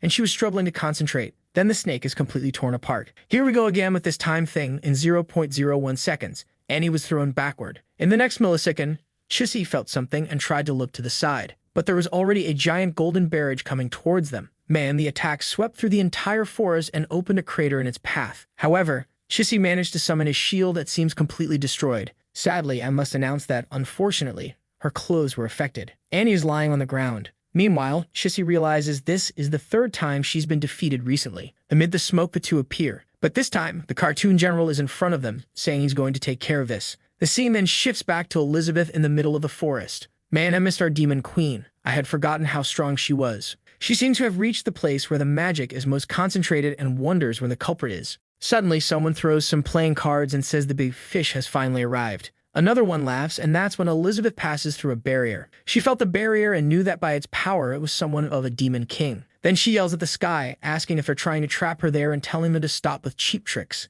That's when a Matryoshka, one of those Russian nesting dolls, appears. Elizabeth stands still, and the doll suddenly surrounds her. I don't know if the monster is growing or shrinking. I think it's growing because it's already gigantic, taking up the entire forest. It seems to have multiplied countless times, and this was the sealing magic of the cartoon creatures. The person who threw the doll says that with each layer, she is slowed down. Since she's trapped within 1,024 layers, she's stuck forever. Elizabeth is really just standing there doing nothing, until she gives a little smirk. The person who summoned the doll wonders how it's possible that she hasn't been affected. Meanwhile, Elizabeth easily seems to be breaking through all the layers. The debris starts to fall, and she says she lived in a time barrier for over a year. Then the person becomes wary and begins summoning a scythe. But Elizabeth just tells them to stop with the tricks and get out of her way, until the scythe seems to pierce her stomach. She looks up and sees the cartoon reaper. The scythe was embedded, and the creature gives it a tug. Elizabeth's soul was being ripped out and pulled toward the creature. This creature's special ability is that when it lands a direct hit, it can ignore levels and directly extract the soul. It smiles, confident that it has won, until suddenly, the soul grabs it by the neck. Even in spiritual form, Elizabeth says it's too arrogant. She commands to know who ordered it to do this and commands it to answer quickly. That was the only way it would end a quick death. At that moment, the Reaper felt fear of death for the first time. Suddenly, it disintegrated. The cards then fell into the hands of the mysterious figure, confused that not even a soul extraction worked on the girl. Elizabeth's consciousness returns, but now she's furious. She says she can feel that this is Li Ping's aura and wonders if this visit to the Elven tribe was another part of his plan. Dark auras start emerging as she says it was fine to test others, but not her. Two hands appear and begin tearing through space as she says that she is a chess player, not a piece on the board. She looks up and tells the person that their best option is to take their own life, because their death will be miserable. But the purple creature says the queen is too arrogant, and it wants to see if she can really handle everything. Then she is teleported into a cartoon maze. Elizabeth realizes the creature wants to trap her there. But with a simple stomp on the ground, the entire maze crumbles. She looks up once again and says the creature is incredibly ignorant. The cartoon queen then appears, saying she will handle this,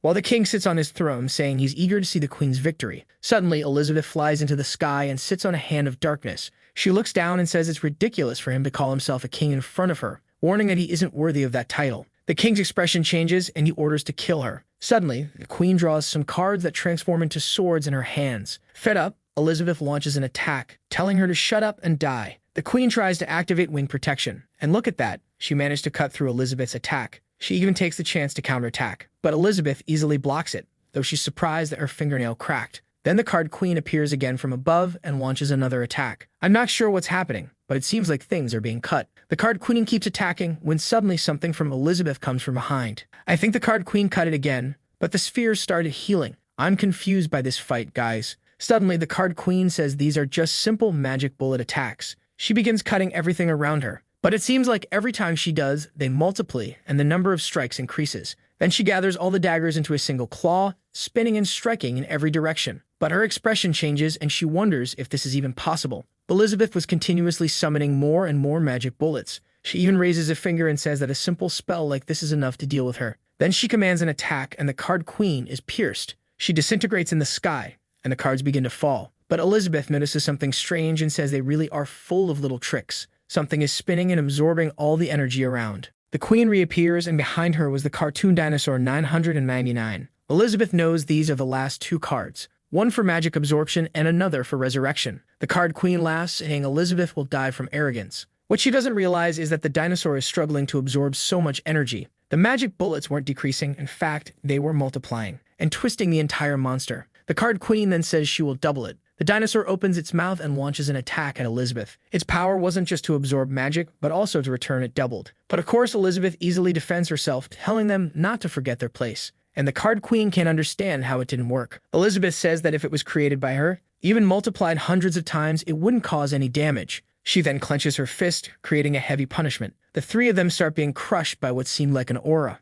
Man, they all disintegrate in front of her. She says that this attack was inspired by that idiotic dog. But honestly, the effect was pretty good. Then the cards start falling. And once again, she's surprised. The card queen appeared again and attacked from behind. However, Elizabeth dodged, an explosion occurred, and the queen remained terrified. This time, though, she was truly sliced in half. And Elizabeth unleashed her transformation, saying that now she'll take things a little more seriously. The problem is that the resurrection jar activates again. Elizabeth realized it doesn't require any action from the main body for it to trigger. The card queen reappears, saying she already warned that she won't die. But in a second, she's surrounded by Elizabeth's claws, who activates the final confinement. Elizabeth warns that she'll limit the use of this resurrection through this restriction and toy with her. She activates the dissolution punishment, and the card queen dies once more. Yet a drop falls from the leaf and she emerges again. She explains that where this drop comes from, there's an entire ocean, and she will be resurrected forever. Elizabeth ignores her and activates a poisonous punishment. Once again, the queen seems to die and suddenly begins to writhe in agony.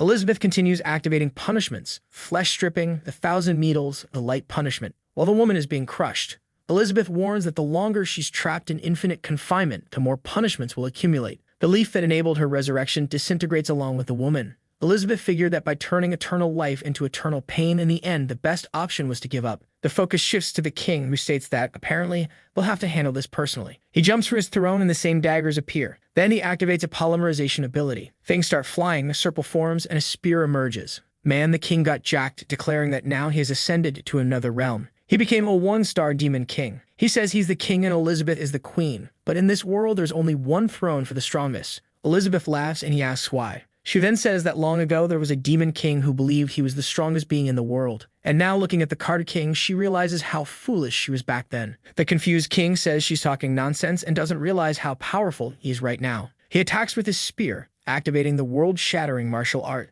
Elizabeth responds with a world-shattering spell as well. He follows with another great strike spear attack, and seriously, where are these hits landing? Man, for the first time, Elizabeth seems surprised. The attack appears to hit, sending her flying. What's going on? The king even said she was weak. He chuckles, claiming he truly is the king of this world. The guy is going crazy, laughing to himself, swinging side to side. But in reality, he had already turned into a playing card in Elizabeth's hand. Man, she crushed him like that, wondering if this was Li Ping's goal, using these kinds of tests to show her she still has a long way to go. making it clear that she can't beat him, and like the king, dreaming of it is as foolish as that idiot before. She stands still and says that's fine, but eventually, she'll catch up to him. Then she wonders why, if all the cards had been destroyed, she hadn't left this space yet. That's when she looks down and realizes something is still missing. The throne then transforms into a strange duck. There was a creature of unknown magical level that let out a quack at her. The monster seems to be trying to communicate, but she's confused and launches an attack, telling it to disappear. Her claws head toward it,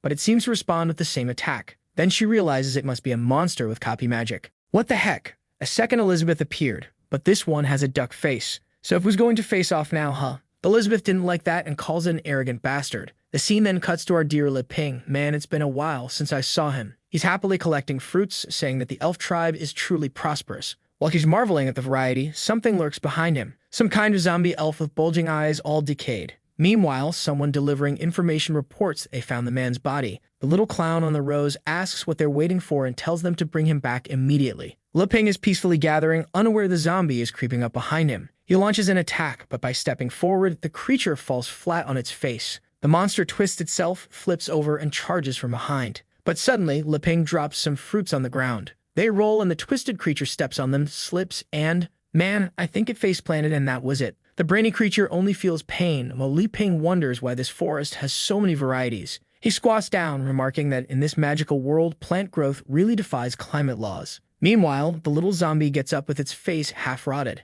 It lunges at him again, thinking it might finally be useful. Li Ping grabs a cactus and turns around just as the zombie lunges and they lock eyes. Li Ping screams at the sight of a ghost while the creature clutches his painful hand. He runs off in a panic, yelling that this place is terrifying. The elf was already crying in pain, asking if he could activate the rest of the corpses, because this hero wasn't as easy as he seemed. The clown said it was fine, but to hurry up and bring that kid over. From the forest floor, a swarm of zombie elves began to rise. Li Ping was running in a panic, wondering why there were so many zombies in the middle of the elven forest. He desperately wanted to find Elizabeth and the others to escape this place. But then an earthquake began and he stopped, wondering what was happening. That's when he felt the tremor was coming from behind him. Looking back, he saw countless little green eyes staring at him in the distance. Confused, he noticed the zombies were already surrounding him. Looking around, he tried to stay calm, reminding himself that he was the hero and couldn't die there. But the problem was that he hadn't brought the alpha. Then the ground started splitting and he wondered if the zombies were going to grab his feet. The consumed elf ordered them to kill him, and the horde charged at Li Ping. But suddenly, a green laser cut through all of them. Our boy had been saved by the little plant from before. He asked if it was the same one and it blushed, celebrating. The elf seemed to have tried using plant magic but couldn't. Now he understood it was because the hero had tamed them. Li Ping's own Plants vs. Zombies was firing in all directions.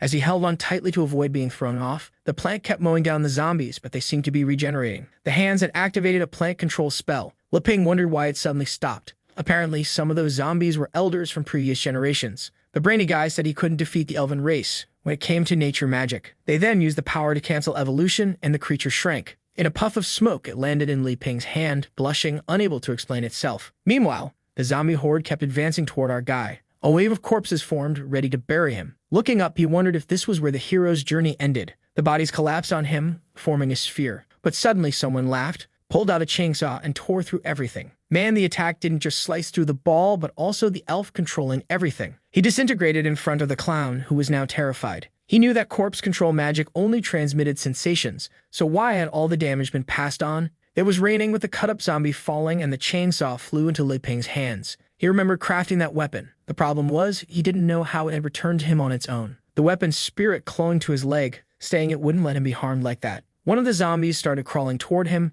but more rose and one leaped from behind to attack. Our hero, all twisted, swung wildly, yelling for them to stay away. This time, it was the clown himself controlling them, and his finger got sliced. He realized Li Ping's chainsaw had a true damage effect and would harm him. Then one of the zombies fired an arrow, or rather, many did. They launched countless attacks while our boy simply raised his chainsaw. The outfit he had stitched had the effect of returning 100% of received damage. The zombies were all pierced by the arrows, and the clown's hand was harmed too. He couldn't understand how even reflected magic caused real damage. Truly, the legendary hero had mastered magic use. But here, the clown had territorial advantage and infinite magic to exploit. So eventually, he would find a way to win. In front of Li Ping, a clown head formed from corpses. He slashed wildly, telling it to stay away. His strikes created a massive shockwave that shredded the head and the forest, or rather, even tore through planets in the galaxy. What the heck, man? The big clown was split in half and collapsed, realizing he was killed in a single move. Bodies rained down as Li Ping raised his chainsaw, saying these zombies were terrifying. But suddenly, they seem to regain consciousness. Maybe. They all stare at Lei Ping, who, looking crazed with the chainsaw, charged at them. Now the monsters that remained started to flee. Meanwhile, Elizabeth was using world-destroying magic against the duck version. The creature used an earth reconjuration, seemingly casting the same attack. Elizabeth prepared another spell, declaring she'd turn it to dust for such an insult. I think the duck version turned into a cocoon that twisted and smashed together, becoming a metaphorical orb in the sky. Elizabeth said that if this was Lei Ping's doing, she knew how to handle it. She began drawing a sword. Oh no, this is the form that drains my wallet, but is truly powerful. She used the art of world destruction, slashing toward it. The metal orb seemed to be cut, but Elizabeth wasn't satisfied. Inside, the clone remained intact and even assumed an extremely dangerous demonic form. The question remains, who has the courage to face the duck-headed menace? Elizabeth was furious that the damn Lei Ping used such a valuable ability. She heard him saying that the magic level didn't matter. With mastery of principles, much could be achieved, and even the weak could become strong. She began to wonder if this entire trip to the Elven tribe was his plan to help her advance. While the duck version seemed a bit confused, Elizabeth raised her fingers, declaring she used this trick to settle a fight. The duck activated perfect replica. Both stretched out their hands toward each other, activating the queen without a sword technique. Meanwhile, Lei Ping was running through the forest, holding his chainsaw high and shouting for no one to come near him. But just by raising it, the chainsaw seemed to tear through dimensions, opening a portal to another place. The very place where Elizabeth was fighting. She noticed him fleeing through another dimension, and even the duck woman looked confused. Suddenly, everything started to twist, and Elizabeth realized she had gotten distracted. The two of them were still fighting as Lei Ping kept running, until Elizabeth fell back into the dimension where Lei Ping was. She saw him screaming and asked what he was doing. As soon as he saw Elizabeth, he tripped over a rock like an idiot and face-planted joyfully. The boy was buried. Unfortunately, Lei Ping was defeated for the first time. While being crushed, the chainsaw's spirit begged him not to abandon her. She was angry, wondering how she could get his attention. The chainsaw spun in the sky, and since Lei Ping wasn't getting up, it seemed like he wouldn't. She took on a spiritual form, slipped into his backpack, and promised not to abandon her father, but not before giving Elizabeth a cold stare. However, Elizabeth wasn't the demon queen for nothing. She noticed the spirit's anger and deliberately provoked her even more. Then Lei Ping pushed Elizabeth aside and finally lifted his head to breathe. He admitted that was close, and if he hadn't found her, things would have gone badly. Elizabeth asked what he meant by that. Naturally, he came to a nonsensical conclusion. The Demon Queen's swordless art had been copied by that creature. In the end, she realized the copy was like a reflection, and in that space and time, something terrible could have happened. If their two hands had met, it might have led to her annihilation right there. Fearing she'd get hurt, Lei Ping created that distraction to pull her out. He apologized, leaving Elizabeth stunned. He said it was his fault they were in such a risky situation, and that he wouldn't do something like that again. But in Lei Ping's logic, he regretted bringing everyone unprepared. He hadn't expected things to be so dangerous. Yet Elizabeth didn't let him off the hook and pulled him closer. She told him to stop showing pity because she was ready for any test he had for her. It had been a while since he blushed. He awkwardly asked what kind of test she was talking about and if they weren't standing a little too close. Elizabeth thought about how he wasn't just training her to be his partner, but still cared about her dignity as a queen. So she replied that she knew exactly what he wanted and didn't need to pretend anymore. Man, the two were standing so close, staring into each other's eyes. But suddenly, they heard a sound beside them. It was Elizabeth and the duck woman, hands on their hips. They turned, and Lei Ping asked what the heck was going on. He was instantly confused because there was an Elizabeth and a duck version. The real Elizabeth said that since he was already there, she had no intention of continuing this any longer. He should just remove whatever was in front of him. Of course, Lei Ping had no idea what she was talking about, but she shoved him forward, telling him to handle it. Stumbling, he approached Duck Elizabeth and gave a crooked smile. She glared fiercely back at him. Suddenly, she began to disintegrate, activating perfect replica. Lei Ping was startled as a giant Lei Ping clone started forming. Elizabeth thought he was doing this to show that she wasn't as good as him, but she was curious to see how he would defeat something as strong as himself. Our boy anxiously bit his nails, asking if she saw that. The duck version seemed to be trying to form but couldn't. Elizabeth watched as it suddenly turned into purple smoke, fell to the ground, and disintegrated back into a pile of playing cards. The cards flew up and landed in Lei Ping's hands. Seeing the back of the cards, he recognized them as the ones he gave to his uncle. So why were they here? He turned to Elizabeth and asked if she saw that. She interpreted it as him asking if she understood that in the face of true power,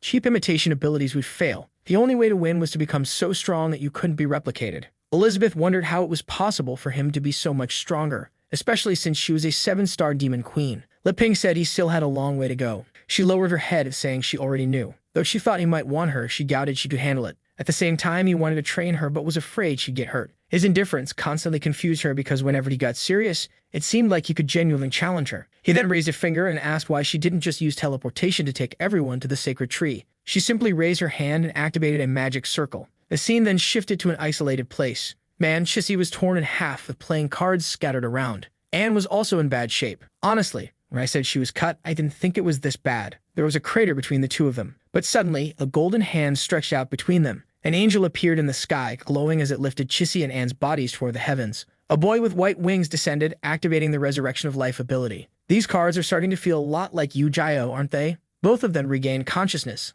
looking up in awe. A magic circle appeared between them, and the boy said that now that his master and his people were there, he could finally retire and complete his mission. The entire elven field seemed to return to normal, and the boy appeared before the sacred tree. Chissy and Anne lay on the ground while Elizabeth stood there, furious as always. Leping looked over at Chissy, confused. He asked Elizabeth what had happened, and she replied that she didn't have time to deal with them. First, they needed to figure out who was behind all this. Elizabeth's black hand attack grabbed the tree and ripped it from the ground without effort. Within the roots, something purple was connected. Leping had no idea what she was talking about, thinking to himself how terrifying that tree she pulled up was. The thing floated in the sky, and roots kept spilling out full of that purple stuff. Within the trunk, there was a visible imprint of an elf's form. Elizabeth remarked that in the past 500 years, a lot had changed within the elven tribe. Among the flowers, Leping spotted the uncle and his daughter. Leping called out for Bose and Elif. As he approached the tree, a root rose up, nearly hitting him. Elizabeth struck again, startling Leping, but he stayed still as the attack narrowly missed his head, heading straight for Elizabeth, who casually glanced at it, causing everything to shatter. A massive crater formed in the creature, revealing something fused within it.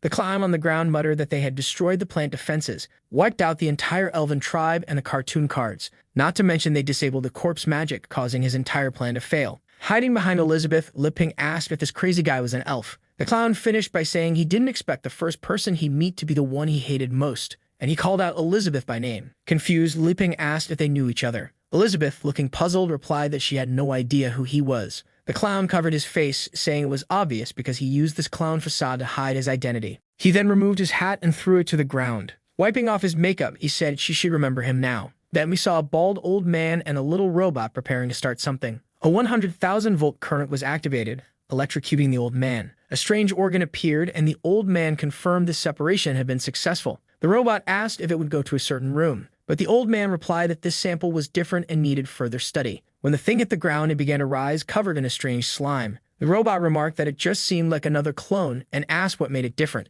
The old man explained that this time he gave part of his own nature to the creature. In a way, it was truly a piece of his existence. That's when the clown boy emerged, questioning whether he was the old man or if the old man was him. They stared at each other, and another figure appeared. His twisted clone asked if it was true that winning this fight would free him from this place. The robot simply ordered the battle to begin. Immediately, the creature stretched its neck, calling this the perfect opportunity. But the other clone dodged and activated corpse magic. Before he could do anything, he was crushed by the other clone. The robot commented that it was anticlimactic but expected from someone who had already won battles. The old man said survival of the fittest was most important, but it wasn't over yet. The hand that had crushed him started being surrounded by slime. The strange clone wondered why he couldn't move. It was as if the other had taken control of his cells. Then the hand was destroyed by a corpse magic attack that tore through the body. The old man remarked it was good to see he had completely mastered it. The hand returned to normal as the figure walked toward the old man. He knelt, and the old man said that since he had fully inherited corpse magic, he would now teach him how to control black tool technology. With that, he would finally become the perfect clone with the mission to invade the elven tribe. The robot suggested creating multiple perfect clones to invade other places,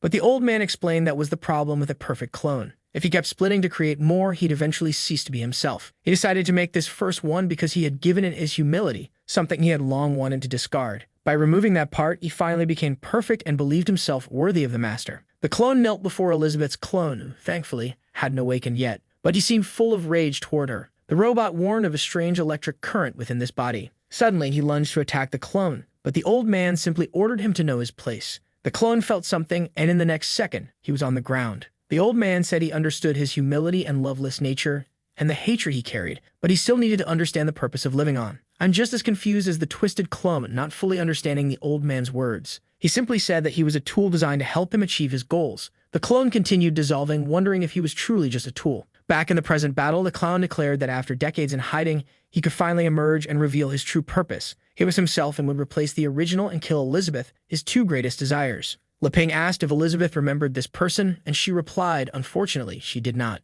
No one really cared about the guy. But Leping figured this must be some kind of enemy Elizabeth made back when she ruled the entire world. The problem was, if she had attacked so many people, now that he was under her protection, he would also become a target for many. Elizabeth then commented that it seemed the elven tribe had become nothing more than this. She was curious to see what Li Ping would do now that the tribe had no one left qualified to help him. He replied that he wouldn't waste time thinking about trivial things. After all, the only useful thing he could do here was fix the soil. So he suggested maybe it would be better if she handled it. Angrily, she asked if he was expecting her to clean up the mess from the start. While they argued, the clown just listened in silence. Then the clown spoke up, demanding if she really didn't remember him was Malfoy. Unbothered, Elizabeth asked if he was with the Black Guild now. That caught Li Ping's attention. Malfoy declared he was a new person now, no longer needing to prove himself to her. Even though his corpse magic had been cut down by the legendary hero, he still had the power granted by the elves and the black tools. He activated the sacred tree whip. Elizabeth calmly raised her hand and said that if he was truly Malfoy, then she had to take action. In a blink, he was already caught by her black hand.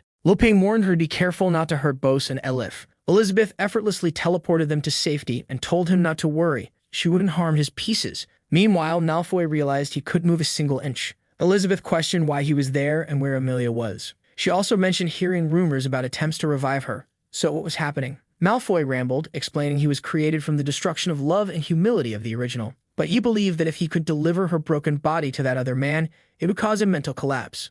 Elizabeth squeezed her hand tighter, crushing him further. She told him to stop speaking nonsense and warned she wouldn't ask again. Malfoy, however, muttered that he didn't understand what was so special about her. He only felt hatred because as long as she existed, he would never find his own purpose. Suddenly, a scroll emerged from his mouth and Elizabeth's magic was dispelled. She recognized it as the power of a demon god. 2 playing cards appeared in front of Malfoy. They depicted the clown from Li Ping's game, who was actually a supreme 3-star demon king. The clown offered Malfoy a deal. If he allowed his soul to be tortured for 100 years, any wish he desired could be granted. Malfoy pointed at Elizabeth and Li Ping, commanding their execution. The summoned monster casually agreed, saying it would be easy. Elizabeth scoffed, calling it ridiculous for a superior being like him to obey lesser creatures. But knowing her magical advantage wasn't enough, she prepared to defend herself. The monster replied that rules were rules, and he had wanted to fight her for a long time. Both were masters of dark magic, and he wanted to see who was stronger. Elizabeth activated the Forbidden Time Zone while he summoned flying daggers. At first, he seemed straightforward, but his attack struck directly, unsettling Elizabeth. The Time Zone magic should have stopped the attack, but it didn't. The clown asked if she now understood that magic level didn't matter as much as the power of rules,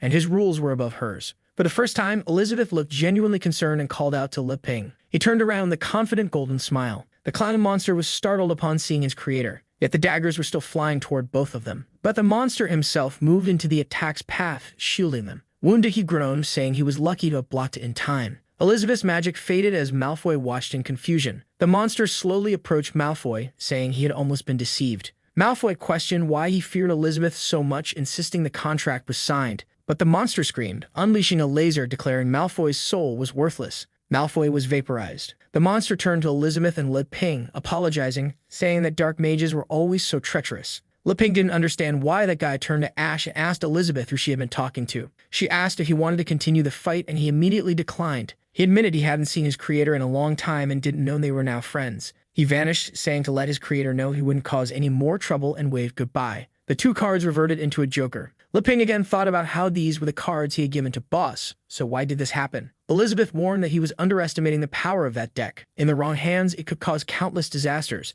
Li Ping questioned how something like that could happen. As far as he knew, those cards were safe with Boss. Elizabeth interpreted this as him suggesting the cards were merely tools and that the user was the key. The cards remained safe with Bose because he was a good-hearted man. Amid the torn tree lay the clown's corpse, split in half. Elizabeth was determined to understand what had happened over the past 500 years. She raised her hand and commanded them to rise. The corpses of Bose and Elif appeared, and she ordered them to explain what had happened. They seemed to be trying to speak, but no sound came out. Li Ping rummaged through his bag and remarked that they looked tortured and extremely dried out. They definitely needed a sip of water. He poured a little water for each of them, and in the next second, they both sprang back to life, calling his name. Our boy smiled, relieved they were healed. Truly, the power of magic was amazing. A bit of water was all it took for them to recover. But then both Bose and Elif collapsed again, saying they deserved death for causing trouble for him and the Demon Queen. Bose insisted that if anyone deserved punishment, it was him for overestimating his abilities. Li Ping told them to get up and ask what happened. Bose explained that the elven tribe had been corrupted by the Black Guild. They had been deceived and their deck of cards was stolen.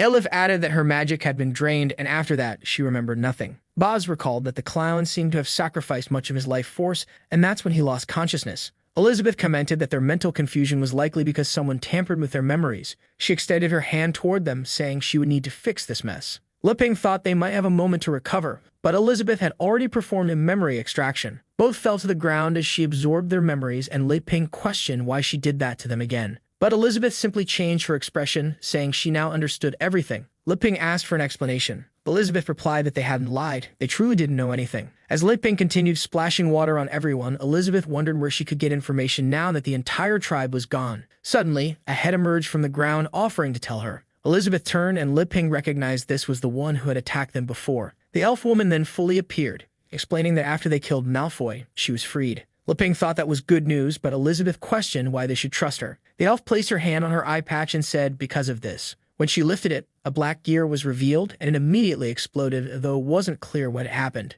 Liping blurted out that she had torn it out, but it was actually Elizabeth who had pulled it free. Elizabeth recognized it as the infamous black gear containing the dark magic those people were using. The elf said that now that it was removed, she would trust them. But Elizabeth immediately performed a forced memory extraction, saying she didn't trust her yet. She grabbed Liping's hand and told him they would watch together this time. They saw the clown arriving at the tree and surrounding it with that purple substance. The elves consumed it and started turning reddish and strange. This elf tried to destroy the tree but was whipped across the face, likely when the clown installed the gear. Later, she seemed to be handing over 100 high-ranking elves to those people. By then, everyone in the forest was already under manipulation. Elizabeth witnessed everything that had transpired, including the moment this woman was killed. Near her appeared the cartoon Archer, which seemed to be how she was saved. Back in a circle with everyone gathered, Elizabeth declared that this was unforgivable. But what was truly unforgivable was that the juice Liping had brought was hers, so he should stop sharing it. Everyone was happily drinking, amazed by how incredible it was. Their magical energy was rising, and they had never felt so invigorated.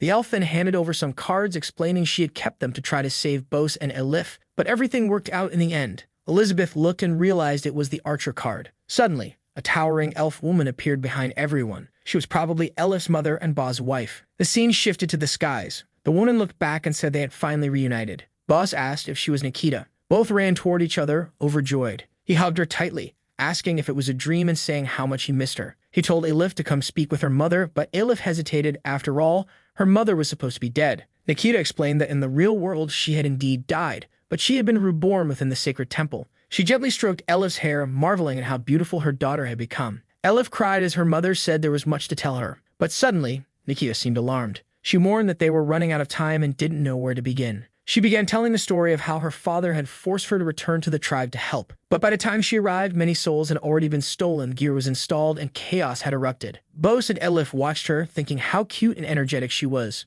Meanwhile, Nikita was animatedly making gestures, explaining everything that had happened. The story was long, but in the end, as they knew, she had died. Still blushing, Bose and Elif watched her, prompting Nikita to ask why they were acting like that instead of paying attention. Bose hugged them both, saying the past didn't matter. All he wanted was to cherish the little time he had with them. All of this was thanks to Mr. Liping, who made his dream of seeing her again come true. Nikita explained she was trapped in that card, but as long as he stayed close to the creator, they could keep seeing each other. Then she began to fade, saying she still had a mission to follow. Elif asked if she was leaving already, but Nikita replied she wasn't going anywhere. She would continue protecting her through the card. The two shouted after her, but she simply told them to remember that those who believe in peace live eternally. With that, she seemed to return to number 4 along with the other souls. They both disappeared into the sky, and back in the present, they were crying. Elizabeth immediately realized their souls had traveled through a dimension, while Liping had no idea what had just happened. Both stood there, fists clenched, fully motivated to forever be Liping's most loyal followers.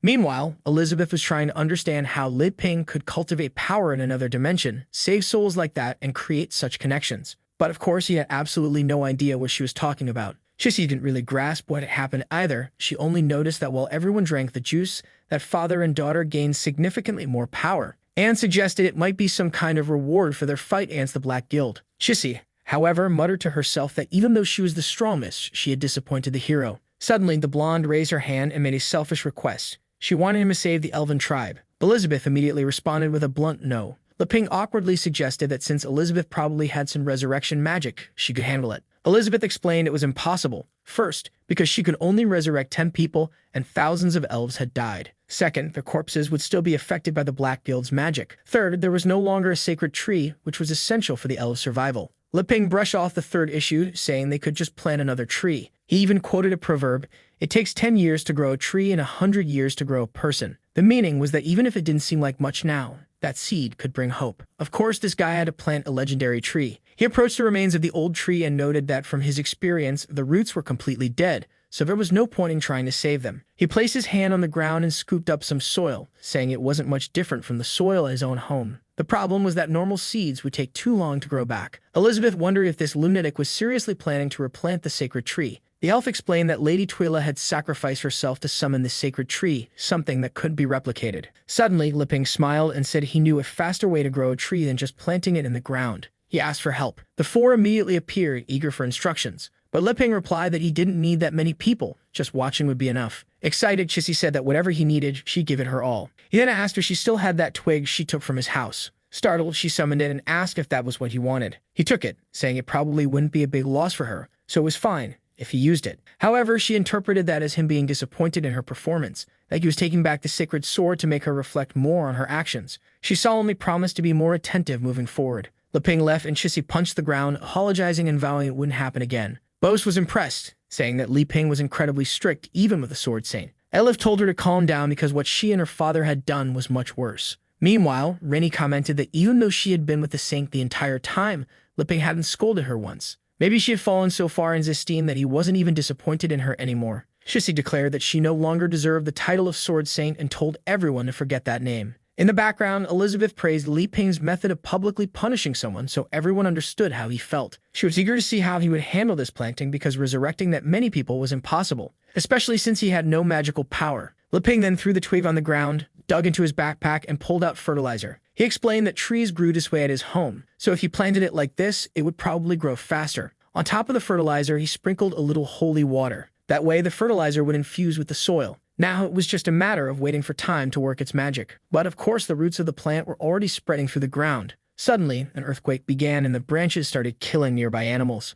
With a touch, they turned into wood and the entire area was being destroyed. The group was confused and even the elves in the forest started fleeing. Something felt different. This was the true arrival of the World Tree. The barrier around the area began to dissipate and Liping was confused. He asked Elizabeth if she knew what was happening. Suddenly, the first branch sprouted leaves, and many more appeared throughout the forest. From inside each one, elves began to emerge and were expelled from the tree. Moments later, they were all on the ground, confused about what happened. Meanwhile, the tree kept growing and expanding. Even strange animals like unicorns began to appear. The eye-patch-wearing elf had no idea how so much magical power was flooding the forest. Not to mention, this sacred tree that Liping had planted was growing far faster than the previous one. Liping watched in amazement, muttering that this thing was growing faster than he expected. He then realized that because he planted it on elven territory, the soil had far more energy to absorb, causing it to grow so rapidly. He teared up, realizing that when it came to magic, this world was truly incomparable. Elizabeth remarked that to resurrect so many people, she would need to consume 10 of her own lives. Strangely, she admitted that she could recover from that after some rest. However, Liping had achieved far more without even using a single spell. She noticed that each flower was functioning like a vessel for souls, while the roots absorbed the necessary nutrients and magic to reconstruct the bodies. Elizabeth understood the basic principle but had no idea how the spirit and body were fused so perfectly. Even the magical items she most admired were nowhere near capable of reconstructing life like this. That's when she concluded that the only way something like this could happen was if Liping were a divine being, someone capable of rewriting the laws of nature. Man, she even dropped to her knees. In that moment, she realized there were things he could do that she never could. It was no coincidence that the clown called him the creator. Bose turned to Elif, saying he felt something strange and asked if she could sense the elves' aura. She replied that it felt like Liping had resurrected everyone, because she could sense countless elves around them. Meanwhile, Chissy reflected that the same branch she had wasted in her hands had been used perfectly by him, and commented that even with the full understanding granted by the demon's red eye, she couldn't figure out what he had done. Liping, casually scratching his head, simply said he tried to help however he could. Approaching the two, he told them the rest was up to them. The blonde questioned what he meant by the rest, since there wasn't much else to do. Liping explained that some of the saplings hadn't matured properly yet, and he was leaving that in her hands. But she lowered her head, saying she couldn't handle something like that. Even though she was an elder, she had also been the one who hurt her own people. Suddenly, she smiled and pointed to the group in front of them. She said it was Elif's mother who had saved her, and as a descendant of the elders, Elif was the most suitable person to care for the sacred tree. Bose was confused, and Elif nervously asked if they were talking about her. Liping smiled and said it was a great idea. Since she was of mixed human and elf blood, it was the perfect chance to end the division. Elif hesitated, unsure of how she could manage such a responsibility. But Bose placed a hand on her shoulder and they both bowed, promising to help her as much as possible. He reminded her of what her mother had said, that as long as they were heroes, they had to give their best. Lenchit, the eye-patch-wearing elf, grabbed her hand, promising to continue working as a general and doing everything for the tribe. The three of them were determined to do their best to make the hero happy. Annie remarked that this was a redistribution of power, as now the Card Guild would take care of the elven forest. Chissy observed quietly, and Li Ping called out to Elizabeth, saying it was time to go home. But he seemed to notice something strange and tapped Elizabeth's head, asking what was going on. Suddenly, someone approached and asked him to wait. It was Chissy, saying she had a favorite ask. He asked when it was, and she said she wanted to know the true meaning of the Tai Chi sword. Since she started practicing the 10 moves he taught her, she had been struggling to control her power. She wanted to know what she was doing wrong and begged for his help. Li Ping thought for a moment and then said he would tell the truth. When it came to the secrets of that sword, he tended to forget everything. Confused, she asked if he just said he forgot. He confirmed and suggested she return to the Sword Saint Guild to learn. The three of them were shocked to hear that, thinking he was humiliating her. Trembling, Chissy asked if he was saying this because her swordsmanship was that bad. She had been the one who taught swordsmanship to the saints of the Sword Guild, so what was he implying? Li Ping admitted he couldn't explain it well, but what fascinated him most about the Tai Chi technique was the formless sword. He remembered seeing the sword saint of the guild during a competition, using something similar that extended from his finger. He figured that if Chissy went back, she might find the answer she was looking for. The moment he pointed his finger at her, her soul literally left her body. She was instantly transported to the mountains. What was happening to her? Suddenly, she was being carried away, and when she opened her eyes, she was in front of the Kunlun Mountains. Or rather, no, she was flying on a sword through the skies, traveling toward the so-called Kunlun. Yeah, my friends, I'm just as lost as you. But she finally arrived at a temple, where a sword appeared in her hand. There were some children practicing, and in front of them stood an old bearded man. He seemed to stretch out a brush, and with that, the children attacked Chissy. But in the next second, her sword fell to the ground. She was beaten and now looked younger. Apparently, she was there due to report practice. I don't know if she got younger, if this was the past or the future, but I know she cultivated by the waterfall. The children attacked her again. She looked back, but the old man did nothing. Once again, she face-planted into the ground, landed on her butt, was tossed into the air. Then she sat at a table with the old man, in front of a giant incense burner. He served tea and extended his hands toward her. She took it from the table, took a sip, and observed the place,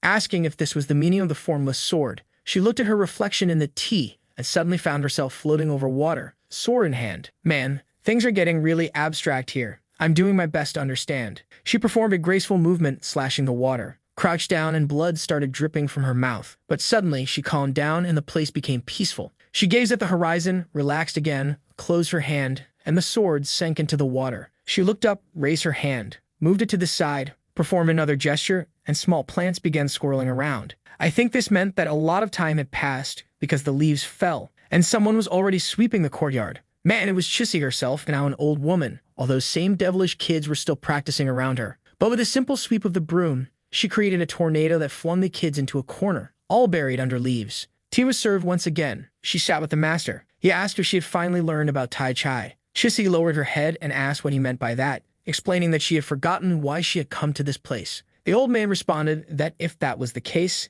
it was time for her to return. She asked, return where? And suddenly she was back as the healthy Chissy we know. The old man told her she needed to find herself and become nature, not try to control it, but integrate with it. That was the true meaning of Tai Chi. She replied that she didn't know how to repay him for such wisdom and begged to at least know his name. The master said it wasn't important, but his name was Zhang Sanfeng. For those who don't know, that's the name of the actual creator of Tai Chi. With that, she vanished and he wondered who would appear next. Li Ping stood there, stunned, trying to understand what had just happened. Chissy was floating in the sky, rapidly advancing through realms. She had now become a 4-star demon king. Annie commented that the Sword Saint had ascended 3 entire realms in mere moments. Aerith and Bose were shocked. They both knew that only someone like Li Ping could make something like that happen. Chissy then descended and thanked him for guiding her this way. She explained that she now understood her mistakes and would strictly follow his instructions from now on. She would return to the Sword Saint Guild and start teaching everyone about Tai Chi, abandoning swordsmanship. In the blink of an eye, she disappeared, becoming a star in the sky. Li Ping waved goodbye, thinking how hard it was to understand these powerful people. They changed their minds out of nowhere. He then asked what everyone else wanted to do, and if they needed Elizabeth's teleport. Illa said she would help rebuild the tribe. Boaz said that after recovering the cards, he would help the guild and return to support the tribe. Annie replied that she preferred to return alone because the teleport made her nauseous, but in truth she decided to go somewhere else. Li Ping commented that since everyone had personal plans, he and Elizabeth would head back first. He started poking Elizabeth, asking what her problem was, telling her to hurry home. She just stretched out her finger, activated the teleport, and meanwhile, Chissy was soaring through the skies. Looking down, she saw 2 men standing in front of a gear. They were two members of the Sword Saint Guild named Ash and Bally. Ash, the one in the suit, said it all made sense now. How the guild members had transformed into these apostles. The creature in front of them was the six-pillar demon, Faradizag. Faradizag declared that he would show the strength of the beast race. He lunged forward, activating 100% muscle release. Ash quickly dodged and asked Elder Bally what they should do. Bally replied, telling him never to underestimate himself and to remember that the old man had already reached the rank of a demon lord. As soon as Bally unsheathed his sword, he activated the needle flash ability. In the blink of an eye, the wolf was covered in needles, all over his body, even in his head and tongue. Ash stepped back, performed a jutsu-like move straight out of Sasuke's playbook, and summoned a concrete binding technique. The wolf began getting trapped but still charged forward. Ash activated another ability, blade vibration within the concrete, probably to solidify it quickly. The wolf struggled in the middle of it all and glanced to the side, while Ash pushed the ability to its limit. The concrete trembled and the entire ground in the region lifted. The wolf, now coughing up blood, was being crushed and slammed into the ground. Bally calmly observed from a wooden beam nearby, praising how well Ash was fighting and saying that's why he had high expectations for him. Ash finished the attack and announced that the vibration was complete. Bally congratulated him, saying soon you would surpass the blue blade. Ash humbly replied that he would move forward step by step. But of course it wasn't going to be that easy. The concrete shattered. A thick cloud of smoke rose and Ash immediately asked if Bally could sense that terrifying aura. The old man told him to focus and raise a barrier. He activated the Blade of Darkness ability, summoning 3 swords in front of him. But from within the smoke, the wolf simply stretched out his hand and flicked them away. The 3 swords shattered instantly. Ash was coughing up blood and was thrown toward Bally. The wolf, now thin and sinister, walked toward them. Man, I thought they'd last a bit longer than that. The wolf muttered that the other guy was right. These gears only served as conduits. He needed to dive into chaotic power to find infinite energy. He spread his arms wide, boasting that he had now surpassed the power of Lord Malfoy. But suddenly, 2 slashes cut through him. Bally instantly recognized Chissy. Man, there was no drama. The wolf was already on the ground and she casually asked Bally what he was doing there. Wow, I thought this little wolf would be a tough opponent, but he barely lasted a panel. The old man explained that he had gone south, hoping to find a small nation that could help them fight the Black Guild. Chissy acknowledged this, but insisted they all return to the guild first. Before continuing with any plans, she had an important announcement to make. The scene shifted to the demon realm inside a goblin cave. A minotaur-like man remarked that he had heard these goblins were different from the ones outside, because they had never made contact with humans. The green-haired man reassured him, saying that besides having the green sword in the group, they also had Mr. Travy, so if any goblins appeared, they'd just wipe them out. The pink-haired man, who I assume was Mr. Travy, said that if it weren't for a favor he owed the Holy Guild, he'd never be there. Meanwhile, the mage admitted that the idea of barbaric goblins made her uneasy. Man, I'm starting to worry this is turning into Goblin Slayer. The Minotaur explained that due to the lack of competitions lately, they decided to take the risk in a place like this. The green sword looked ahead at something massive and promised to protect it carefully. The mage severed gem was reacting strongly, indicating numerous creatures approaching. The green-haired guy looked deeper into the cave and realized they had been discovered. Suddenly, a horde of drooling goblins rushed toward them. Aw man, they're talking about women. Yeah, I'm getting serious Goblin Slayer vibes. I knew it was coming. The guy whipped out his giant sword and declared himself ready for battle. The goblins looked a bit twisted, so maybe they had a chance. Nope, blood splattered and Travy was already slumped against the wall. He tried to say something about these barbaric goblins lacking magic, but then he got clubbed in the head. Everyone was already dead. The Minotaur's head was on the ground and the green-haired guy was sliced up while the mage was tied up. Then a massive fat goblin stomped forward, declaring it was time to make babies. But something suddenly clenched its hand. It seemed like he was about to attack, but as time passed, the fat goblin was lying there, lifeless. Actually, he had been turned into slime and appeared to be trapped in an illusion. The mage was licking her fingers.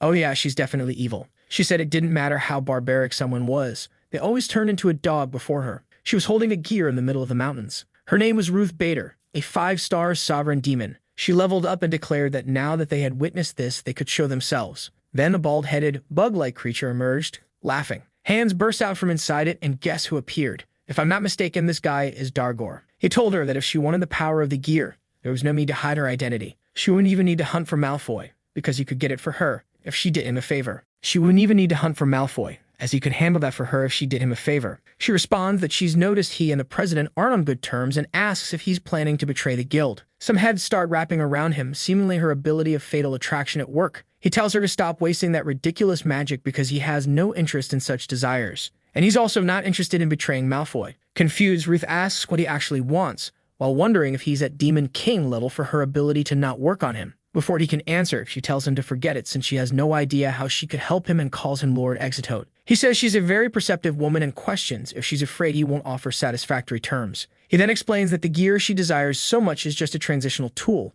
If she accepts his contract, she could gain 10 times more power. Suddenly, something called chaotic power emerges from his mouth. He explains that it's enough for her to skip the Demon Lord level entirely and jump straight to Demon King. She would become stronger with that than by absorbing 1,000 gears. The reason, he says, is that her charm ability is incredibly effective, which is why she was chosen. As she observes the chaotic power, she's dazzled by the idea of reaching Demon King level so quickly. She says that if that's the case, then the deal is done. Back at our dear Lei Ping's house, his little plant is on the ground recovering. He comments that the magical world is amazing and that plants can even understand humans, which is unusual for him. However, he tells the plant that he has to go back home and wishes it a long life. But as soon as he leaves, Lei Ping's other plants are already staring at it. Then he tells Elizabeth that he's back and asks if she wants some freshly sliced apples. She's still in her chibi form and says no. She mentions that apples aren't as good as these snacks. He says that's obvious, but that she shouldn't eat so much and tells her to relax while he makes a snack. She puts the snack aside and grabs a Coke. She takes a big gulp, while he wonders what happened to make her so depressed.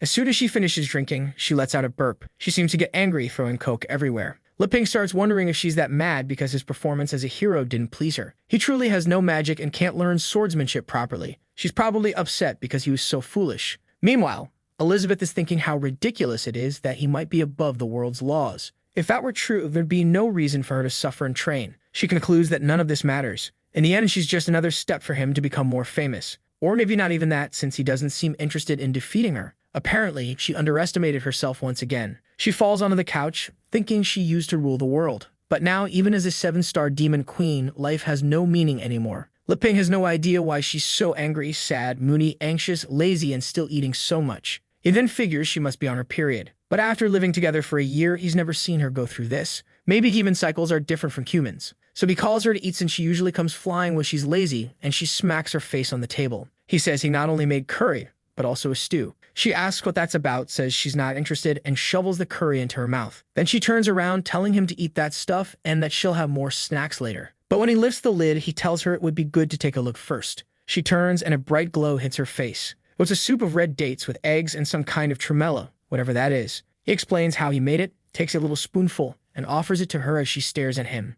Obviously, she finds him creepy. But her expression doesn't change and he's all smiles, politely asking her to try it. Not caring much, she decides to accept and taste it. Immediately, her expression changes and she seems to be teleported inside a sauna. Looking down, the thing was really hot. Someone in front of her says this was the brown sugar sauna. 3 little people in the corner say it's extremely good for circulation and restoring strength. Each of the 3 represented a spice, and they said they were there to serve her. A towel is thrown. Thank goodness it arrived just in time as Elizabeth asks what kind of service they mean. The little woman on the right says it's a full-body massage that would nourish her yin and make her skin more beautiful. With that, the soup broth starts moving and Elizabeth is floating peculiarly. The 3 spin the little towel, and she falls face first to the floor. She tries to get up, asking what they think they're doing. But one of them approaches and takes her hand. She tells her not to worry and just close her eyes and enjoy the massage. Elizabeth wanted to break free, but at the same time realized the feeling was very pleasant. Another one works on her back and says not to worry, that this would bring her calm and she didn't need to resist. It was an egg white massage that would make her skin extremely youthful. With that, the 2 continued helping until, after a while, the red-faced one said it was his turn. The little girl turned and said she still wasn't relaxed enough. But maybe it was fine since she got a solid foundation and could probably handle it.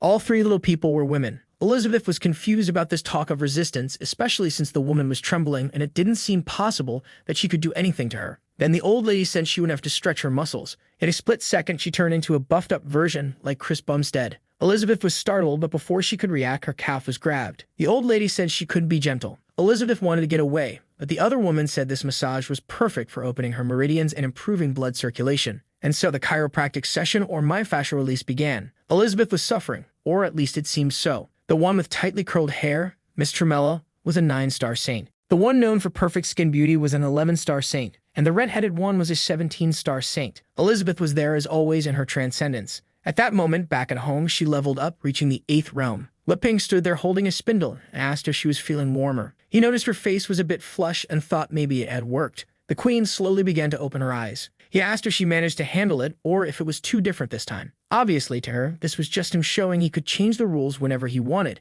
so she had no way to win. The gap between them was so vast that there was nothing she could do, and she might as well accept defeat. Elizabeth was sweating, not even knowing what to say. Suddenly, she reverted to her chubby form and said that this rule-changing thing was real, so there was nothing she could do. She collapsed onto the table and said it didn't matter what she ate since everything would stay the same. Not understanding why she didn't seem to improve, Li Ping said he would let her rest for a while and wouldn't bother her anymore. Then he said he was going out to train with Alpha and asked if she was okay with that. Slumped on the couch, she just told him to do whatever he wanted. But when Li Ping got outside, he noticed Alpha wasn't at his usual spot on the tree trunk. He knew the boy had often hung out with Wang Kai and wondered if the two had gone for a walk. Elsewhere on the property, they were together. Alpha was complaining about a strange noise he was hearing getting louder and louder. Wang Kai asked if he was trying to be lazy since he himself wasn't hearing anything. Alpha insisted he was, saying he had a buzzing in his ear for days and couldn't even sleep properly. Suddenly, Wang Kai stood up and told him to get ready because something suspicious was approaching from 3 kilometers away.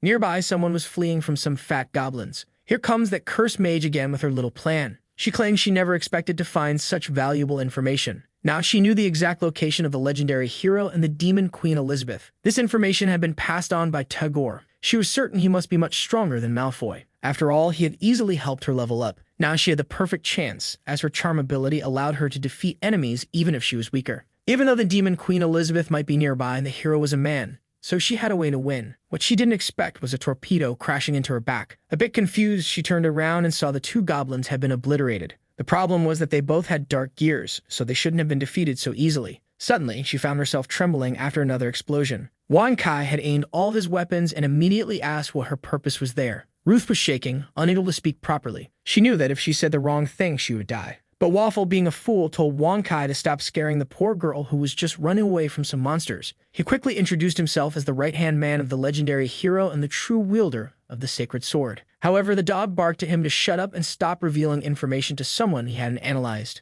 The analysis arm approached while Ruth wondered if that was a monster, a magical tool, or something else. Ruth could feel the energy scanning her body, and if her secret were discovered, it would be the end. Suddenly, she activated her power, realizing that in this situation, she had to strike first. Fatal attraction was activated. Instantly, Alpha fell into a trance. He imagined himself beside a heroic Li Ping, who asked what his partner was thinking. With that, they were already slicing copper, fighting dragons, traveling around, dueling here and there, and celebrating after each victory. Meanwhile, things outside were probably chaotic. Now he was commanding a ship and invading Elizabeth's castle. Apparently, the hero fought bravely, and she was already defeated on the ground. Li Ping raised his sword, saying that when he was lost, Alpha had guided him. They were truly great partners. Alpha smiled, saying that this was the bond they would always have and that it was good to be with him. Then we see an explosion behind Wang Kai. Whoa, looks like the illusion worked on him too, and now he's running across the field, fleeing from Li Ping. He throws a frisbee, and Alpha catches both and has fun. Elizabeth closed the snack bag, but Li Ping kept petting Wang Kai.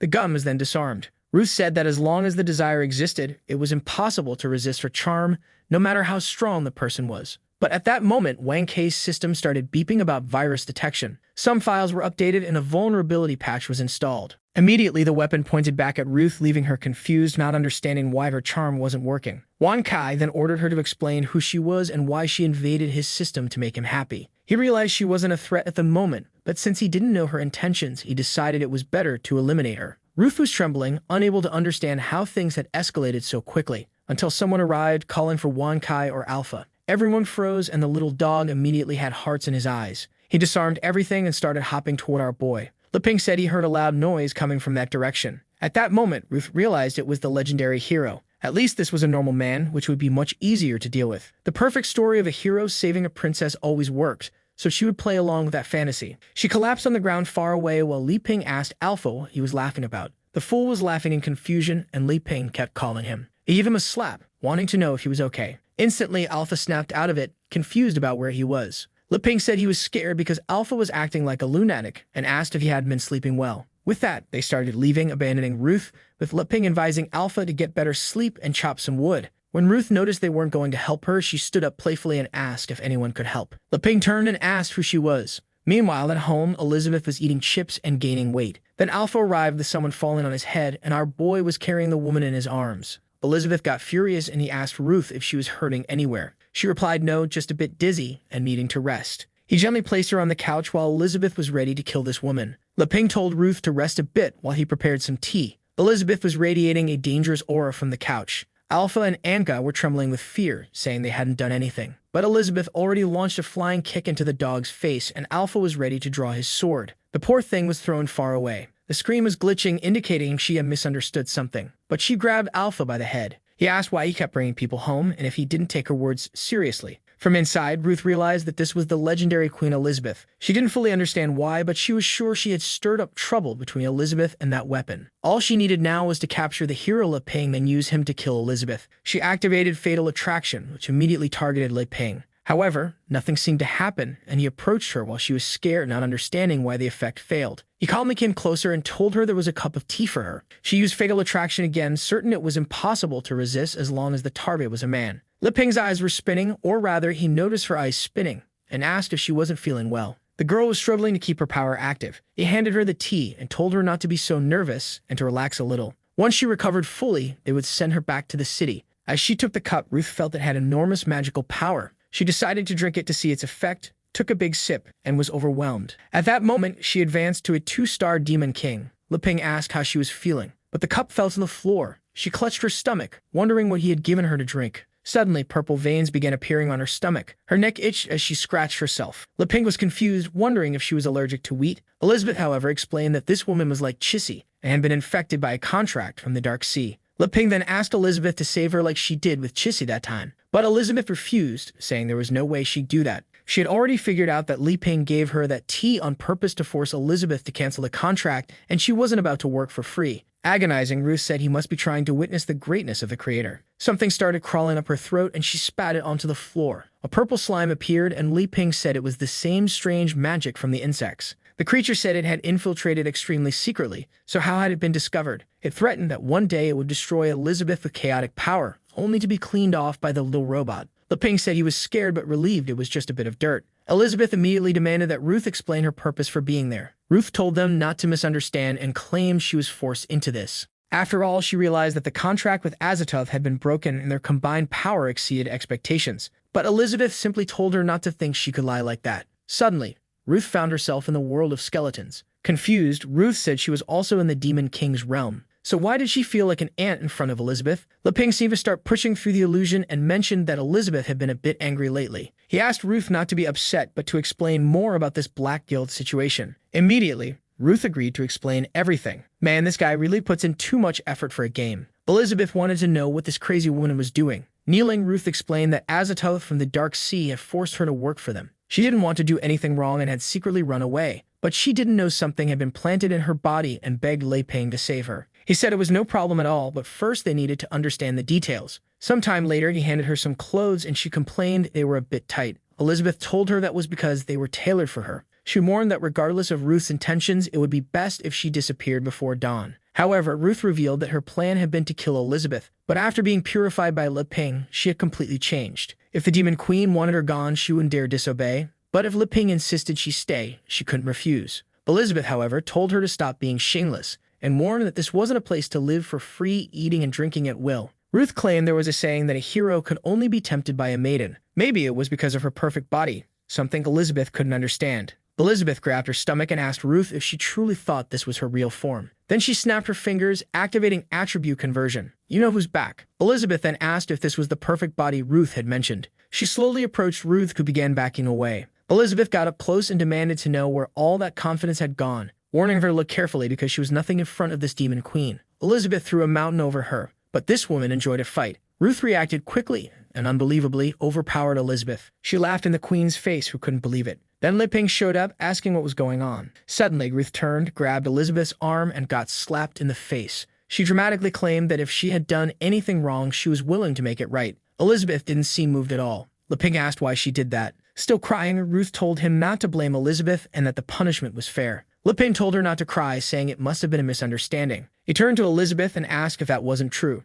Ruth was sure Elizabeth would try to justify herself. All she needed to do was take the blame and Le Ping would protect her. But Elizabeth bluntly replied that there was no justification. She just wanted to hit Ruth, and she didn't see any problem with that. Embarrassed, Ruth asked Le Ping for help. He crossed his arms and called out to Elizabeth, who asked what it was. He gave a thumbs up and said if she hit Ruth, she must have had a good reason. Le Ping told Ruth that Elizabeth was a demon queen, so she could sense dark powers. That slap was probably to eliminate any leftover magic. He patted Elizabeth and said he wouldn't bother them anymore and was heading out. Ruth trembled, begging Leping not to leave now. As soon as he left, Elizabeth scoffed, saying that was a very clumsy little trick. She warned Ruth that she didn't even consider her a threat, so she wouldn't take her seriously. If Ruth thought she could make a difference in that house, she was overestimating herself. Man, Ruth got completely destroyed at her own game. Meanwhile, outside, Wang Kai was fixing himself up. After dinner, Ruth had evolved into a 3-star demon king. Leping asked if she wanted a bit more rice with pork, but her nose was already bleeding. She said no, she had eaten more than enough. The truth was, she knew she was advancing too fast and her body was struggling to keep up. Meanwhile, Leping served a massive portion for Elizabeth. She wondered how they could eat that as if it were a casual meal. The problem was that she was in the realm of a demon king, supposedly the highest in this world,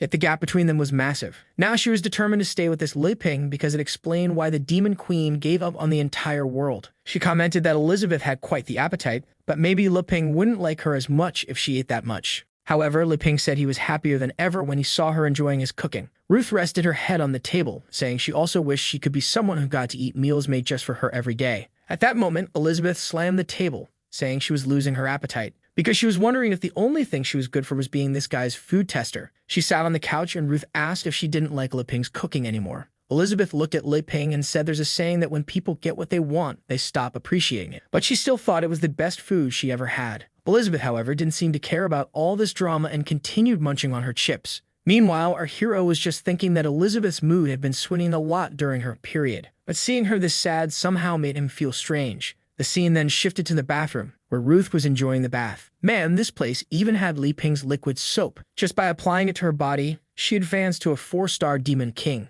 She told herself how amazing it was that simple things like drinking water, eating, and bathing were incredible in this place. She used to follow the strong because she thought it was the best way to evolve in this world. But she never dreamed of owning everything. Now with Leping nearby, she was sure she could achieve something like that. If she had him, she could have the whole world. From now on, she would abandon who she once was and become someone solely focused on conquering Leping. Our boy was in the living room when she shouted from the bathroom, asking for clothes. He thought about fetching some, but she suddenly appeared in a towel, telling him not to worry. Leping tried to explain that the towel she was using was his, but she sat between the two of them, saying it was fine. It's just that Elizabeth's clothes were too tight on her. Then she asked if he was watching something called Icky, whatever that was. She clung to him, saying that whatever it was, she wanted to watch it with him. But she bumped her head on the couch when he moved away. He told her not to worry and that he'd go grab some clothes for her. Ruth, annoyed, thought he was trying to escape again. She stood up and said it was fine. She'd still have plenty of chances to keep pursuing him, and eventually he'd fall. Until suddenly, her mouth was covered. Elizabeth said her plan was to avoid dealing with a minion like Ruth. Ruth couldn't react, and Elizabeth said she was curious about a friend who was part of the Black Guild. Ruth panicked, and Elizabeth told her to fix that towel or their channel might get shut down. Elizabeth assured her she wouldn't die as long as she cooperated. Ruth told herself that to conquer Leping, she couldn't afford to lose. She activated Fatal Attraction, saying she'd show the power of a 4-star demon king. But suddenly, she was in prisoner clothes in a room full of torture devices. Girl, you better run from there. Oh no. Someone was approaching, and even I was getting scared of what would appear next. The door slowly creaked open, and Ruth was terrified. She asked what was going on because this person should have fallen into her illusion. Elizabeth was surprisingly calm, considering her standards, holding a whip. She said Ruth had indeed fallen into the trap on purpose. But at the same time, Elizabeth had brought her here for this. Ruth questioned if Elizabeth wasn't afraid of what Leping would do when he returned and saw her like this. But the queen explained that she had made some adjustments to this primitive illusion. 1 hour here equaled 10 seconds outside. Once the time ended, she'd return and nothing would have happened. Ruth laughed and asked if Elizabeth was doing this to make her give up on Leping. But she could be sure that would never happen. She had already realized that with just small favors from him, she was advancing. So her future was limitless.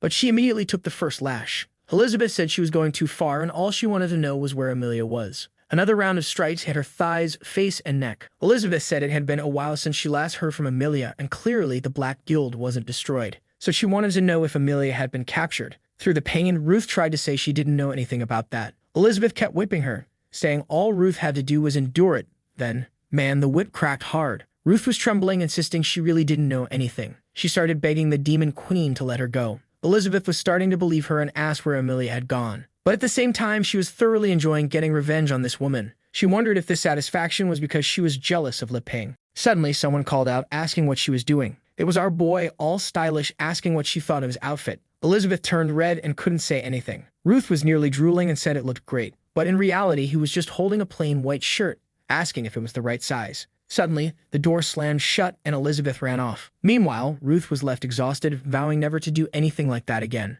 Leping was startled when he saw Ruth in that state. Night fell, and Ruth was wrapped in blankets. She had no idea what had just happened, but the fear still lingered in her body. Now that she was a 4-star demon king, she was as strong as the Sword Queen or even the Black Guild itself. So why did those two in front of her make her feel like an ant? Then she suddenly got up, fired up, saying she wouldn't give up and had to dive deeper. But something caught her attention. Elizabeth was standing at the window staring at her. She pointed to her eyes and told Ruth she was watching her. With that, Ruth dove back under the blankets. Elizabeth remembered that she had forced Lei Ping to promise he wouldn't let anyone else sleep in her bed. He probably agreed to bring this woman in as some sort of competition. He might be able to alter the world's rules, but he couldn't change people's emotions. Slowly, she would defeat this woman in this competition, and, in a way, defeat him too. Morning arrived, and our boy woke up. Something caught his attention. There was Ruth cleaning the floor, and he told her there was no need for that since they had a little robot that would take care of everything. He asked Elizabeth what she did, and she immediately replied that she didn't force Ruth to do anything, so it wasn't her problem. All glowing, Ruth said that she had made a mess on the floor yesterday and just wanted to clean up a bit.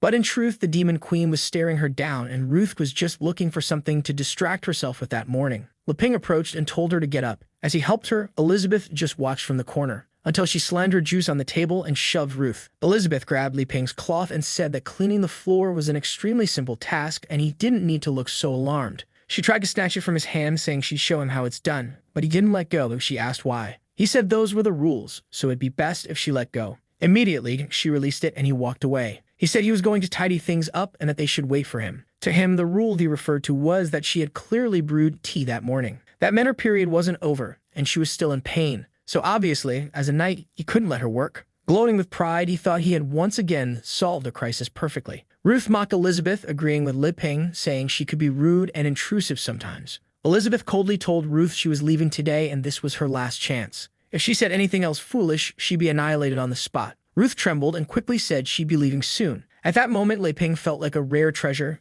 and the second strongest person in the world was guarding him. Some eggs were fried, and our boy made ramen for breakfast. He gave a thumbs up, telling everyone to come eat. Ruth hesitated and asked Elizabeth if she could eat it. Elizabeth snapped that she should eat quickly and disappear. Ruth started eating, saddened that this would be the last gift she received from the hero. At first, Lei Ping asked why she was leaving so soon. Elizabeth simply said she'd open a portal as soon as Ruth finished eating and questioned why Lei Ping cared so much. He said he just wanted to ask Shissy and Mr. Bose for help, since everyone was against the Black Guild. Ruth asked if he meant that Shissy and Bose from the Card Guild. Elizabeth told her to shut up and reminded her that Ruth had already decided where she was going. Ruth knew she had no more chances to stay, but now she realized the growth of the Card Guild and Shissy's disappearance were connected to this place. Lei Ping suggested they could keep discussing it for now. Ruth sipped some water and started eating eggs. Elizabeth asked why she was making so much noise while eating. Lei Ping told her to stop putting so much vinegar on her food. It seemed like a saying to stop being jealous, but at the same time she was actually using vinegar. Obviously, the queen was embarrassed, thinking he was calling her out for being jealous. He explained that too much vinegar would ruin the food. She looked down and realized it was indeed terrible, but she slammed the table, claiming it didn't matter because she liked it anyway and kept eating. He asked if it was really good, and despite suffering, she said it was delicious. But obviously, it was overwhelmingly sour.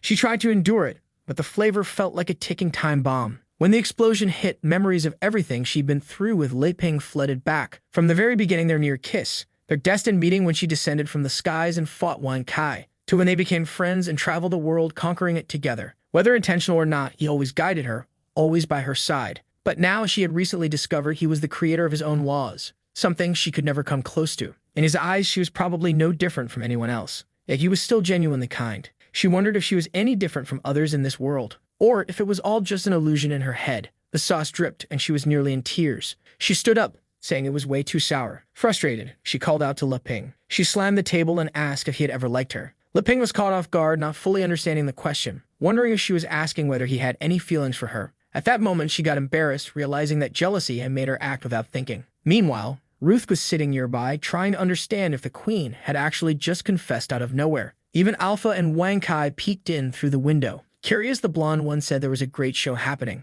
Elizabeth told them to get lost, and they immediately whistled as they left, saying they had a courtyard to patrol. Elizabeth ordered Ruth to go back to eating her ramen, startling her into turning around. Lei Ping looked a bit awkward, but Elizabeth insisted she had asked a question. He nervously asked if she meant that she wanted more eggs and ramen, and if so, he could cook more for her. Tired of it, Elizabeth told him to stop playing dumb and answer her directly. The question had been obvious, so she wanted an obvious answer. Man, Lei Ping's heart was pounding out of his chest. 1,000 thoughts ran through his head. Should he keep acting clueless? Had he finally been found out? He didn't know if he should run or if he could even say yes or no. The problem was he didn't want to offend her, but he also needed her reputation to survive in this world. Or maybe she liked him too, but he thought that was impossible. After all, they were from different worlds, and she was far stronger than him. In the end, he concluded that even though this question put his life at risk, he should answer with his heart. Blushing, he hesitated until Elizabeth slammed the table and demanded a yes or no answer. He finally admitted that he liked how she got mad at him sometimes, how eager she seemed to eat what he cooked, how they explored the world together,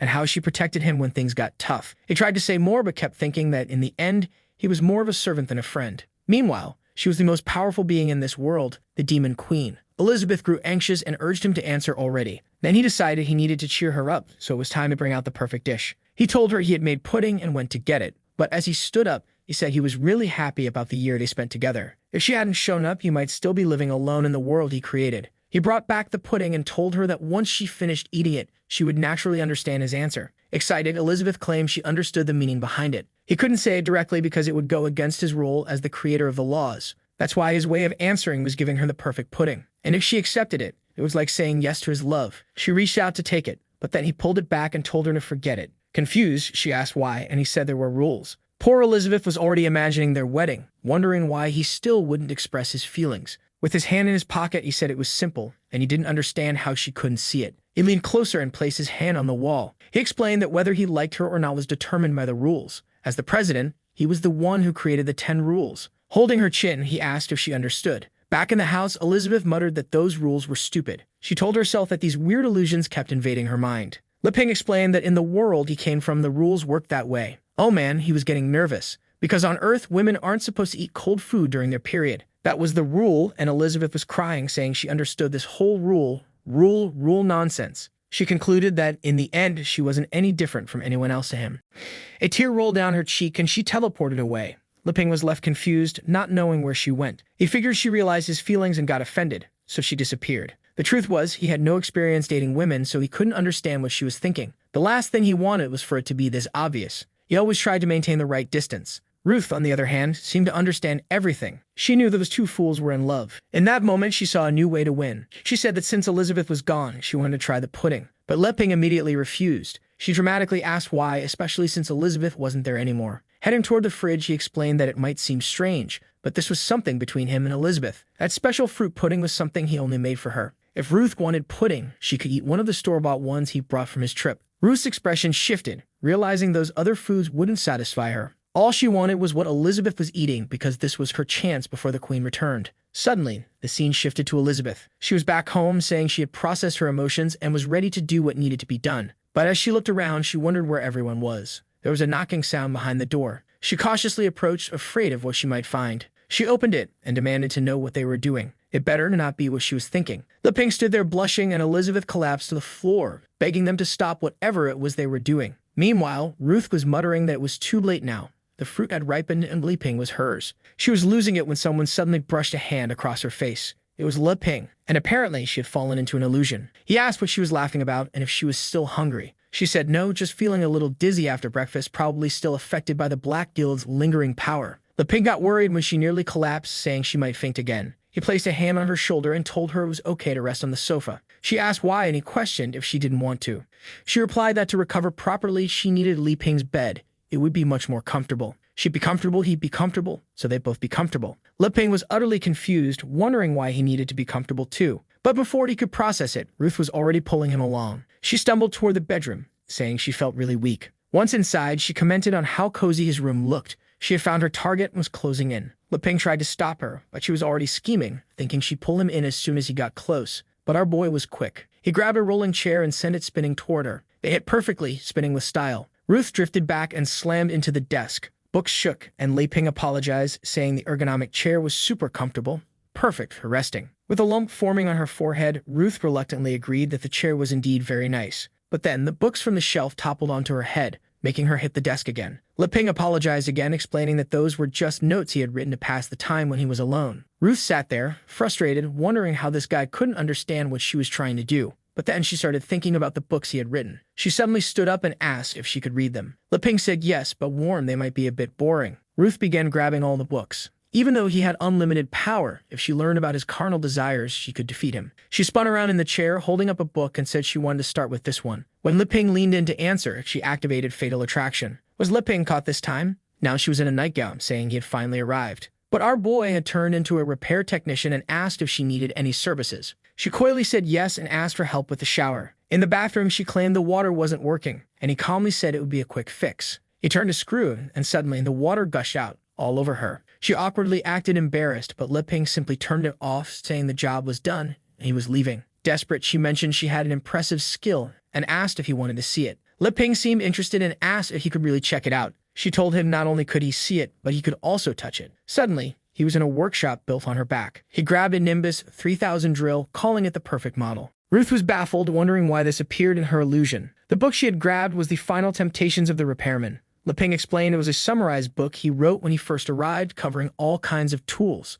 He got emotional, saying how time had flown. Ruth, irritated, asked why the book was even called The Final Temptation. He looked away and said she wouldn't be so direct this time. Maybe she should try using charm through preferences. Ruth grabbed another book, Thoughts on Medical Care. The scene shifted to a medical office. She walked in and called for the doctor. Liping, now in a white coat, welcomed her to the Liping Health Club and asked what was wrong. She sat in front of him, claiming she felt very tired and asked for help with her condition. He grabbed her arm, checking her pulse, and diagnosed her with weak energy, an unstable heart, and kidney yin deficiency. She asked for treatment, suggesting that if she was satisfied, she might pay him well. Before she could say more, something splashed in her face, making her recoil. Liping calmly offered her traditional Chinese medicine to drink twice a day for a full recovery. Ruth apologized, saying she couldn't stand the smell of that medicine. Maybe a massage would be better. Liping nodded, saying he knew a bone massage that was much more stimulating than medicine, but she'd need to remove some clothing. Intrigued, Ruth agreed, thinking she'd finally taken control. Liping gently placed his hand near her neck, telling her not to worry, it was just the collar. As she leaned in, curious about what he'd do next, he suddenly cracked her neck in a chiropractic adjustment. 2 quick presses along her spine to align the vertebrae. It looked painful, and yes, she was definitely suffering. Liping placed his hand beside Ruth's head and told her to calm down. If she survived this, the impurities in her body would be eliminated. Then there was a loud crack. He asked how she was feeling and if she was more relaxed. Overwhelmed, Ruth said yes. Her body felt much lighter. But then suddenly, her body collapsed to the ground, shocking her. Back in reality, she was holding her head, screaming in pain. Liping warned her to be careful because the things in that book were made by professionals and she shouldn't imitate them or she could get hurt. He apologized and said he understood now. Man, she even regressed from a 4-star demon queen back to 3 stars. Now she realized it wasn't charm working on Liping, but the book pulling her into its world. But there was still one book left, The Campus Memories of Complex Relationships. She was certain that inside, she'd find everything she needed to conquer the legendary hero. It was too rare of an opportunity to give up. Then we see our boy in a school setting. A towering teacher asked if he had finished his homework and said she'd check it. He casually replied that it wasn't necessary since he finished long ago and was now solving his own problems. Still, the teacher approached to check what he was working on. It was a bunch of geometry problems, finding the conditions of a triangle's angles, analyzing 2 semicircles inside a square, and calculating isolated areas. Problem after problem, all about space and circles. Ruth wondered if this was related to magic circles. The problems clearly held ancient and mysterious power. Just by looking at them, she felt an invisible pressure. She was sure that if she mastered them, she would glimpse the truth of the world, but it was far too difficult. But Liping said all that was easy if you had high school math knowledge. Ruth weakly told him not to pressure himself too much and to relax for now. Then something caught his attention. His phone was ringing and a girl's photo popped up on the screen. He stood up, telling the teacher he had to leave because his girlfriend was calling. The teacher scolded him for not only bringing his phone but also getting into relationships. But Liping calmly replied that none of this was real. He graduated a long time ago. If she wanted, he could recite the entire derivatives table. He began spouting off countless formulas and complex calculations, and the teacher begged him to stop because her head was hurting. Ruth collapsed to the floor while Liping casually stood next to Elizabeth by the door. The numbers continued swirling in Ruth's mind, causing her brain to overload.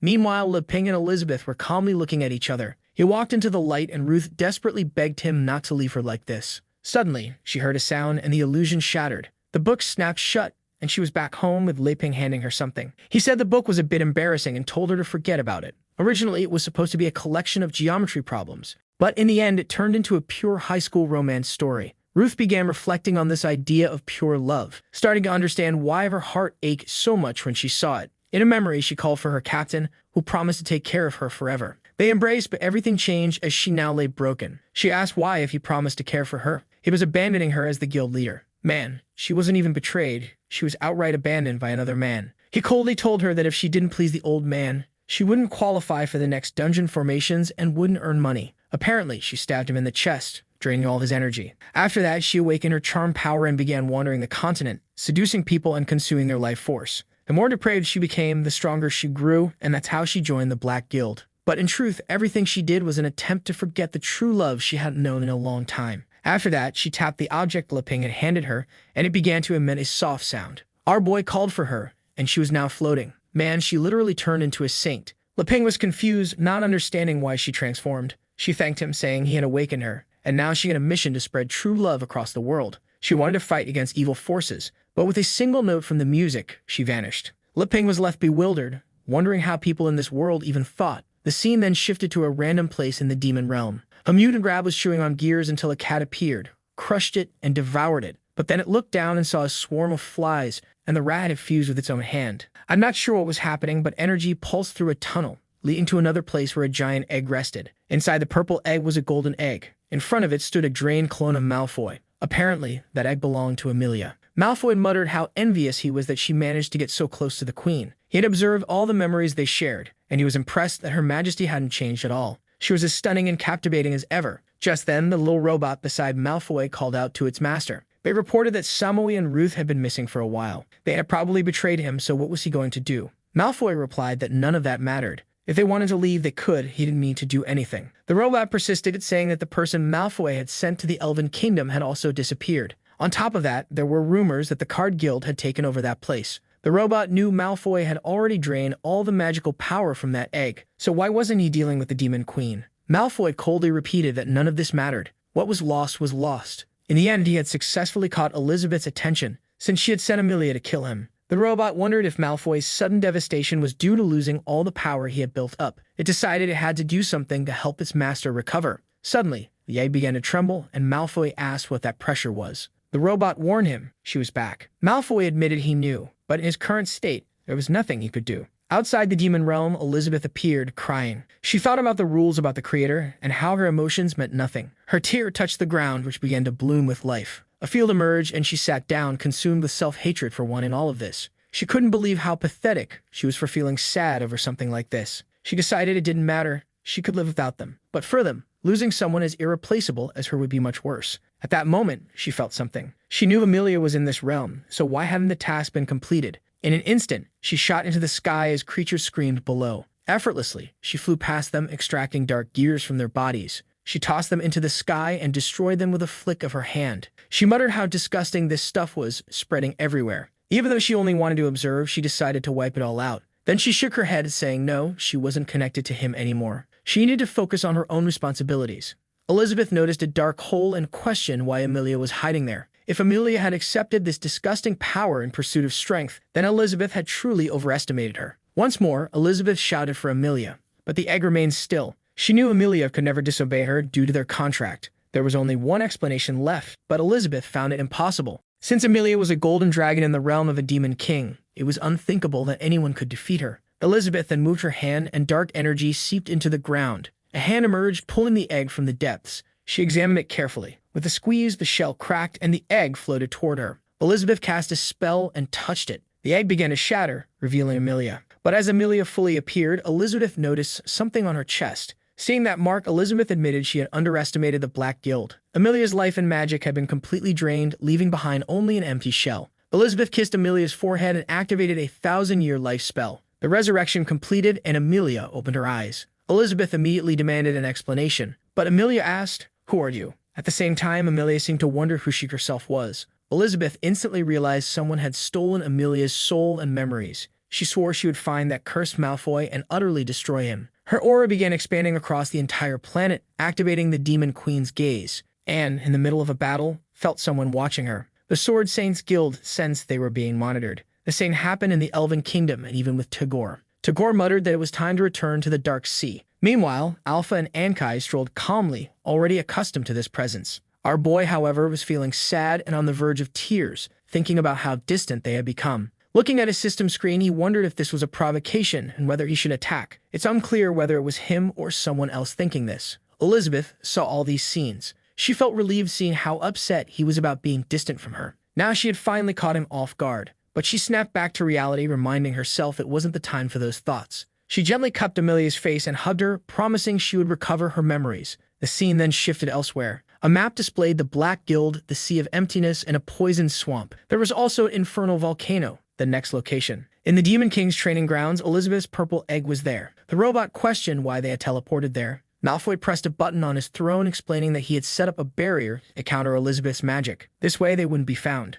The robot, confused, asked if finding Elizabeth wasn't his ultimate goal. Malfoy confirmed it was, but that was exactly why he needed to be in peak condition before confronting her. The robot tried to stay calm and ask if there was anything it could do for its master. Malfoy calmly replied that for now there was nothing the robot could do. This was a test of patience, and whoever could endure the longest would win. He began quoting numerous sayings, all basically emphasizing that patience leads to victory. For him, someone who had been waiting for so long, continuing to wait was easy. Once again, he watched Amelia's memories. He commented that beyond everything else, he could comfortably watch all these memories, which was something quite enjoyable for him. The robot grew frustrated. It knew it was easy for the old man to say that. But Malfoy should understand that all the other guilds were growing stronger while they were steadily losing influence. Meanwhile, back with Li Ping, he casually remarked that it had been a while since she left. As he chopped onions, his eyes teared up. He thought about making onion soup because it always cheered her up. He tossed the chopped onions into the pot, wondering if his feelings were that obvious. And even after everything that happened, could they still be friends? Glancing at the clock with the soup ready on the table, he couldn't understand why she wasn't back yet. Then the door suddenly opened and his face lit up with excitement. But it was only Alpha and Wang Kai. Disappointed, he asked if they had seen a like on this video that helps Mamoru make more juicy content for his viewers, activate the cheeky little bell, and I'm out.